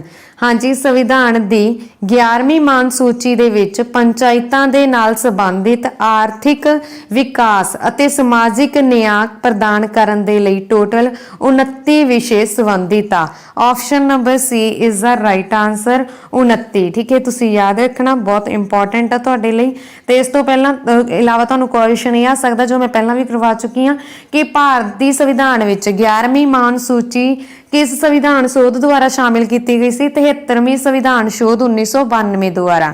ਠੀਕ ਹੈ, ਨੈਕਸਟ ਕੁਐਸਚਨ ਅਸੀਂ ਕਰਦੇ ਹਾਂ ਜੀ, ਪਿੰਡ ਪੰਚਾਇਤ ਦੀ ਬੈਠਕ ਹੋਣੀ ਚਾਹੀਦੀ ਹੈ? ਹਾਂਜੀ, ਪਿੰਡ ਪੰਚਾਇਤਾਂ ਦੀ ਬੈਠਕ ਕਦੋਂ ਹੋਣੀ ਚਾਹੀਦੀ ਆ? 3 ਮਹੀਨਿਆਂ ਦੇ ਵਿੱਚ ਇੱਕ ਵਾਰ ਜ਼ਰੂਰ ਹੋਣੀ ਚਾਹੀਦੀ ਆ। ਆਪਸ਼ਨ ਨੰਬਰ C ਇਸ ਕੁਐਸਚਨ ਦਾ ਰਾਈਟ ਆਨਸਰ ਹੈ, ਇਹ ਤੁਸੀਂ ਯਾਦ ਰੱਖਣਾ। ਕਰਦੇ ਹਾਂ ਜੀ, ਚੋਣ ਕਮਿਸ਼ਨ ਦੀ ਜਾਣਕਾਰੀ ਭਾਰਤੀ ਸੰਵਿਧਾਨ ਦੇ ਕਿਹੜੇ ਭਾਗ ਵਿੱਚ ਮਿਲਦੀ ਆ? ਹਾਂਜੀ, ਚੋਣ ਕਮਿਸ਼ਨ ਦੀ ਜਾਣਕਾਰੀ ਭਾਰਤੀ ਸੰਵਿਧਾਨ ਦੇ ਭਾਗ 15 ਦੇ ਵਿੱਚ ਮਿਲਦੀ ਹੈ। ਜੇਕਰ ਤੁਹਾਨੂੰ ਆਰਟੀਕਲ ਪੁੱਛ ਲਿਆ ਜਾਵੇ ਐਗਜ਼ਾਮ ਦੇ ਵਿੱਚ ਕਿ ਚੋਣ ਕਮਿਸ਼ਨ ਦੀ ਜਾਣਕਾਰੀ ਭਾਰਤੀ ਸੰਵਿਧਾਨ ਦੇ ਕਿਹੜੇ ਆਰਟੀਕਲ ਵਿੱਚ ਮਿਲਦੀ ਆ, ਤਾਂ ਆਰਟੀਕਲ 324 ਤੋਂ 329 ਤੱਕ ਚੋਣ ਕਮਿਸ਼ਨ ਦੇ ਨਾਲ ਸੰਬੰਧਿਤ ਆ। ਠੀਕ ਹੈ, ਇਹ ਤੁਸੀਂ ਯਾਦ ਰੱਖਣਾ। ਇਸ ਤੋਂ ਇਲਾਵਾ ਭਾਗ 2 ਲਿਖਿਆ ਦਿਖ ਰਿਹਾ ਤੁਹਾਨੂੰ, ਇਹ ਭਾਰਤ ਦੀ ਨਾਗਰਿਕਤਾ ਨਾਲ ਸੰਬੰਧਿਤ ਆ। ਠੀਕ ਹੈ, 3 ਮੌਲਿਕ ਅਧਿਕਾਰਾਂ ਨਾਲ ਸੰਬੰਧਿਤ ਆ। ਭਾਗ 4 ਰਾਜ ਦੇ ਨੀਤੀ ਨਿਰਦੇਸ਼ਕ ਤੱਤਾਂ ਨਾਲ ਸੰਬੰਧਿਤ ਆ। ਨੈਕਸਟ ਕੁਐਸਚਨ ਅਸੀਂ ਕਰਦੇ ਹਾਂ ਜੀ, ਭਾਰਤ ਵਿੱਚ ਚੋਣ ਕਮਿਸ਼ਨ ਦੀ ਸਥਾਪਨਾ ਕਦੋਂ ਕੀਤੀ ਗਈ? ਹਾਂਜੀ, ਭਾਰਤ ਦੇ ਵਿੱਚ ਚੋਣ ਕਮਿਸ਼ਨ ਦੀ ਸਥਾਪਨਾ 25 ਜਨਵਰੀ 1950 ਨੂੰ ਕੀਤੀ ਗਈ। ਆਪਸ਼ਨ ਨੰਬਰ B ਇਸ ਕੁਐਸਚਨ ਦਾ ਰਾਈਟ ਆਨਸਰ ਹੈ 25 ਜਨਵਰੀ 1950। ਤੇ ਇਸੇ ਕਰਕੇ ਹਰੇਕ ਸਾਲ 25 ਜਨਵਰੀ ਨੂੰ ਰਾਸ਼ਟਰੀ ਵੋਟਰ ਦਿਵਸ ਵੀ ਮਨਾਇਆ ਜਾਂਦਾ ਹੈ। ਨੈਕਸਟ ਕੁਐਸਚਨ, ਰਾਸ਼ਟਰੀ ਵੋਟਰ ਦਿਵਸ ਕਦੋਂ ਮਨਾਇਆ ਜਾਂਦਾ ਹੈ? 25 ਜਨਵਰੀ ਨੂੰ। Option number A is the right answer, ਕਿਉਂਕਿ ਚੋਣ ਕਮਿਸ਼ਨ ਦੀ ਸਥਾਪਨਾ ਹੋਈ ਸੀ ਭਾਰਤ ਦੇ ਵਿੱਚ 25 ਜਨਵਰੀ ਨੂੰ। ਠੀਕ ਹੈ, ਤੁਸੀਂ ਯਾਦ ਰੱਖਣਾ। ਨੈਕਸਟ ਕੁਐਸਚਨ, ਭਾਰਤ ਦੇ ਮੁੱਖ ਚੋਣ ਕਮਿਸ਼ਨ ਦਾ ਕਾਰਜਕਾਲ ਕਿੰਨਾ ਹੁੰਦਾ ਹੈ? ਹਾਂਜੀ, ਭਾਰਤ ਦੇ ਮੁੱਖ ਚੋਣ ਕਮਿਸ਼ਨ ਦਾ ਕਾਰਜਕਾਲ 6 ਸਾਲ ਦਾ ਹੁੰਦਾ ਹੈ ਜਾਂ ਫਿਰ 65 ਸਾਲ ਦੀ ਉਮਰ ਤੱਕ ਹੁੰਦਾ ਹੈ। Option number B is the right answer. Next question, ਮੁੱਖ ਚੋਣ ਕਮਿਸ਼ਨਰ ਦੀ ਸਹੁੰ ਬਾਰੇ ਕਿਹੜੀ ਭਾਰਤੀ ਸੰਵਿਧਾਨ ਦੀ ਅਨੁਸੂਚੀ ਵਿੱਚ ਜਾਣਕਾਰੀ ਮਿਲਦੀ ਆ? ਹਾਂਜੀ, ਭਾਰਤੀ ਸੰਵਿਧਾਨ ਦੀ ਅਨੁਸੂਚੀ 3 ਦੇ ਵਿੱਚ ਮੁੱਖ ਚੋਣ ਕਮਿਸ਼ਨਰ ਦੀ ਸਹੁੰ ਬਾਰੇ ਜਾਣਕਾਰੀ ਮਿਲਦੀ ਆ। Option number B is the right answer. ਭਾਰਤੀ ਸੰਵਿਧਾਨ ਦੀਆਂ ਅਨੁਸੂਚੀਆਂ 8 ਕਿਸ ਨਾਲ ਸੰਬੰਧਿਤ ਆ? ਅਨੁਸੂਚੀ 8 ਦੀ ਜੇ ਅਸੀਂ ਗੱਲ ਕਰੀਏ, 8 ਅਨੁਸੂਚੀ ਦਿਸ ਰਹੀ ਹੈ ਤੁਹਾਨੂੰ। ਠੀਕ ਹੈ, ਇਹ ਭਾਸ਼ਾਵਾਂ ਦੇ ਨਾਲ ਸੰਬੰਧਿਤ ਆ। ਤੇ 11ਵੀਂ ਅਨੁਸੂਚੀ ਕਿਸ ਦੇ ਨਾਲ ਸੰਬੰਧਿਤ ਆ? 11ਵੀਂ ਅਨੁਸੂਚੀ ਪੰਚਾਇਤੀ ਰਾਜ ਦੇ ਨਾਲ ਸੰਬੰਧਿਤ ਆ, ਇਹ ਵੀ ਤੁਸੀਂ ਯਾਦ ਰੱਖਣਾ। ਨੈਕਸਟ ਕੁਐਸਚਨ, ਹੇਠ ਲਿਖਿਆਂ ਵਿੱਚੋਂ ਕਿਹੜਾ ਕੰਮ ਭਾਰਤੀ ਚੋਣ ਕਮਿਸ਼ਨਰ ਦਾ ਹੁੰਦਾ ਹੈ? ਹਾਂਜੀ, ਭਾਰਤੀ ਚੋਣ ਕਮਿਸ਼ਨਰ ਦਾ ਕੰਮ ਹੁੰਦਾ ਹੈ ਰਾਸ਼ਟਰਪਤੀ ਦੀਆਂ ਚੋਣਾਂ ਕਰਵਾਉਣੀਆਂ, ਲੋਕ ਸਭਾ ਦੀਆਂ ਚੋਣਾਂ, ਰਾਜ ਸਭਾ ਦੀਆਂ ਚੋਣਾਂ। ਮਤਲਬ ਕਿ ਉਪਰੋਕਤ ਸਾਰੇ ਹੀ ਇਸ ਕੁਐਸਚਨ ਦਾ ਰਾਈਟ ਆਨਸਰ ਹੈ। ਹਾਂਜੀ, ਇਸ ਕੁਐਸਚਨ ਨੰਬਰ 1, ਭਾਰਤ ਦੇ ਪਹਿਲੇ ਚੋਣ ਕਮਿਸ਼ਨਰ ਕੌਣ ਹਨ? ਹਾਂਜੀ, ਭਾਰਤ ਦੇ ਪਹਿਲੇ ਚੋਣ ਕਮਿਸ਼ਨਰ ਕੌਣ ਸਨ? ਭਾਰਤ ਦੇ ਪਹਿਲੇ ਚੋਣ ਕਮਿਸ਼ਨਰ ਸੁਕੁਮਾਰ ਸੈਨ ਸੀ। ਆਪਸ਼ਨ ਨੰਬਰ B ਇਸ ਕੁਐਸਚਨ ਦਾ ਰਾਈਟ ਆਨਸਰ ਹੈ ਸੁਕੁਮਾਰ ਸੈਨ। ਠੀਕ ਹੈ, ਤੁਸੀਂ ਯਾਦ ਰੱਖਣਾ। ਤੇ ਵਰਤਮਾਨ ਭਾਰਤ ਦੇ ਚੋਣ ਕਮਿਸ਼ਨਰ ਕੌਣ ਹੈ? ਤੁਸੀਂ ਕਮੈਂਟ ਬਾਕਸ ਦੇ ਵਿੱਚ ਲਿਖੋਗੇ। ਨੈਕਸਟ ਕੁਐਸਚਨ ਅਸੀਂ ਕਰਦੇ ਹਾਂ ਜੀ, ਭਾਰਤ ਦੇ ਇੱਕਮਾਤਰ ਮਹਿਲਾ ਜੋ ਚੋਣ ਕਮਿਸ਼ਨਰ ਬਣੀ ਸੀ? ਹਾਂਜੀ, ਭਾਰਤ ਦੀ ਇਹਨਾਂ ਦੇ ਵਿੱਚੋਂ ਕਿਹੜੀ ਮਹਿਲਾ ਵਾ ਜਿਹੜੀ ਚੋਣ ਕਮਿਸ਼ਨਰ ਬਣੀ ਸੀ? हाँ जी, चोण कमिश्नर बनी सी VS Rama Devi. Option number B is the right answer है। भारत की एक महिला सी जिहड़ी चोण कमिश्नर बनी सी VS रम्मा देवी। तुहाडे लई बहुत ज़्यादा इंपॉर्टेंट होने वाला क्वेश्चन। तो इस तो इलावा देखो असीं चोण कमिश्नर की गल कर रहे हैं। देखो हुण असीं चोण कमिश्नर की गल कर रहे हैं, ठीक है। चोण कमिश्नर का की काम हुंदा? राष्ट्रपति दीयां चोणां, लोक सभा दीयां चोणां, राज सभा दीयां चोणां ते इस तो इलावा विधान सभा दीयां चोणां ते उप राष्ट्रपति दीयां चोणां। ये भी जो चोणां कमिशन के अंडर ही आउंदियां वा सारियां, ठीक है, तुसीं याद रखना। नैक्सट क्वेश्चन असीं करते हैं जी, वोट पाउण की उम्र किहड़े संविधान संशोधन अधिनियम के तहत 21 तो 18 साल कर दी गई सी? हाँ जी, वोट पाउण की उम्र 61वें संविधान संशोधन अधिनियम के तहत 21 तो 18 साल कर दी गई सी। Option number D is the right answer, ठीक है। नैक्सट क्वेश्चन असीं करते हैं जी, EVM जानी कि इलैक्ट्रॉनिक वोटिंग मशीनां का प्रयोग करने वाला भारत का पहला राज किहड़ा है? हाँ जी, सब तो पहला EVM मशीन का प्रयोग किहने कीता सी वोट पाउण दे लई? केरल ने कीता सी। Option number B is the right answer. Kerala की एक जगह पेरू, ते पेरू दे विच पहली बार इसका प्रयोग किया गया सी, यानी कि EVM का प्रयोग किया गया सी 1982 दे विच, ठीक है जी। नैक्सट क्वेश्चन असीं करते हैं, संपूर्ण तौर पर EVM यानी कि इलैक्ट्रॉनिक वोटिंग मशीनां का प्रयोग करने वाला भारत का पहला राज किहड़ा सी? हाँ जी, जिन्हें संपूर्ण तौर पर EVM मशीनां का प्रयोग किया वो भारत का पहला राज किहड़ा सी? गोवा। ऑप्शन नंबर डी इस क्वेश्चन का राइट आंसर है। गोवा की कैपिटल की है पणजी। नैक्सट क्वेश्चन असीं करते हैं जी, भारत के मुख्य चोण कमिश्नर की नियुक्ति कौन करता है? हाँ जी, भारत के मुख्य चोण कमिश्नर की नियुक्ति राष्ट्रपति करता है, ठीक है। ऑप्शन नंबर बी इस क्वेश्चन का राइट आंसर है। ये तुसीं याद रखना, राष्ट्रपति। नैक्सट क्वेश्चन असीं करते हैं जी, राष्ट्रपति बनन लई हेठ लिखियां विचों किहड़ी योग्यता होनी चाहिए आ? हाँ जी, राष्ट्रपति बनन दे लई भारत का नागरिक होना चाहिए वा, घट्टो घट्ट 35 साल की उम्र होनी चाहिए आ, लोक सभा का मैंबर बनन दे योग होना चाहिए है। Option number option number D इस क्वेश्चन का राइट आंसर है कि उपरोक्त सारे ही। नैक्सट क्वेश्चन असीं करते हैं जी, वित्त आयोग की नियुक्ति किस द्वारा की जाती है? हाँ जी, वित्त आयोग की नियुक्ति राष्ट्रपति द्वारा की जाती है। Option number D is the right answer, राष्ट्रपति। हुण वित्त आयोग की नियुक्ति तो राष्ट्रपति द्वारा की जाती है। इस तो इलावा प्रधानमंत्री की नियुक्ति भी राष्ट्रपति ही करता है, सुप्रीम कोर्ट के जज की नियुक्ति भी राष्ट्रपति करता, अटॉर्नी जनरल की नियुक्ति भी राष्ट्रपति करता। नैक्सट क्वेश्चन असीं करते हैं जी, राष्ट्रपति अपना पद खाली कर सकता है?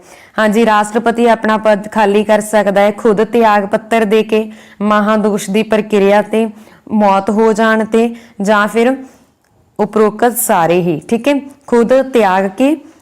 खुद त्याग पत्र दे के अपनी जिहड़ी अपना पद खाली कर सकता, महादोष की प्रक्रिया ते कर सकता ते मौत हो जाने ते कर सकता। नैक्सट क्वेश्चन असीं करते हैं जी, राष्ट्रपति संविधान के किहड़े अनुच्छेद के तहत राष्ट्रीय आपातकाल की घोषणा कर सकता है? हाँ जी, राष्ट्रपति संविधान के 352वें अनुच्छेद के तहत राष्ट्रीय आपातकाल की घोषणा कर सकता है। Option number A is the right answer. जेकर असीं गल करिए 360 की, वित्तीय आपातकाल संबंधी जानकारी सानू 360 दे विच मिलती है, ठीक है, ये तुसीं याद रखना। ते वित्तीय आपातकाल संबंधी सानू जानकारी भारतीय संविधान विच असीं किहड़े देश तो लई आ? अमेरिका तो लई आ, ये तुसीं याद रखना। ते हाँ जी, हुण मैं तो गल की वित्ती की, कि वित्तीय आपातकाल संबंधी जानकारी असीं अमेरिका तो लई आ। जे तुहानूं कल्ला आपातकाल आ जाए, ठीक है, वित्ती छड्ड दईए असीं, आपातकाल संबंधी जानकारी भारत के संविधान विच असीं जर्मनी तो लई आ, ये भी तुसीं याद रखना। नैक्सट क्वेश्चन असीं करते हैं जी, भारत के राष्ट्रपति द्वारा हुण तक कितने बार राष्ट्रीय आपातकाल की घोषणा की गई है? हाँ जी, भारत के राष्ट्रपति द्वारा हुण तक कितने बार राष्ट्रीय आपातकाल की घोषणा की जा चुकी है? 3 बार की जा चुकी है। Option number B is the right answer, ठीक है जी। पहली बार कदों की गई सी? 26 अक्तूबर 1962 तो लैके 10 जून 1968 तक राष्ट्रीय आपातकाल लग्या सी, जदों भारत ते चीन की लड़ाई हुई सी। 26 अक्तूबर 1962 तो 10 जनवरी 1968 तक। ते 1971 फिर दूसरी बारी 1971 दे विच जदों ਭਾਰਤ ਅਤੇ ਪਾਕਿਸਤਾਨ ਦੇ ਵਿੱਚ ਲੜਾਈ ਹੋਈ ਸੀ। ਤੀਸਰੀ ਵਾਰੀ 1975 ਦੇ ਵਿੱਚ ਅੰਦਰੂਨੀ ਅਸ਼ਾਂਤੀ ਦੇ ਕਾਰਨ ਰਾਸ਼ਟਰੀ ਆਪਾਤਕਾਲ ਦੀ ਘੋਸ਼ਣਾ ਹੋਈ ਸੀ। ਠੀਕ ਹੈ, ਇਹ ਵੀ ਤੁਸੀਂ ਯਾਦ ਰੱਖਣਾ। ਹੁਣ ਦੇਖੋ, ਹੁਣ ਮੈਂ ਇੱਥੇ ਗੱਲ ਕੀਤੀ ਹੈ ਕਿ ਭਾਰਤ ਦੇ ਰਾਸ਼ਟਰਪਤੀ ਦੁਆਰਾ ਹੁਣ ਤੱਕ ਕਿੰਨੇ ਵਾਰ ਰਾਸ਼ਟਰੀ ਆਪਾਤਕਾਲ ਦੀ ਘੋਸ਼ਣਾ ਕੀਤੀ ਜਾ ਚੁੱਕੀ ਆ। ਪਰ ਜੇਕਰ ਤੁਹਾਨੂੰ ਇਸ ਦੇ ਅੱਗੇ ਵਿੱਤੀ ਆ ਜੇ ਫਿਰ ਤੁਸੀਂ ਲਗਾਓਗੇ ਕਦੇ ਵੀ ਨਹੀਂ। ਠੀਕ ਹੈ, ਵਿੱਤੀ ਆਪਾਤਕਾਲ ਦੀ ਘੋਸ਼ਣਾ, ਵਿੱਤੀ ਆਪਾਤਕਾਲ ਕਦੇ ਵੀ ਨਹੀਂ ਲੱਗਿਆ। ਨੈਕਸਟ ਕੁਐਸਚਨ ਅਸੀਂ ਕਰਦੇ ਹਾਂ ਜੀ, ਭਾਰਤੀ ਸੰਵਿਧਾਨ ਦੀ ਤੀਸਰੀ ਸੂਚੀ ਕਿਸ ਨਾਲ ਸੰਬੰਧਿਤ ਹੈ? ਹਾਂਜੀ, ਭਾਰਤੀ ਸੰਵਿਧਾਨ ਦੀ ਜੋ ਸੂਚੀ ਤੀਜੀ ਆ ਉਹ ਕਿਸ ਨਾਲ ਸੰਬੰਧਿਤ ਆ? ਸਹੁੰ ਚੁੱਕਣ ਦੇ ਨਾਲ ਸੰਬੰਧਿਤ ਆ। Option number C is the right answer. ਠੀਕ ਹੈ, ਕਿਸ ਨਾਲ ਸੰਬੰਧਿਤ ਆ? ਸਹੁੰ ਚੁੱਕਣ ਨਾਲ। ਇਹ ਤਾਂ ਸੀ ਤੀਸਰੀ ਅਨੁਸੂਚੀ। ਜੇਕਰ ਅਸੀਂ ਗੱਲ ਕਰੀਏ ਆਪਸ਼ਨ ਏ ਦਲ ਬਦਲਣ ਸੰਬੰਧੀ, ਇਹ 10ਵੀਂ ਅਨੁਸੂਚੀ ਦੇ ਨਾਲ ਸੰਬੰਧਿਤ ਆ, ਮਤਲਬ ਇਸ ਦਾ ਸੰਬੰਧ 10ਵੀਂ ਅਨੁਸੂਚੀ ਦੇ ਨਾਲ ਆ। ਪੰਚਾਇਤੀ ਰਾਜ ਦੀ ਆ ਜਿਹੜੀ ਰਾਜ ਦੀ, ਇਸ ਦਾ ਸੰਬੰਧ ਹੈਗਾ 11ਵੀਂ ਅਨੁਸੂਚੀ ਦੇ ਨਾਲ। ਭਾਸ਼ਾ ਸੰਬੰਧੀ ਜਾਣਕਾਰੀ ਸਾਨੂੰ 8ਵੀਂ ਅਨੁਸੂਚੀ ਦੇ ਵਿੱਚ ਮਿਲਦੀ ਹੈ। ਇਸ ਤਰ੍ਹਾਂ ਹੀ ਤੁਸੀਂ ਯਾਦ ਰੱਖਣਾ। ਨੈਕਸਟ ਕੁਐਸਚਨ, ਭਾਸ਼ਾ ਦੇ ਆਧਾਰ ਤੇ ਬਣਾਇਆ ਗਿਆ ਭਾਰਤ ਦਾ ਪਹਿਲਾ ਰਾਜ ਕਿਹੜਾ ਹੈ? ਹਾਂਜੀ, ਭਾਸ਼ਾ ਦੇ ਆਧਾਰ ਤੇ ਗਠਿਤ ਹੋਣ ਵਾਲਾ ਭਾਰਤ ਦਾ ਪਹਿਲਾ ਰਾਜ ਸੀ ਆਂਧਰਾ ਪ੍ਰਦੇਸ਼। 1953 ਦੇ ਵਿੱਚ ਹੋਇਆ। ਠੀਕ ਹੈ, ਵੀ ਤੁਸੀਂ ਯਾਦ ਰੱਖਣਾ।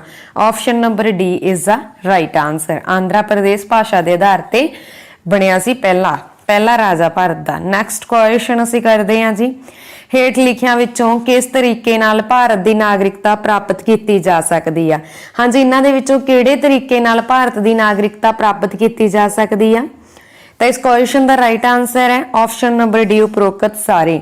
ਜਨਮ ਦੁਆਰਾ ਪ੍ਰਾਪਤ ਕੀਤੀ ਜਾ ਸਕਦੀ ਹੈ, ਵੰਸ਼ ਦੁਆਰਾ ਪ੍ਰਾਪਤ ਕੀਤੀ ਜਾ ਸਕਦੀ ਹੈ, ਰਜਿਸਟਰੀਕਰਨ ਦੁਆਰਾ ਪ੍ਰਾਪਤ ਕੀਤੀ ਜਾ ਸਕਦੀ ਹੈ। ਤੇ ਇੱਕ ਤੁਹਾਨੂੰ ਕੁਐਸਚਨ ਇਹ ਆ ਸਕਦਾ ਕਿ ਭਾਰਤ ਵਿੱਚ ਕਿਹੋ ਜਿਹੀ ਨਾਗਰਿਕਤਾ ਹੈ? ਤਾਂ ਭਾਰਤ ਦੇ ਵਿੱਚ ਇਕਹਿਰੀ ਨਾਗਰਿਕਤਾ ਹੈ। ਠੀਕ ਹੈ, ਸਿੰਗਲ। ਤੇ ਭਾਰਤੀ ਸੰਵਿਧਾਨ ਵਿੱਚ ਨਾਗਰਿਕਤਾ ਸੰਬੰਧੀ ਜਾਣਕਾਰੀ ਕਿਹੜੇ ਦੇਸ਼ ਤੋਂ ਲਈ ਗਈ ਆ? ਹਾਂਜੀ, ਨਾਗਰਿਕਤਾ ਸੰਬੰਧੀ ਜਾਣਕਾਰੀ ਬ੍ਰਿਟੇਨ ਤੋਂ ਲਈ ਗਈ ਆ, ਕਿਉਂਕਿ ਬ੍ਰਿਟੇਨ ਦੇ ਵਿੱਚ ਵੀ ਇਕਹਿਰੀ ਨਾਗਰਿਕਤਾ ਹੈ। ਤੇ ਦੋਹਰੀ ਨਾਗਰਿਕਤਾ ਅਮਰੀਕਾ ਦੇ ਵਿੱਚ ਦੋਹਰੀ ਨਾਗਰਿਕਤਾ। ਠੀਕ ਹੈ, ਇਸ ਗੱਲ ਦਾ ਤੁਸੀਂ ਧਿਆਨ ਰੱਖਣਾ। ਨੈਕਸਟ ਕੁਐਸਚਨ ਅਸੀਂ ਕਰਦੇ ਹਾਂ ਜੀ, ਵਰਤਮਾਨ ਸਮੇਂ ਭਾਰਤ ਦੇ ਕੁੱਲ ਕਿੰਨੇ ਰਾਜ ਅਤੇ ਕੇਂਦਰ ਸ਼ਾਸਿਤ ਪ੍ਰਦੇਸ਼ ਹਨ? ਹਾਂਜੀ, ਵਰਤਮਾਨ ਸਮੇਂ ਦੇ ਵਿੱਚ ਭਾਰਤ ਦੇ ਕੁੱਲ 28 ਰਾਜ, 8 ਕੇਂਦਰ ਸ਼ਾਸਿਤ ਪ੍ਰਦੇਸ਼ ਆ। Option number C is the right answer. ਦੋ ਨਵੇਂ ਬਣੇ ਕੇਂਦਰ ਸ਼ਾਸਿਤ ਪ੍ਰਦੇਸ਼ ਕਿਹੜੇ ਆ? ਲੱਦਾਖ ਅਤੇ ਜੰਮੂ ਕਸ਼ਮੀਰ। ਠੀਕ ਹੈ, ਇਹ ਤੁਸੀਂ ਯਾਦ ਰੱਖਣਾ। ਨੈਕਸਟ ਕੁਐਸਚਨ, ਭਾਰਤ ਦੇ ਕਿਹੜੇ ਪ੍ਰਧਾਨ ਮੰਤਰੀ ਦਾ ਕਾਰਜਕਾਲ ਸਭ ਤੋਂ ਜ਼ਿਆਦਾ ਰਿਹਾ ਹੈ? ਹਾਂਜੀ, ਭਾਰਤ ਦੇ ਪ੍ਰਧਾਨ ਮੰਤਰੀ ਦਾ ਕਾਰਜਕਾਲ ਸਭ ਤੋਂ ਜ਼ਿਆਦਾ ਰਿਹਾ ਹੈ ਜਵਾਹਰ ਲਾਲ ਨਹਿਰੂ ਦਾ। ਪੰਡਿਤ ਜਵਾਹਰ ਲਾਲ ਨਹਿਰੂ ਦਾ ਲਗਭਗ 16 ਸਾਲ 9 ਮਹੀਨੇ 12 ਦਿਨ ਇਹ ਆਪਣੇ ਅਹੁਦੇ ਤੇ ਰਹੇ ਆ। ਠੀਕ ਹੈ, 16 ਸਾਲ 9 ਮਹੀਨੇ 12 ਦਿਨ। ਨੈਕਸਟ ਕੁਐਸਚਨ, ਭਾਰਤ ਦੇ ਕਿਹੜੇ ਪ੍ਰਧਾਨ ਮੰਤਰੀ ਸੰਸਦ ਦੇ ਸਮੇਂ ਕਿਸੇ ਵੀ ਸਦਨ ਦੇ ਮੈਂਬਰ ਨਹੀਂ ਸਨ? ਹਾਂਜੀ, ਭਾਰਤ ਦੇ ਕਿਹੜੇ ਪ੍ਰਧਾਨ ਮੰਤਰੀ ਆ ਜਿਹੜੇ ਸੰਸਦ ਦੇ ਕਿਸੇ ਵੀ ਸਦਨ ਦੇ ਮੈਂਬਰ ਨਹੀਂ ਸੀ? P V Narasimha Rao. Option number B is the right answer. ਜਾਣੀ ਕਿ ਨਾ ਤਾਂ ਲੋਕ ਸਭਾ ਦੇ ਮੈਂਬਰ ਸੀ ਤੇ ਨਾ ਹੀ ਰਾਜ ਸਭਾ ਦੇ ਮੈਂਬਰ ਸੀ ਜਦੋਂ ਇਹ ਪ੍ਰਧਾਨ ਮੰਤਰੀ ਬਣੇ ਆ। ਸੰਸਦ ਦੇ ਕਿਸੇ ਵੀ ਸਦਨ ਦੇ ਮੈਂਬਰ ਨਹੀਂ ਸੀ ਇਹ। ਨੈਕਸਟ ਕੁਐਸਚਨ ਅਸੀਂ ਕਰਦੇ ਹਾਂ ਜੀ, ਭਾਰਤ ਦੇ ਪਹਿਲੇ ਗੈਰ ਕਾਂਗਰਸੀ ਪ੍ਰਧਾਨ ਮੰਤਰੀ ਕੌਣ ਸਨ? ਹਾਂਜੀ, ਭਾਰਤ ਦੇ ਪਹਿਲੇ ਗੈਰ ਕਾਂਗਰਸੀ ਪ੍ਰਧਾਨ ਮੰਤਰੀ ਕੌਣ ਸਨ? Morarji Desai. Option number C is the right answer. ਇਸ ਤੋਂ ਇਲਾਵਾ ਤੁਹਾਨੂੰ ਕੁਐਸਚਨ ਇਹ ਆ ਸਕਦਾ ਕਿ ਉਹ ਪਹਿਲੇ ਪ੍ਰਧਾਨ ਮੰਤਰੀ ਕੌਣ ਸਨ ਜਿਨ੍ਹਾਂ ਨੇ ਆਪਣੇ ਪਦ ਤੋਂ ਤਿਆਗ ਪੱਤਰ ਦਿੱਤਾ ਸੀਗਾ? ਤਾਂ ਪਹਿਲੇ ਪ੍ਰਧਾਨ ਮੰਤਰੀ ਮੁਰਾਰਜੀ ਦੇਸਾਈ ਹੀ ਸਨ ਜਿਨ੍ਹਾਂ ਨੇ ਆਪਣੇ ਪਦ ਤੋਂ ਤਿਆਗ ਪੱਤਰ ਦੇ ਦਿੱਤਾ ਸੀ। ਨੈਕਸਟ ਕੁਐਸਚਨ ਅਸੀਂ ਕਰਦੇ ਹਾਂ ਜੀ, ਭਾਰਤ ਦੇ ਸਭ ਤੋਂ ਘੱਟ ਉਮਰ ਦੇ ਪ੍ਰਧਾਨ ਮੰਤਰੀ ਕੌਣ ਹਨ? ਹਾਂਜੀ, ਭਾਰਤ ਦੇ ਸਭ ਤੋਂ ਘੱਟ ਉਮਰ ਦੇ ਪ੍ਰਧਾਨ ਮੰਤਰੀ ਕੌਣ ਸਨ? ਰਾਜੀਵ ਗਾਂਧੀ। ਇਹ ਕੇਵਲ 40 ਸਾਲ ਦੇ ਸੀ। Option number A is the right answer ਜਦੋਂ ਇਹ ਪ੍ਰਧਾਨ ਮੰਤਰੀ ਬਣੇ ਆ। ਠੀਕ ਹੈ, ਭਾਰਤ ਦੇ ਸਭ ਤੋਂ ਘੱਟ ਉਮਰ ਦੇ ਪ੍ਰਧਾਨ ਮੰਤਰੀ ਰਾਜੀਵ ਗਾਂਧੀ ਸੀ। ਤੇ ਹਾਂਜੀ, ਨੈਕਸਟ ਅਸੀਂ ਕਰਦੇ ਹਾਂ ਕੁਐਸਚਨ, ਭਾਰਤੀ ਸੰਵਿਧਾਨ ਦਾ ਜਨਕ ਕਿਸ ਨੂੰ ਕਿਹਾ ਜਾਂਦਾ ਹੈ? ਉਮੀਦ ਕਰਦੀ ਹਾਂ ਕਿ ਇਸ ਕੁਐਸਚਨ ਦਾ ਆਨਸਰ ਤੁਹਾਨੂੰ ਸਾਰਿਆਂ ਨੂੰ ਹੀ ਪਤਾ ਹੋਵੇਗਾ। ਐਜ਼ ਅ ਟੈਸਟ ਮੰਨ ਕੇ ਹੀ ਇਸ ਕੁਐਸਚਨ ਨੂੰ ਚੱਲਣਾ, ਕਿਉਂਕਿ ਇਹ ਕੁਐਸਚਨ ਮੈਂ ਤੁਹਾਨੂੰ ਕਰਵਾਏ ਤਾਂ ਨਹੀਂ ਸੀ, ਸਿਰਫ ਐਕਸਟਰਾ ਫੈਕਟ ਦੇ ਤੌਰ ਤੇ ਪਹਿਲੇ ਪਾਰਟ ਦੇ ਵਿੱਚ ਦੱਸੇ ਜ਼ਰੂਰ ਸੀ। ਠੀਕ ਹੈ, ਤੇ ਇਸ ਤਰ੍ਹਾਂ ਦੇ ਕੁਐਸਚਨ ਆ ਜੋ ਐਗਜ਼ਾਮ ਦੇ ਵਿੱਚ ਆਏ ਹੋਏ ਆ, ਇਸ ਕਰਕੇ ਮੈਂ ਵੀਡੀਓ ਦੇ ਵਿੱਚ ਐਡ ਕੀਤੇ ਆ ਕਿ ਇਸ ਤਰ੍ਹਾਂ ਦੇ ਕੁਐਸਚਨ ਜੇਕਰ ਆਉਂਦੇ ਆ ਤਾਂ। ਹਾਂਜੀ, ਭਾਰਤੀ ਸੰਵਿਧਾਨ ਦਾ ਜਨਕ ਕਿਸ ਨੂੰ ਕਿਹਾ ਜਾਂਦਾ ਹੈ? ਉਮੀਦ ਕਰਦੀ ਹਾਂ ਕਿ ਇਸ ਕੁਐਸਚਨ ਦਾ ਆਨਸਰ ਤੁਹਾਨੂੰ ਸਾਰਿਆਂ ਨੂੰ ਪਤਾ ਹੋਵੇਗਾ। ਹੁਣ ਤੋਂ ਜੋ ਕੁਐਸਚਨ ਮੈਂ ਕਰਵਾਉਣ ਲੱਗੀ ਹਾਂ ਥੋੜੇ ਬਹੁਤ ਜ਼ਿਆਦਾ ਈਜ਼ੀ ਆ ਤੇ ਇਹਨਾਂ ਨੂੰ ਕਰਨ ਦੇ ਲਈ ਮੈਂ ਤੁਹਾਨੂੰ 3 ਸੈਕਿੰਡ ਦਵਾਂਗੀ ਖੁਦ ਅਟੈਂਪਟ ਕਰਨ ਦੇ ਲਈ। ਹਾਂਜੀ, ਤੇ ਇਸ ਕੁਐਸਚਨ ਦਾ ਰਾਈਟ ਆਨਸਰ ਹੈ option number B, doctor Bhim Rao Ambedkar. ਭਾਰਤੀ ਸੰਵਿਧਾਨ ਦੇ ਜਨਕ ਕਿਹਨਾਂ ਨੂੰ ਕਿਹਾ ਜਾਂਦਾ ਹੈ? ਡਾਕਟਰ BR ਅੰਬੇਡਕਰ ਵੀ ਆ ਸਕਦਾ, ਡਾਕਟਰ ਭੀਮ ਰਾਓ ਅੰਬੇਡਕਰ। ਠੀਕ ਹੈ, ਆਪਸ਼ਨ ਦੇ ਵਿੱਚ ਧਿਆਨ ਦੇਣਾ। ਨੈਕਸਟ ਕੁਐਸਚਨ ਅਸੀਂ ਕਰਦੇ ਹਾਂ ਜੀ, ਭਾਰਤੀ ਸੰਵਿਧਾਨ ਦੀ ਪਹਿਲੀ ਬੈਠਕ ਕਿੱਥੇ ਹੋਈ ਸੀ? ਹਾਂਜੀ, ਭਾਰਤੀ ਸੰਵਿਧਾਨ ਦੀ ਪਹਿਲੀ ਬੈਠਕ ਦੀ ਜੇ ਅਸੀਂ ਗੱਲ ਕਰੀਏ ਕਿੱਥੇ ਹੋਈ ਸੀ ਤੇ ਇਸ ਕੁਐਸਚਨ ਦਾ ਰਾਈਟ ਆਨਸਰ ਹੈ ਜੀ ਆਪਸ਼ਨ ਨੰਬਰ ਏ, ਨਵੀਂ ਦਿੱਲੀ ਦੇ ਵਿੱਚ। ਤੇ ਹੋਈ ਕਦੋਂ ਸੀ? ਹਾਂਜੀ, ਭਾਰਤੀ ਸੰਵਿਧਾਨ ਦੀ ਪਹਿਲੀ ਬੈਠਕ ਕਦੋਂ ਹੋਈ ਸੀ? 1946 ਦੇ ਵਿੱਚ ਹੀ ਹੋਈ ਸੀ, ਪਰ 9 ਦਸੰਬਰ ਨੂੰ ਹੋਈ ਸੀ। ਠੀਕ ਹੈ, ਦੂਜੀ 11 ਦਸੰਬਰ 1946 ਦੇ ਵਿੱਚ ਹੋਈ ਸੀ। ਨੈਕਸਟ ਕੁਐਸਚਨ ਹੁਣ ਅਸੀਂ ਪਹਿਲੀ ਬੈਠਕ ਦੀ ਗੱਲ ਕੀਤੀ ਹੈ। ਠੀਕ ਹੈ, ਪਹਿਲੀ ਬੈਠਕ ਦੇ ਅਸਥਾਈ ਚੇਅਰਮੈਨ ਕੌਣ ਸੀ? ਪਹਿਲੀ ਬੈਠਕ ਦੇ ਅਸਥਾਈ ਚੇਅਰਮੈਨ ਕੌਣ ਸੀ? ਤੁਸੀਂ ਸਾਰੇ ਕਮੈਂਟ ਬਾਕਸ ਦੇ ਵਿੱਚ ਦੱਸੋਗੇ। ਨੈਕਸਟ ਕੁਐਸਚਨ, ਭਾਰਤੀ ਸੰਵਿਧਾਨ ਦੀ ਆਖਰੀ ਬੈਠਕ ਕਦੋਂ ਹੋਈ ਸੀ? Very important question. ਭਾਰਤੀ ਸੰਵਿਧਾਨ ਦੀ ਆਖਰੀ ਬੈਠਕ ਹੋਈ ਸੀ 24 ਜਨਵਰੀ 1950। Option number A is the right answer. Next question, ਸੰਵਿਧਾਨ ਦੇ ਸਵਰੂਪ ਤੇ ਕੁੱਲ ਕਿੰਨੇ ਦਿਨ ਬਹਿਸ ਚੱਲੀ ਸੀ? ਹਾਂਜੀ, ਸੰਵਿਧਾਨ ਦੇ ਸਵਰੂਪ ਤੇ ਟੋਟਲ 114 ਦਿਨ ਬਹਿਸ ਚੱਲੀ ਸੀ। Option number B is the right answer. Next question ਅਸੀਂ ਕਰਦੇ ਹਾਂ ਜੀ, ਭਾਰਤ ਦੀ ਸੰਵਿਧਾਨ ਸਭਾ ਦੇ ਕਿਸ ਦੇ ਅਨੁਸਾਰ ਗਠਿਤ ਕੀਤੀ ਗਈ ਸੀ? ਹਾਂਜੀ, ਭਾਰਤ ਦੀ ਜੋ ਸੰਵਿਧਾਨ ਸਭਾ ਸੀ ਉਹ ਕਿਸ ਦੇ ਅਨੁਸਾਰ ਗਠਿਤ ਕੀਤੀ ਗਈ ਸੀ? ਕੈਬਨਿਟ ਮਿਸ਼ਨ ਯੋਜਨਾ ਦੇ ਤਹਿਤ ਗਠਿਤ ਕੀਤੀ ਗਈ ਸੀ। Option number A is the right answer. ਤੇ ਕੈਬਨਿਟ ਮਿਸ਼ਨ ਯੋਜਨਾ ਇਹ 1946 ਦੇ ਵਿੱਚ ਹੀ ਬਣੀ ਸੀ। ਨੈਕਸਟ ਕੁਐਸਚਨ ਅਸੀਂ ਕਰਦੇ ਹਾਂ ਜੀ, ਸੰਵਿਧਾਨ ਸਭਾ ਵਿੱਚ ਮਹਿਲਾ ਮੈਂਬਰਾਂ ਦੀ ਗਿਣਤੀ ਕਿੰਨੀ ਸੀ? ਹਾਂਜੀ, ਸੰਵਿਧਾਨ ਸਭਾ ਦੇ ਵਿੱਚ ਮਹਿਲਾ ਮੈਂਬਰਾਂ ਦੀ ਗਿਣਤੀ ਕਿੰਨੀ ਸੀ? ਇਸ ਦਾ ਆਨਸਰ ਤੁਸੀਂ ਕਮੈਂਟ ਬਾਕਸ ਦੇ ਵਿੱਚ ਦਿਓਗੇ। ਨੈਕਸਟ ਕੁਐਸਚਨ, ਭਾਰਤੀ ਸੰਵਿਧਾਨ ਦੀ ਕੁੰਜੀ ਕਿਸ ਨੂੰ ਕਿਹਾ ਜਾਂਦਾ ਹੈ? ਹਾਂਜੀ, ਭਾਰਤੀ ਸੰਵਿਧਾਨ ਦੀ ਕੁੰਜੀ ਪ੍ਰਸਤਾਵਨਾ ਨੂੰ ਕਿਹਾ ਜਾਂਦਾ ਹੈ। Option number A is the right answer. Next question, ਲੋਕ ਸਭਾ ਤੇ ਵਿਧਾਨ ਸਭਾ ਦੀ ਅਵਧੀ ਨੂੰ 5 ਤੋਂ 6 ਸਾਲ ਕਿਹੜੇ ਸੰਸ਼ੋਧਨ ਦੇ ਵਿੱਚ ਕੀਤਾ ਗਿਆ ਸੀ? Very important question. ਹਾਂਜੀ, ਲੋਕ ਸਭਾ ਅਤੇ ਵਿਧਾਨ ਸਭਾ ਦੀ ਅਵਧੀ ਨੂੰ 5 ਤੋਂ 6 ਸਾਲ 42ਵੇਂ ਸੰਸ਼ੋਧਨ ਦੇ ਵਿੱਚ ਕੀਤਾ ਗਿਆ ਸੀ। Option number A is the right answer. ਪਰ ਫਿਰ ਤੋਂ 44ਵੇਂ ਸੰਸ਼ੋਧਨ ਅਧਿਨਿਯਮ ਦੇ ਤਹਿਤ 6 ਤੋਂ 5 ਸਾਲ ਕਰ ਦਿੱਤਾ ਗਿਆ। ਇਸ ਗੱਲ ਦਾ ਵੀ ਤੁਸੀਂ ਧਿਆਨ ਰੱਖਣਾ। ਨੈਕਸਟ ਕੁਐਸਚਨ ਅਸੀਂ ਕਰਦੇ ਹਾਂ ਜੀ, ਕਿਹੜੇ ਸੰਵਿਧਾਨ ਸੰਸ਼ੋਧਨ ਅਧਿਨਿਯਮ ਦੇ ਤਹਿਤ ਵੋਟ ਪਾਉਣ ਦੇ ਲਈ ਉਮਰ ਸੀਮਾ 21 ਤੋਂ ਘਟਾ ਕੇ 18 ਸਾਲ ਕਰ ਦਿੱਤੀ ਗਈ ਸੀ? ਹਾਂਜੀ, ਕੁਐਸਚਨ ਮੈਂ ਤੁਹਾਨੂੰ ਆਲਰੇਡੀ ਕਰਵਾ ਚੁੱਕੀ ਹਾਂ। ਇਸ ਦਾ ਆਨਸਰ ਵੀ ਤੁਸੀਂ ਹੁਣ ਕਮੈਂਟ ਬਾਕਸ ਦੇ ਵਿੱਚ ਲਿਖੋਗੇ, ਕਿਉਂਕਿ ਜੋ ਕੁਐਸਚਨ ਇੰਪੋਰਟੈਂਟ ਆ ਉਹ ਮੈਂ ਰਿਵਾਈਜ਼ ਕਰਾਇਆ ਵਿੱਚ। ਨੈਕਸਟ, ਵਿੱਤੀ ਆਪਾਤਕਾਲ ਸੰਬੰਧੀ ਜਾਣਕਾਰੀ ਕਿਹੜੇ ਦੇਸ਼ ਤੋਂ ਲਈ ਗਈ ਆ? ਹਾਂਜੀ, ਵਿੱਤੀ ਆਪਾਤਕਾਲ ਸੰਬੰਧੀ ਮੈਂ ਐਕਸਟਰਾ ਫੈਕਟ ਚ ਦੱਸਿਆ ਤੇ ਕੁਐਸਚਨ ਮੈਂ ਕਰਵਾਇਆ ਨਹੀਂ ਸੀ ਤੁਹਾਨੂੰ। ਵਿੱਤੀ ਆਪਾਤਕਾਲ ਸੰਬੰਧੀ ਜਾਣਕਾਰੀ ਅਸੀਂ ਅਮਰੀਕਾ ਦੇਸ਼ ਤੋਂ ਲਈ ਆ। ਆਪਸ਼ਨ ਨੰਬਰ ਏ ਇਸ ਕੁਐਸਚਨ ਦਾ ਰਾਈਟ ਆਨਸਰ ਹੈ। ਤੇ ਜੇਕਰ ਤੁਹਾਨੂੰ ਇਕੱਲਾ ਆਪਾਤਕਾਲ ਆ ਜਾਏ ਤਾਂ ਫਿਰ ਉਹ ਜਰਮਨੀ ਤੋਂ ਲਈ ਆ। ਮੈਂ ਫੈਕਟ ਚ ਦੱਸ ਕੇ ਗਈ ਹਾਂ ਆਲਰੇਡੀ। ਆਪਾਤਕਾਲ ਸੰਬੰਧੀ ਭਾਰਤੀ ਸੰਵਿਧਾਨ ਵਿੱਚ ਜਾਣਕਾਰੀ ਕਿੱਥੋਂ ਲਈ ਗਈ ਆ? ਹਾਂਜੀ, ਆਪਾਤਕਾਲ ਸੰਬੰਧੀ ਭਾਰਤੀ ਸੰਵਿਧਾਨ ਵਿੱਚ ਜਾਣਕਾਰੀ ਜਰਮਨੀ ਤੋਂ ਲਈ ਗਈ ਆ। Option number B is the right answer. Next question ਅਸੀਂ ਕਰਦੇ ਹਾਂ ਜੀ, ਭਾਰਤ ਵਿੱਚ ਵਿੱਤੀ ਆਪਾਤਕਾਲ ਕਿੰਨੀ ਵਾਰ ਲੱਗ ਚੁੱਕਿਆ ਹੈ? ਹਾਂਜੀ, ਵਿੱਤੀ ਦੀ ਗੱਲ ਹੋ ਰਹੀ ਹੈ। ਦੇਖੋ, ਬਹੁਤ ਸਾਰੇ ਸਟੂਡੈਂਟਸ ਇੱਥੇ 3 ਲਗਾ ਦੇਣਗੇ ਕਿਉਂਕਿ ਇੱਥੇ ਆਪਾਤਕਾਲ ਲਿਖਿਆ ਵਾ, ਪਰ ਨਾਲ ਧਿਆਨ ਰੱਖਣਾ ਜਦੋਂ ਵੀ ਵਿੱਤੀ ਲੱਗਿਆ ਵਾ ਤਾਂ ਵਿੱਤੀ ਆਪਾਤਕਾਲ ਕਦੇ ਵੀ ਨਹੀਂ ਲੱਗਿਆ। ਠੀਕ ਹੈ, ਤਾਂ ਆਪਸ਼ਨ ਨੰਬਰ ਡੀ ਹੋਊਗੀ ਕਿ ਇਹਨਾਂ ਵਿੱਚੋਂ ਕੋਈ ਨਹੀਂ, ਜਾਂ ਫਿਰ ਤੁਹਾਨੂੰ ਆਪਸ਼ਨ ਆ ਵੀ ਸਕਦੀ ਹੈ ਕਿ ਕਦੇ ਵੀ ਨਹੀਂ।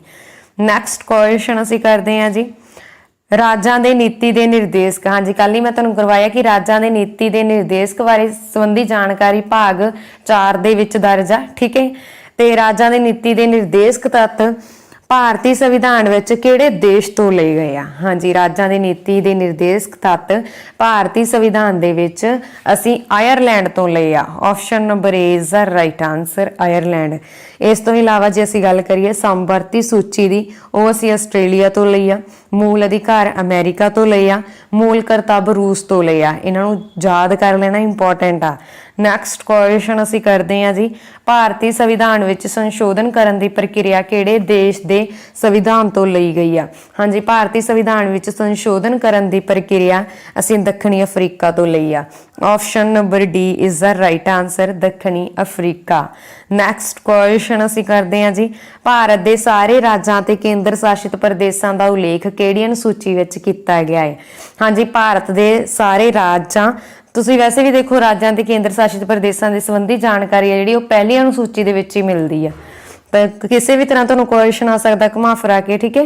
ਭਾਰਤ ਦੇ ਸਾਰੇ ਰਾਜ ਅਤੇ ਕੇਂਦਰ ਸ਼ਾਸਿਤ ਪ੍ਰਦੇਸ਼ਾਂ ਦਾ ਉਲੇਖ ਪਹਿਲੀ ਅਨੁਸੂਚੀ ਦੇ ਵਿੱਚ ਕੀਤਾ ਗਿਆ ਹੈ। Option number A is the right answer. Next question ਅਸੀਂ ਕਰਦੇ ਹਾਂ ਜੀ, ਰਾਸ਼ਟਰਪਤੀ, ਰਾਜਪਾਲ ਅਤੇ ਰਾਜ ਵਿਵਸਥਾ ਦੇ ਵਿਭਿੰਨ ਅਧਿਕਾਰੀਆਂ ਦੇ ਵੇਤਨ ਦਾ ਉਲੇਖ ਕਿਹੜੀ ਅਨੁਸੂਚੀ ਦੇ ਵਿੱਚ ਕੀਤਾ ਗਿਆ ਹੈ? हाँ जी, इत्थे तुसीं याद रखना सी अनुसूचियां दी गल कर रहे हैं। जदों भारतीय संविधान बनिया सी अनुसूचियां दी गिणती 8 सी, ठीक है। अनुसूचियां दी गिणती कितनी सी? 8 सी ते एट प्रेजेंट कितनी आ? 12। ते जदों भारतीय संविधान बनिया सी इहदे 22 भाग सी ते हुण एट प्रेजेंट कितने आ? 25। इस गल दा भी तुसीं ध्यान रखना। हाँ जी, हुण असीं आउने अपने क्वेश्चन ते। राष्ट्रपति, राजपाल, राज व्यवस्था के विभिन्न अधिकारियों के वेतन का उल्लेख सानू दूसरी अनुसूची दे विच मिलता वा, ठीक है। ऑप्शन नंबर बी इस क्वेश्चन का राइट आंसर है। हाँ जी, दूसरी अनुसूची दे विच कीता गया है उल्लेख राष्ट्रपति, राजपाल और राज व्यवस्था के विभिन्न अधिकारियों के वेतन का। नैक्सट क्वेश्चन असी करते हैं जी, भारतीय संविधान का 22 भाषावां का उल्लेख किहड़ी अनुसूची दे विच कीता गया है? हाँ जी, भारतीय संविधान दीयां 22 भाषावां का उल्लेख 8वीं अनुसूची दे विच कीता गया है। ऑप्शन नंबर सी इस क्वेश्चन का राइट आंसर है। नैक्सट क्वेश्चन असी करते हैं जी, भारतीय संविधान विच 9वीं अनुसूची नूं कदों जोड़िया गया सी? हाँ जी, पर भारतीय संविधान दे विच जेकर असी गल करिए 9वीं अनुसूची नूं कदों जोड़िया गया सी? 1951 ਦੇ ਵਿੱਚ। Option number B is the right answer, ठीक है। 1951 ਦੇ ਵਿੱਚ जोड़िया गया सी, ये तुसीं याद रखना। नैक्सट क्वेश्चन, दल बदलण संबंधी भारतीय संविधान की किहड़ी अनुसूची है विच आ? हाँ जी, दल बदलण संबंधी भारतीय संविधान की किहड़ी अनुसूची च आ? मैं ऑलरेडी तुहानूं दस के गई हाँ पहला एक्सट्रा फैक्ट दे विच दस्सिया कि दल बदलण संबंधी जानकारी सानूं भारतीय संविधान की 10वीं अनुसूची दे विच मिलदी आ। Option number B is the right answer, ठीक है। तो 11वीं सूची दे नाल 11वीं सूची विच पंचायत राज नाल संबंधित है, ये तुसीं याद रखना। नैक्सट क्वेश्चन असीं करदे हां जी, राज पुनर्गठन के चेयरमैन कौन सन? हाँ जी, राज पुनर्गठन के चेयरमैन कौन सन? इन्हां दे विचों कौन सन? जो ऑप्शन आ Fazal Ali. Option number A is the right answer. Next question असी करते हैं जी, राज पुनर्गठन अधिनियम कदों पास किया गया सी? हाँ जी, राज पुनर्गठन अधिनियम जुलाई 1956 दे विच पास किया गया सी। Option number C is the right answer. Next question असी करते हैं जी, सिक्किम भारत का 32वां राज कदों बनिया सी? हाँ जी, सिक्किम भारत का 32वां राज 26 अप्रैल 1975 दे विच बनिया सी। Option number B is the right answer. Next question, Goa नूं पूर्व राज का दर्जा कदों दिता गया सी? हाँ जी, गोवा नूं पूर्व राज का दर्जा 23 मई 1987 दे विच दिता गया सी। Option number B is the right answer. Next question, Telangana Bharat का नवा राज कदों बनिया सी? हाँ जी, तेलंगाना भारत का नवा राज कदों बनिया सीगा? ਜਿਹੜੇ भी स्टूडेंट्स ਨੂੰ पता कमेंट बॉक्स ਦੇ ਵਿੱਚ जरूर लिखण। हाँ जी, क्वेश्चन नंबर 244 है, ठीक है। तेलंगाना भारत का नवा राज बनिया सी 2 जून 2014 ਨੂੰ। Option number D is right answer. ਤੇ ਹੁਣ ਐਟ ਪ੍ਰੈਜ਼ੈਂਟ ਭਾਰਤ ਦੇ ਵਿੱਚ 28 ਰਾਜ 2 ਕੇਂਦਰ ਸ਼ਾਸਿਤ ਪ੍ਰਦੇਸ਼ ਆਏ, ਤੁਸੀਂ ਯਾਦ ਰੱਖਣਾ। ਨੈਕਸਟ ਕੁਐਸਚਨ ਅਸੀਂ ਕਰਦੇ ਹਾਂ ਜੀ, ਗ੍ਰਾਮ ਪੰਚਾਇਤਾਂ ਦਾ ਸੰਗਠਨ ਕਿਹੜੇ ਨਸ਼ੇ, ਹਾਂਜੀ ਇੱਥੇ ਮਿਸਟੇਕ ਆ, ਤੁਹਾਨੂੰ ਕੁਐਸਚਨ ਇਹ ਆ, ਸੌਰੀ ਇਸ ਮਿਸਟੇਕ ਦੇ ਲਈ, ग्राम पंचायतां दा संगठन किहड़े अनुच्छेद दे अंतर्गत आउंदा है? हाँ जी, ग्राम पंचायतां दा संगठन किहड़े अनुच्छेद दे अंतर्गत आउंदा है? अनुच्छेद 40 दे अंतर्गत आउंदा। Option number A is the right answer. Next question, Bharat संघ की कार्यपालिका की शक्ति किस कोल हुंदी है? हाँ जी, भारतीय संघ की कार्यपालिका की शक्ति राष्ट्रपति कोल हुंदी है। Option number A is the right answer. Next question, Bharat ਦੇ ਰਾਸ਼ਟਰਪਤੀ ਦੀ ਤੁਲਨਾ ਕਿਹੜੇ ਦੇਸ਼ ਦੇ ਸਮਰਾਟ ਨਾਲ ਕੀਤੀ ਜਾਂਦੀ ਹੈ? ਹਾਂਜੀ, ਭਾਰਤ ਦੇ ਰਾਸ਼ਟਰਪਤੀ ਦੀ ਤੁਲਨਾ ਕਿਹੜੇ ਦੇਸ਼ ਦੇ ਸਮਰਾਟ ਨਾਲ ਕੀਤੀ ਜਾਂਦੀ ਹੈ? ਇਸ ਕੁਐਸਚਨ ਦਾ ਰਾਈਟ ਆਨਸਰ ਹੈ ਜੀ ਆਪਸ਼ਨ ਨੰਬਰ ਸੀ, ਬ੍ਰਿਟੇਨ ਦੇ ਸਮਰਾਟ ਨਾਲ। ਆਪਸ਼ਨ ਨੰਬਰ ਸੀ ਇਸ ਕੁਐਸਚਨ ਦਾ ਰਾਈਟ ਆਨਸਰ ਹੈ, ਬ੍ਰਿਟੇਨ ਦੇ ਸਮਰਾਟ ਨਾਲ। ਅੱਛਾ, ਉੱਪਰ ਮੈਂ ਤੁਹਾਨੂੰ ਕੁਐਸਚਨ ਕਰਵਾਇਆ ਕਿ ਭਾਰਤੀ ਸੰਘ ਦੀ ਕਾਰਜਪਾਲਿਕਾ ਦੀ ਸ਼ਕਤੀ ਕਿਸ ਕੋਲ ਹੁੰਦੀ ਹੈ? ਰਾਸ਼ਟਰਪਤੀ ਕੋਲ। ਤੇ ਇਸ ਤੋਂ ਇਲਾਵਾ ਜੇਕਰ ਤੁਹਾਨੂੰ ਨਿਆਂਪਾਲਿਕਾ ਆ ਜਾਵੇ ਐਗਜ਼ਾਮ ਦੇ ਵਿੱਚ ਤਾਂ ਨਿਆਂਪਾਲਿਕਾ ਦੀ ਸ਼ਕਤੀ ਵੀ ਭਾਰਤ ਦੇ ਰਾਸ਼ਟਰਪਤੀ ਕੋਲ ਹੀ ਹੁੰਦੀ ਹੈ।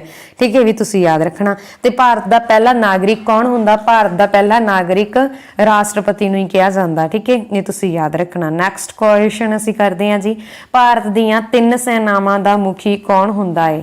ਹਾਂਜੀ, ਭਾਰਤ ਦੀਆਂ 3 ਸੈਨਾਵਾਂ ਦਾ ਮੁਖੀ ਕੌਣ ਹੁੰਦਾ ਹੈ? ਰਾਸ਼ਟਰਪਤੀ ਹੁੰਦਾ ਹੈ। Option number A is the right answer.